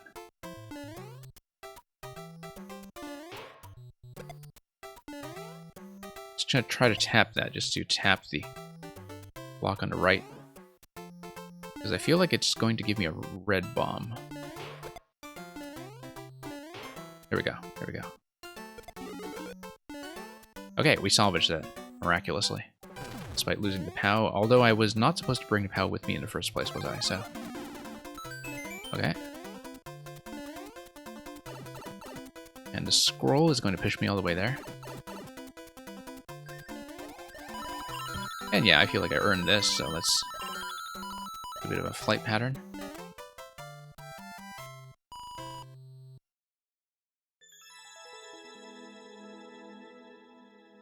If new levels are anything like the old Pango monologue this week about puzzles everywhere, well, I mean, I know that I've been showing off a lot of puzzles by these makers, but these makers are not all puzzle specialists. I mean,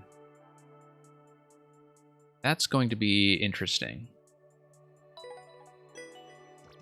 I'm actually expecting... I mean, I probably do know what some of them have coming. I just don't necessarily have that memorized or anything. But Jim Zan, of course, is much more ordinarily a music maker. Ichigo Tun, whose world we showed at the beginning, is definitely a music maker. I don't think we're really going to be that heavy on the puzzles, to be honest. Also, we have a few returners. We have Donkey Mint and Zerfink coming back this week. Zerfink made Permuting Perspectives in week 1, but I believe that the latest one from him is not a puzzle. Grakowski, I'm definitely sure that Grakowski's level is a puzzle, but that's who he is. But yeah, I definitely made this stream a bit more puzzle heavy than I expected, just from level selection that we've gone through so far. So at this point in the stream, let me see. I don't know if I have time to do much more than what I've already shown off. I know that some of you have been sticking around here in case I have some chance to see your levels, but let's take a look at this.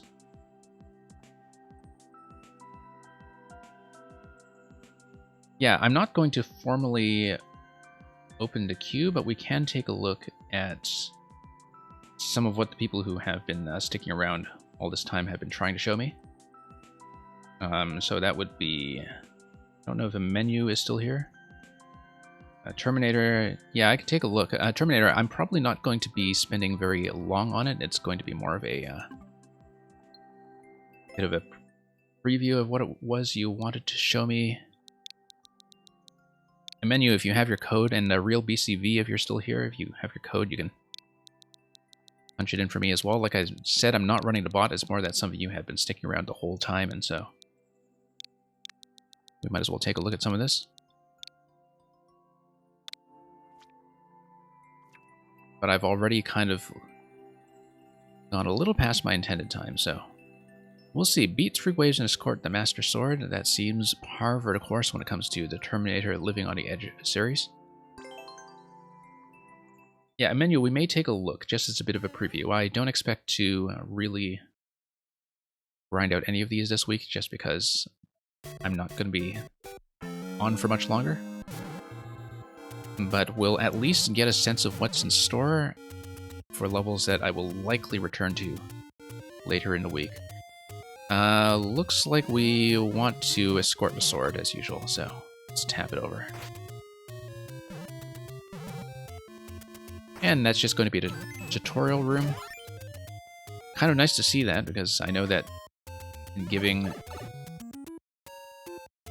Terminator some feedback for earlier levels in the past, we've spoken a lot about tutorial rooms. Oh, that was obviously supposed to be a safety coin and a repeatable checkpoint setup.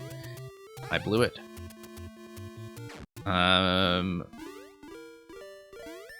Number 1, number 2, number 3. Okay, 3 different challenges. I'll label it accordingly with the Triforce. I will start from scratch if things go south simply because I kind of blew the safety coin setup already. Yeah. Number 1. Okay, so it looks like we have a P here, and then it's going to be a bit of a time challenge, isn't it? Where we have to do an arrow shot at some point. Don't know what the mole is about. Let's do it. Oh, I thought it would be an arrow shot. I better get out of here. Yeah. Oh, I see. No, I need to shoot the P and shoot the P to keep things going until I have access to the on-off switch. Okay. Why did I do that again? Let's not. Okay, no, that's okay. I hit a checkpoint before, 0 coins. Sorry, let's just start over. Versus average extreme is 35 minutes. That's actually surprisingly good for a troll. And hey, Julian, welcome.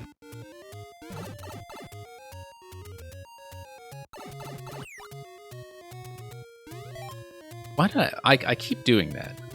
I don't know why I keep doing that. Yeah, that's why, like, very often with something that is obviously supposed to be a safety coin, and this is obvious, there will be some kind of one-way and a death zone.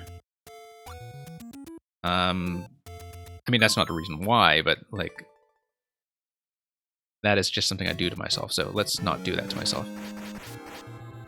Just in case that comes back and bites me later if I do get through some of the early challenges.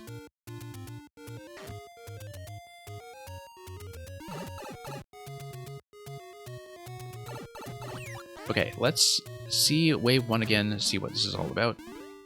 Yeah, it looks like it is something that's going to require some arrow shot accuracy in order to get the P switches activated and also to have access to the on-off switches. Where was the sword I was supposed to escort? Wasn't I supposed to...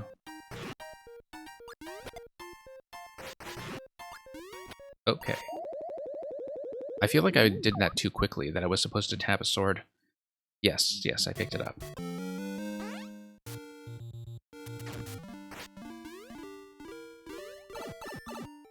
I mean, the level does make it clear that that's what I should be doing, although partly that's from familiarity with Terminator levels, because those of you who have not seen Terminator levels, that's the whole shtick, is most of them involve some kind of Master Sword escort.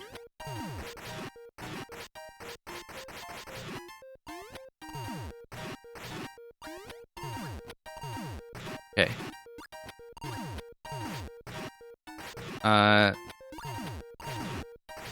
I need to figure out what's going on with the red pipe timing and getting the on-off, which is actually a bit of a challenge for me. Oh, I see. The projectile can just be a little bit higher. And stand to the left and do a bit of a short hop. Okay, that's not too bad.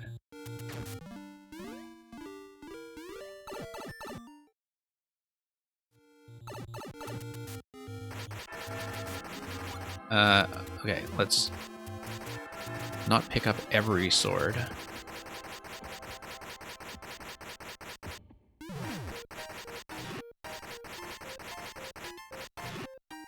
Yeah, I've seen a lot of Terminator's levels at this point that use a similar concept, and they've definitely been improving, actually, which is... Oh, I have not been improving. The levels have been improving, I have not. Obviously, you need to maintain the P-switch as being active, and then bomb your way to the right. But I like the spacing on this already, in terms of having a very clear objective. I think it's very clear anyway, and also having plenty of room to move about, because one of the issues that I had with previous Master Sword survival challenges like this is that sometimes they could be a bit narrow. This one feels nice and spacious, and it's nice to kind of have both sides of the room to play with. Let's just inch my way over. Let's try not to collect the... Whoops. Oh, no, lost it. Okay, that's done.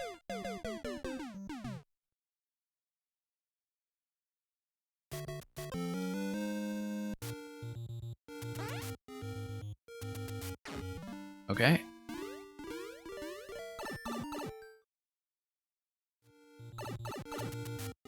Yeah, we'll see. Terminator, not necessarily expecting to finish it this session, as I said, but we'll at least take a peek at each of the wave rooms and know what we're dealing with in advance of a bit of a further effort, as I've been saying. So, let's tap that just to get a refresh. I feel like pushing the sword to my right side like this is actually a mistake. But we'll pay for that later. Whoop.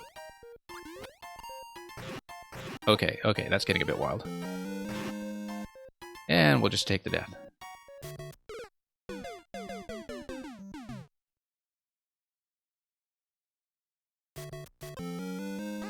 But yeah, I'll try to clear at least one of these and maybe do a bit of an initial look at the other ones, and we'll push through some of these properly.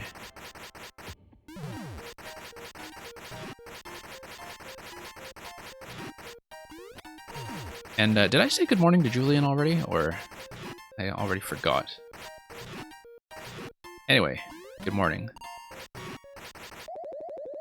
And to everybody else who has dropped by on EU time as well.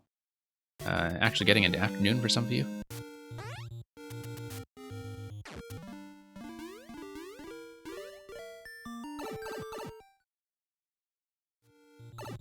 And let's see here.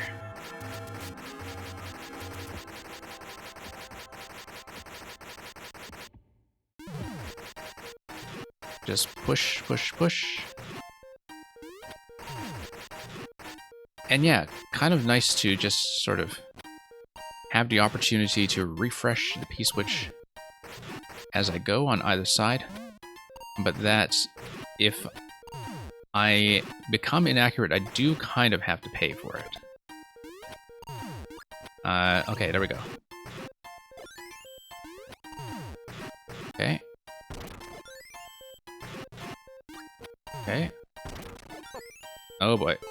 Nope, that's so close. So close, but obviously you needed a sword escort check at the very end.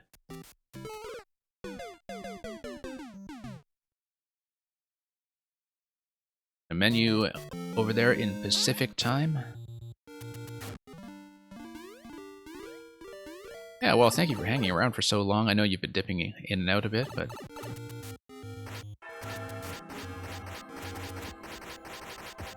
yeah, what I'll do, since I've just about seen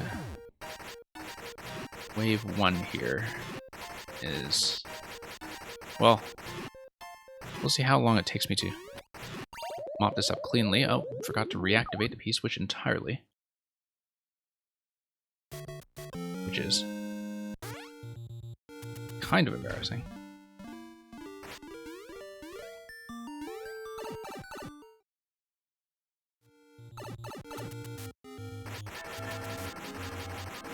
But yeah, I was saying, now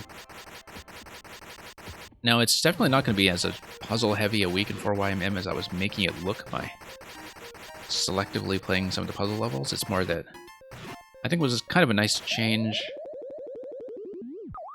First of all, given that it was not really up for too much expert platforming in this session specifically, but also because we've shown off a lot of the more standard styles by makers we've featured here in the past.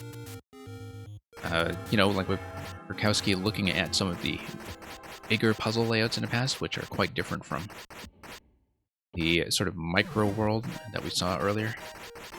With Jim Zan very often looking at the Zelda levels, which are very much a bit of a house special from him. Whoops. Nope, that was just a miss. This took you about 6 hours to upload, really? Oh, I guess, yeah, because you did have to do everything with a checkpointing. It doesn't look 6 hours hard.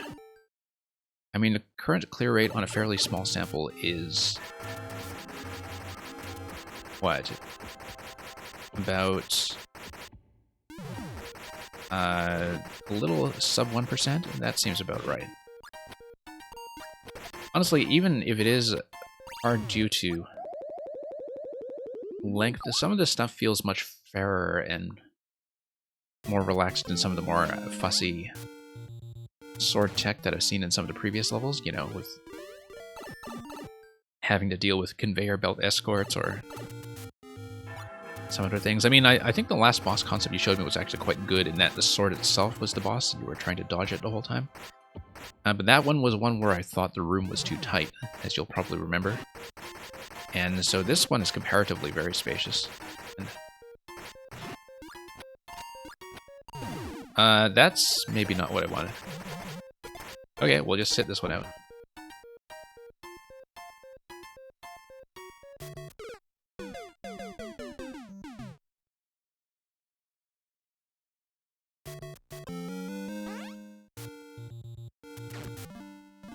Place a bomb by the P-switches to get some extra bonus time. Let me take a look at that. That's a thought. I didn't really think that was practical, because the thought had crossed my mind. Okay.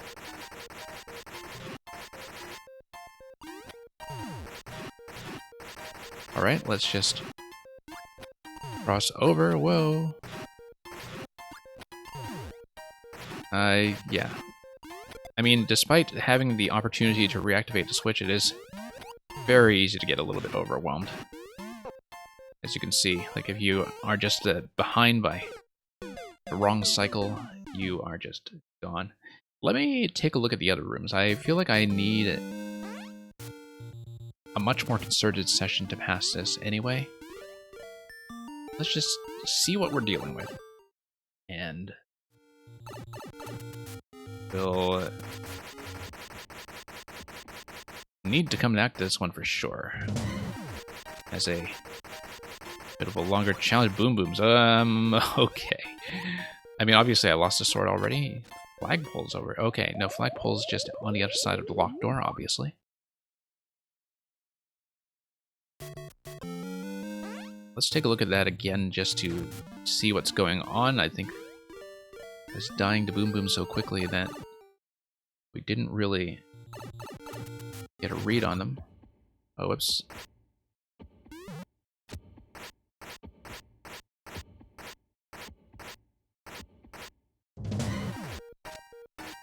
Okay.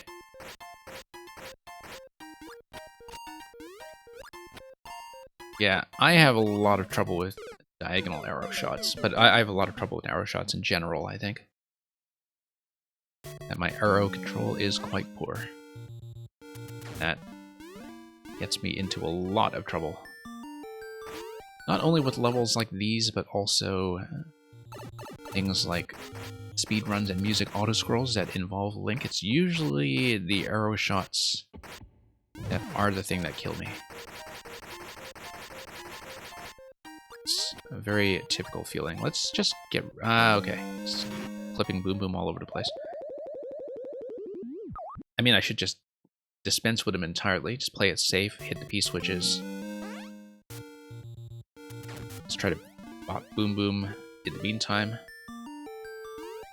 Just get him out of my face. Yeah, this is one that's going to have to be a project, I think.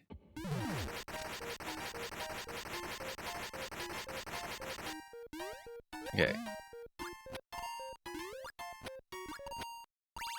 Nope, that's a miss. I know that the triangles are supposed to be my shot markers for how to hit the P-switch. But even in the presence of markers, well, I'm just not very good at hitting markers, so... As longtime watchers know,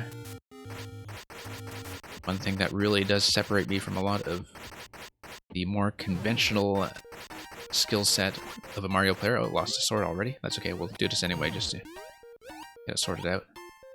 One thing that really does separate my skill set from a conventional and more expertly Mario player is that I do not follow markers or instructions in games in general. I don't follow them well at all. So, stuff where you can hack together your own solutions, That I can do. Stuff that's about sort of solving it in your head to understand something about the tech that you're seeing, that I can do. Following instructions, not great. And as you can see here, yeah, this is going to be a bit of a survival test where you just try to clear space. You know, these are each fairly simple looking if you think about it. But you really do need to be careful not to tread on the sword as you do everything else. I wonder if it's actually more sensible in each of these layouts to get ahead of the sword first, until you have cleared all the space you need. And then you escort it across just to minimize the chance that you're going to run into the sword unnecessarily. It requires a little bit more back and forth, but I think in some sense it's safer. Spike needs to stand on a muncher for the balls to drop off from blocks in that way. Right, because of the way that a muncher is slightly shorter. Just marginally shorter than one block in height, and so very interesting use of that tech from XR in the level that we saw earlier. Oh, okay, got sniped. And I was not listening to my own advice about how to navigate that. We'll try to get at least one of these done. I feel like the Boom Boom one is probably going to be the hardest, but it's hard to tell what's going to give you trouble until you actually do it quite a bit. I prematurely whacked the sword. Okay.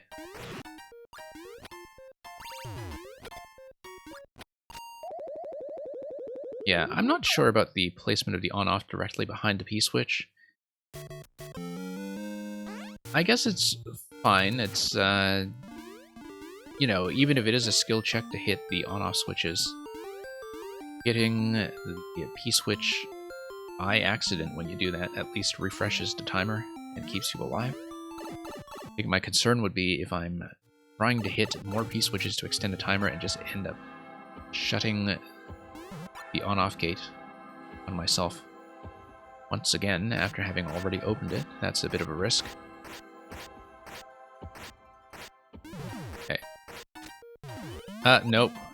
Bounced directly on top of it. I guess you do kind of need to stay behind the sword, and that the bumpers are there to partly enforce that. So, never mind that.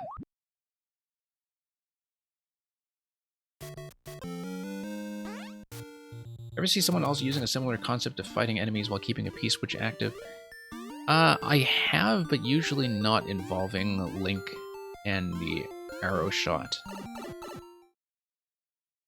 Like, I think you've had a much more concentrated exploration of using the Master Sword specifically than I typically see with that kind of boss design. But I think you know that, you know, arrows are hard. Arrows are difficult to work with. And so it is kind of a meaningful skill check that way. Oh. Come on, P-switch. Nope. Miss, miss, miss.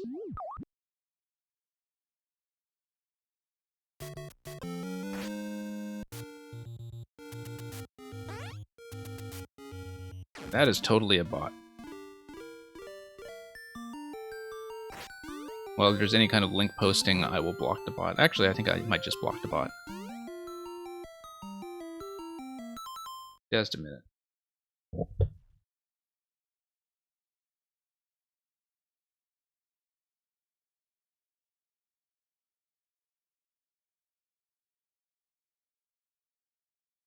Sorry, on my channel there is a requirement for spam bots to be funny. I have not yet seen a spam bot that is actually funny. That's not the only requirement, but it is a necessary but not sufficient condition, shall we say. Oh, whoops. Okay. Like I said, Terminator, I was not planning to grind this out tonight, simply because of time. But we'll come back to it.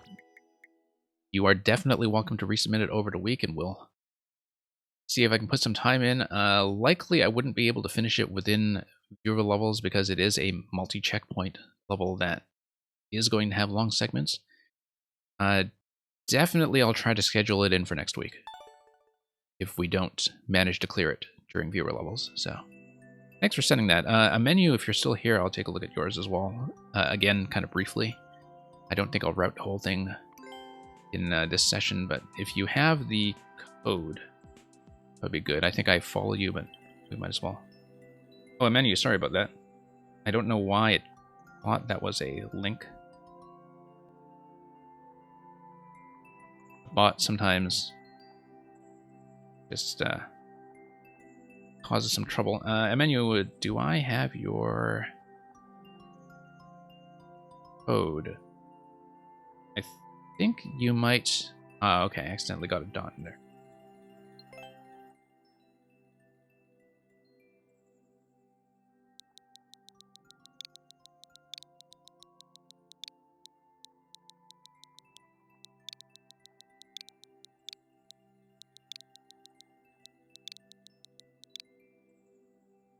Okay, let's take a look. Version 62. No. That's how you know that there's been some fairly thorough playtesting on this one. Fools, being trapped in this cage was precisely what I intended. I assume that's Zote from Hollow Knight. I never actually beat Zote in the Grey Knight form, so I don't recall precisely, but let's take a peek. Looks like we did have one clear on it already. So a 3D world troll is not something we see every day.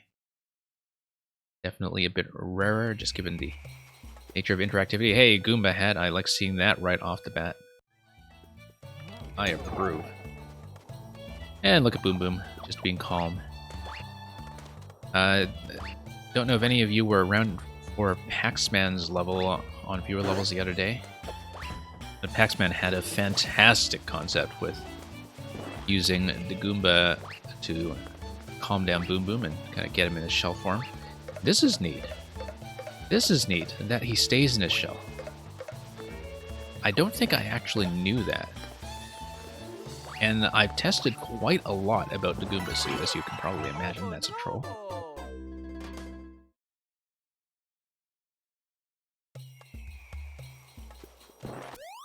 Okay, so Paxman play this. Okay, yeah.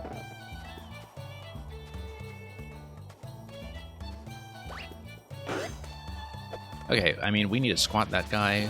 Obviously, this looks like it's a potential scroll break on that side. Don't know what this snake block is doing for me here. Just gonna roll around and... what?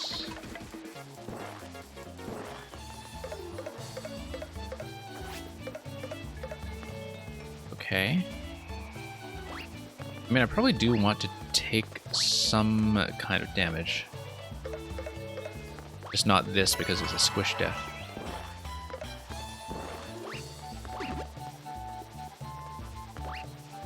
So let me see. Boom Boom is down there. Arrow here, like it's expecting me to get a thwomp hit. I wonder if it's possible to beat Boom Boom down there. Let's take a look.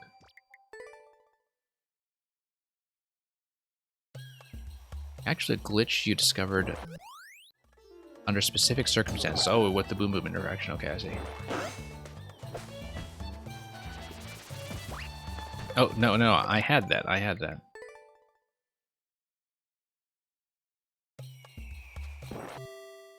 Well, a really neat effect. I just love how calm he looks. Like, he's so serene. You know, like he's just kind of let out all of his energy. Let's not do that. There was an icicle on the lower level, though. I mean, I don't know if that's just camera locked. And if it's actually safe to head down there below. What? It is safe. Icicle gives damage. That allows the thwomp to do its thwomping. Doesn't really explain what's going on with the blue block over there, but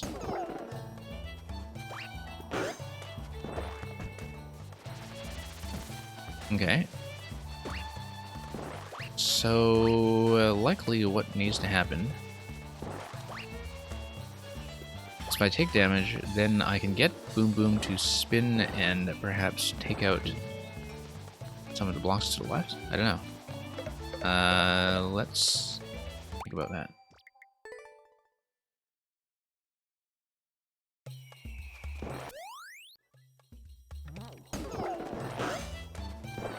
The unthinking cap. Okay. I think if we get Boom Boom to spin like that, that doesn't really do anything for me. But getting him out of his shell form, well, it would allow me to kill Boom Boom. Killing Boom Boom also doesn't really do anything for me. It's gonna be very calm, though.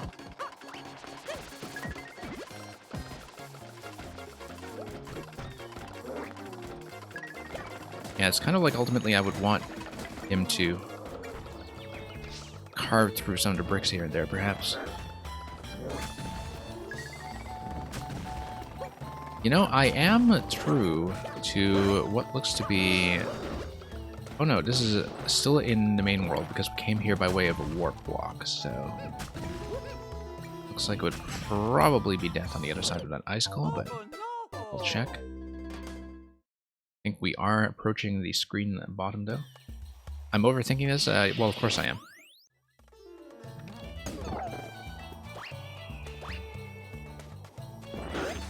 Okay. So let's just come down here. Just come down here. I was wondering if that was practical. Oh, that's a nice little hidden bounce platform right there. I mean, taking advantage of the fact that that's one of the only elements in 3D World that just kind of cleanly overlaps with anything.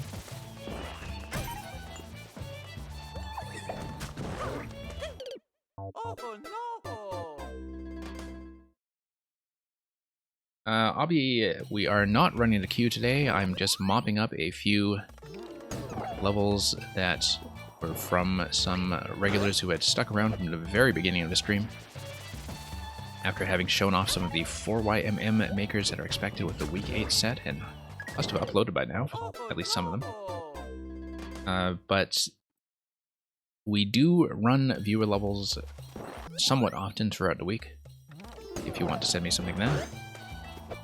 And I would be happy to look at whatever you have in store.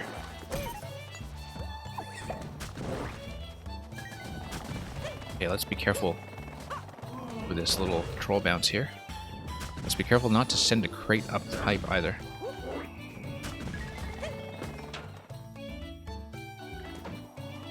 Okay, 50 coin down there.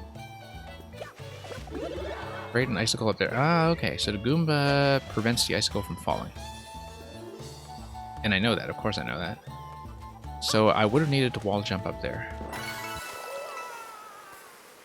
Yep. That's a wall jump spot. Hey, using the Goomba as a bit of a troll block, I actually highly approve. But then, you know my opinion on the Goomba suit, I just think it's wonderfully underrated. Or shall we say horribly underrated, rather. That there's so much stuff like that it can do. Not even just in a trolling context, but in a standard context. That you can really get a lot done with it, so... Okay, that was interesting. Probably accidental, but kind of interesting. Looks like we have a scroll break on the right side. Looks like we have a pipe down here that gives me a cannon box. A lot of stuff to process here. This has been quite elaborately developed. For those of you who hadn't seen a menu's 3D World levels previously, This is the first troll in the set, I think, but previously a menu was kind of known for like fairly large-scale 3D world puzzles that kind of use the entirety of the layout and really kind of made you traverse on a much larger scale than just, you know, dealing with one screen at a time. That's obviously supposed to drop down here and crush me and block the pipe.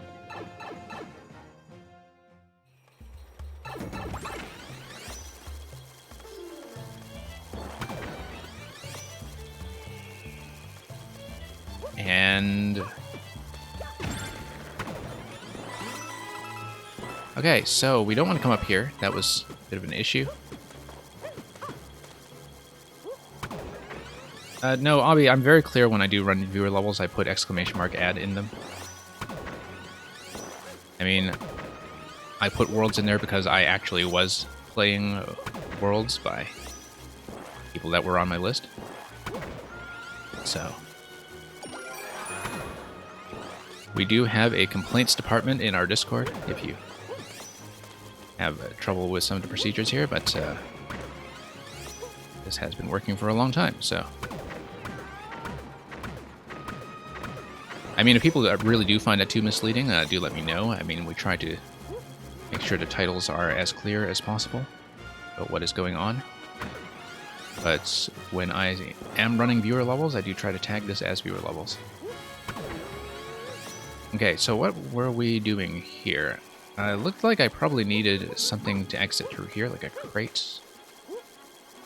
Boomerang was not doing much for me.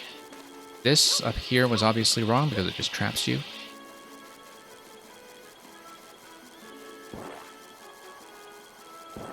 It's not really going to do anything else for me there, though. So I feel like... oh, okay. That did something.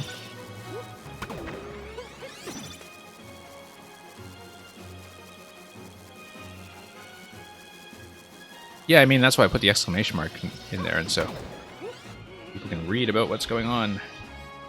And indeed, this is the last week of the main 4YMM set anyway, so...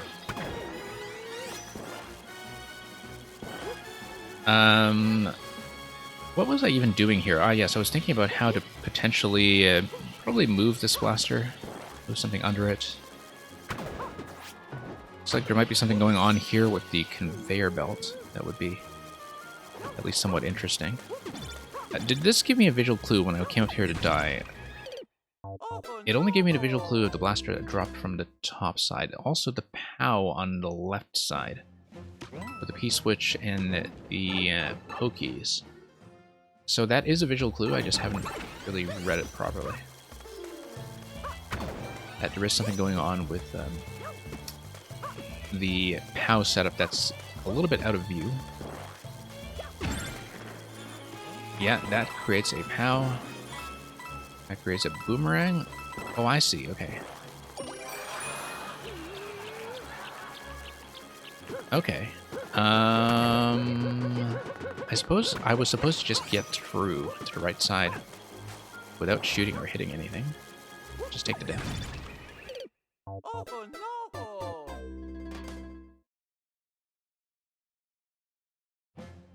Yeah, unfortunately, a menu. I know I'm past checkpoint 1, but as I said, I was just going to do a quick review of this since I am sort of past time already. Oh, no, I don't want to hit that. Hang on.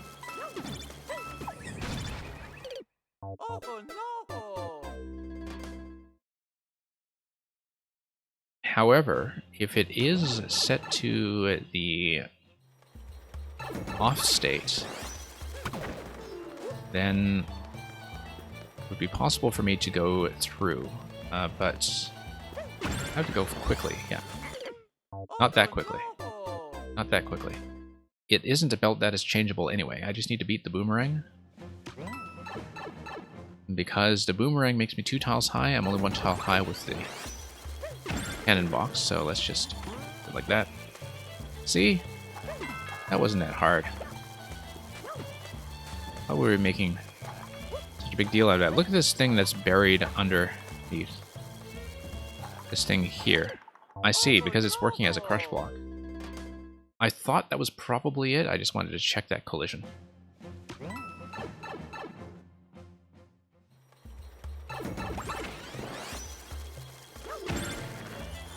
Okay.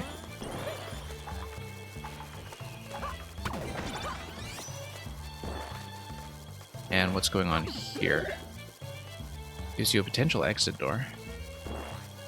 I'm sure something is going to happen to laugh at me. Yeah, that's going to be a death. Unless I had a cannon hat that was keeping with me after the damage boost, yeah. Oh no!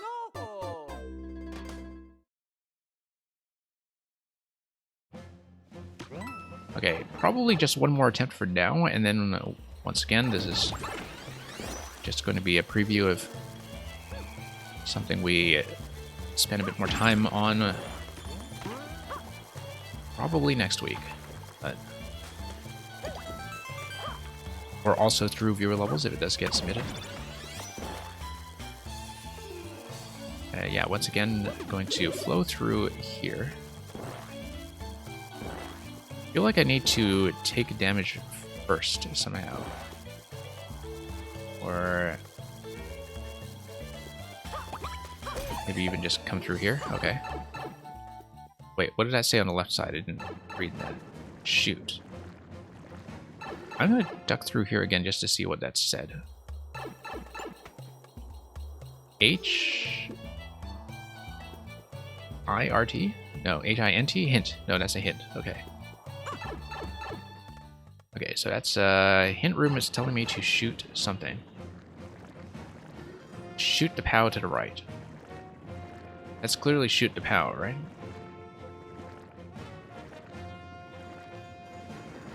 I mean, let's actually just kind of play around in a hint room.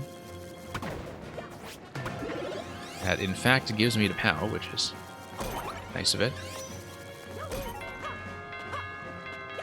Oh no!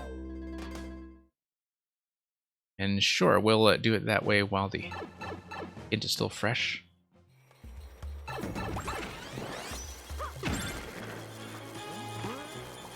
No, that was a mistake. Oh no!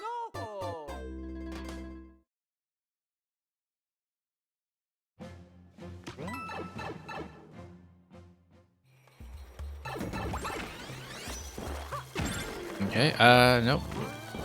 That was close.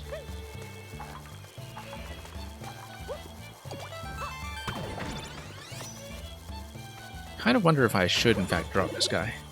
Oh, look at that. That's important. Because why would I need to hit this POW if I can just hit the other POW? Right? Oh, because it doesn't hit.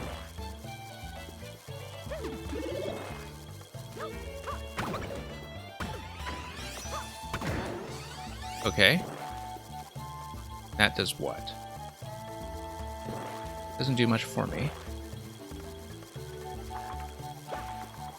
That pipe's not, or that blaster's not shooting anything, so not much going on there. So why would I be firing this shot? Huh.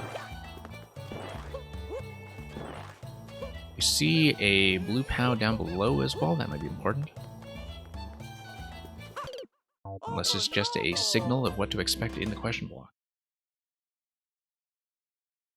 I think that's a question we'll save for next time.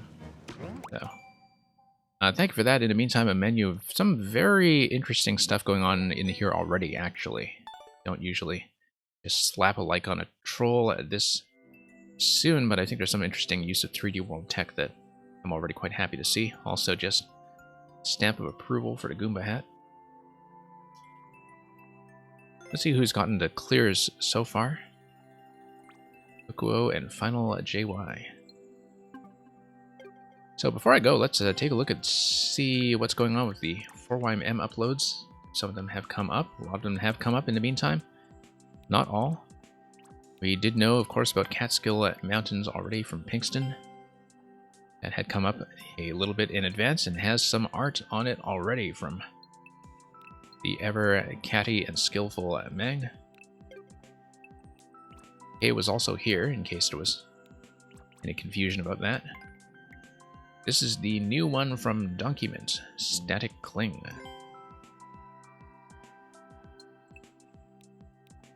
And we'll see what that's all about.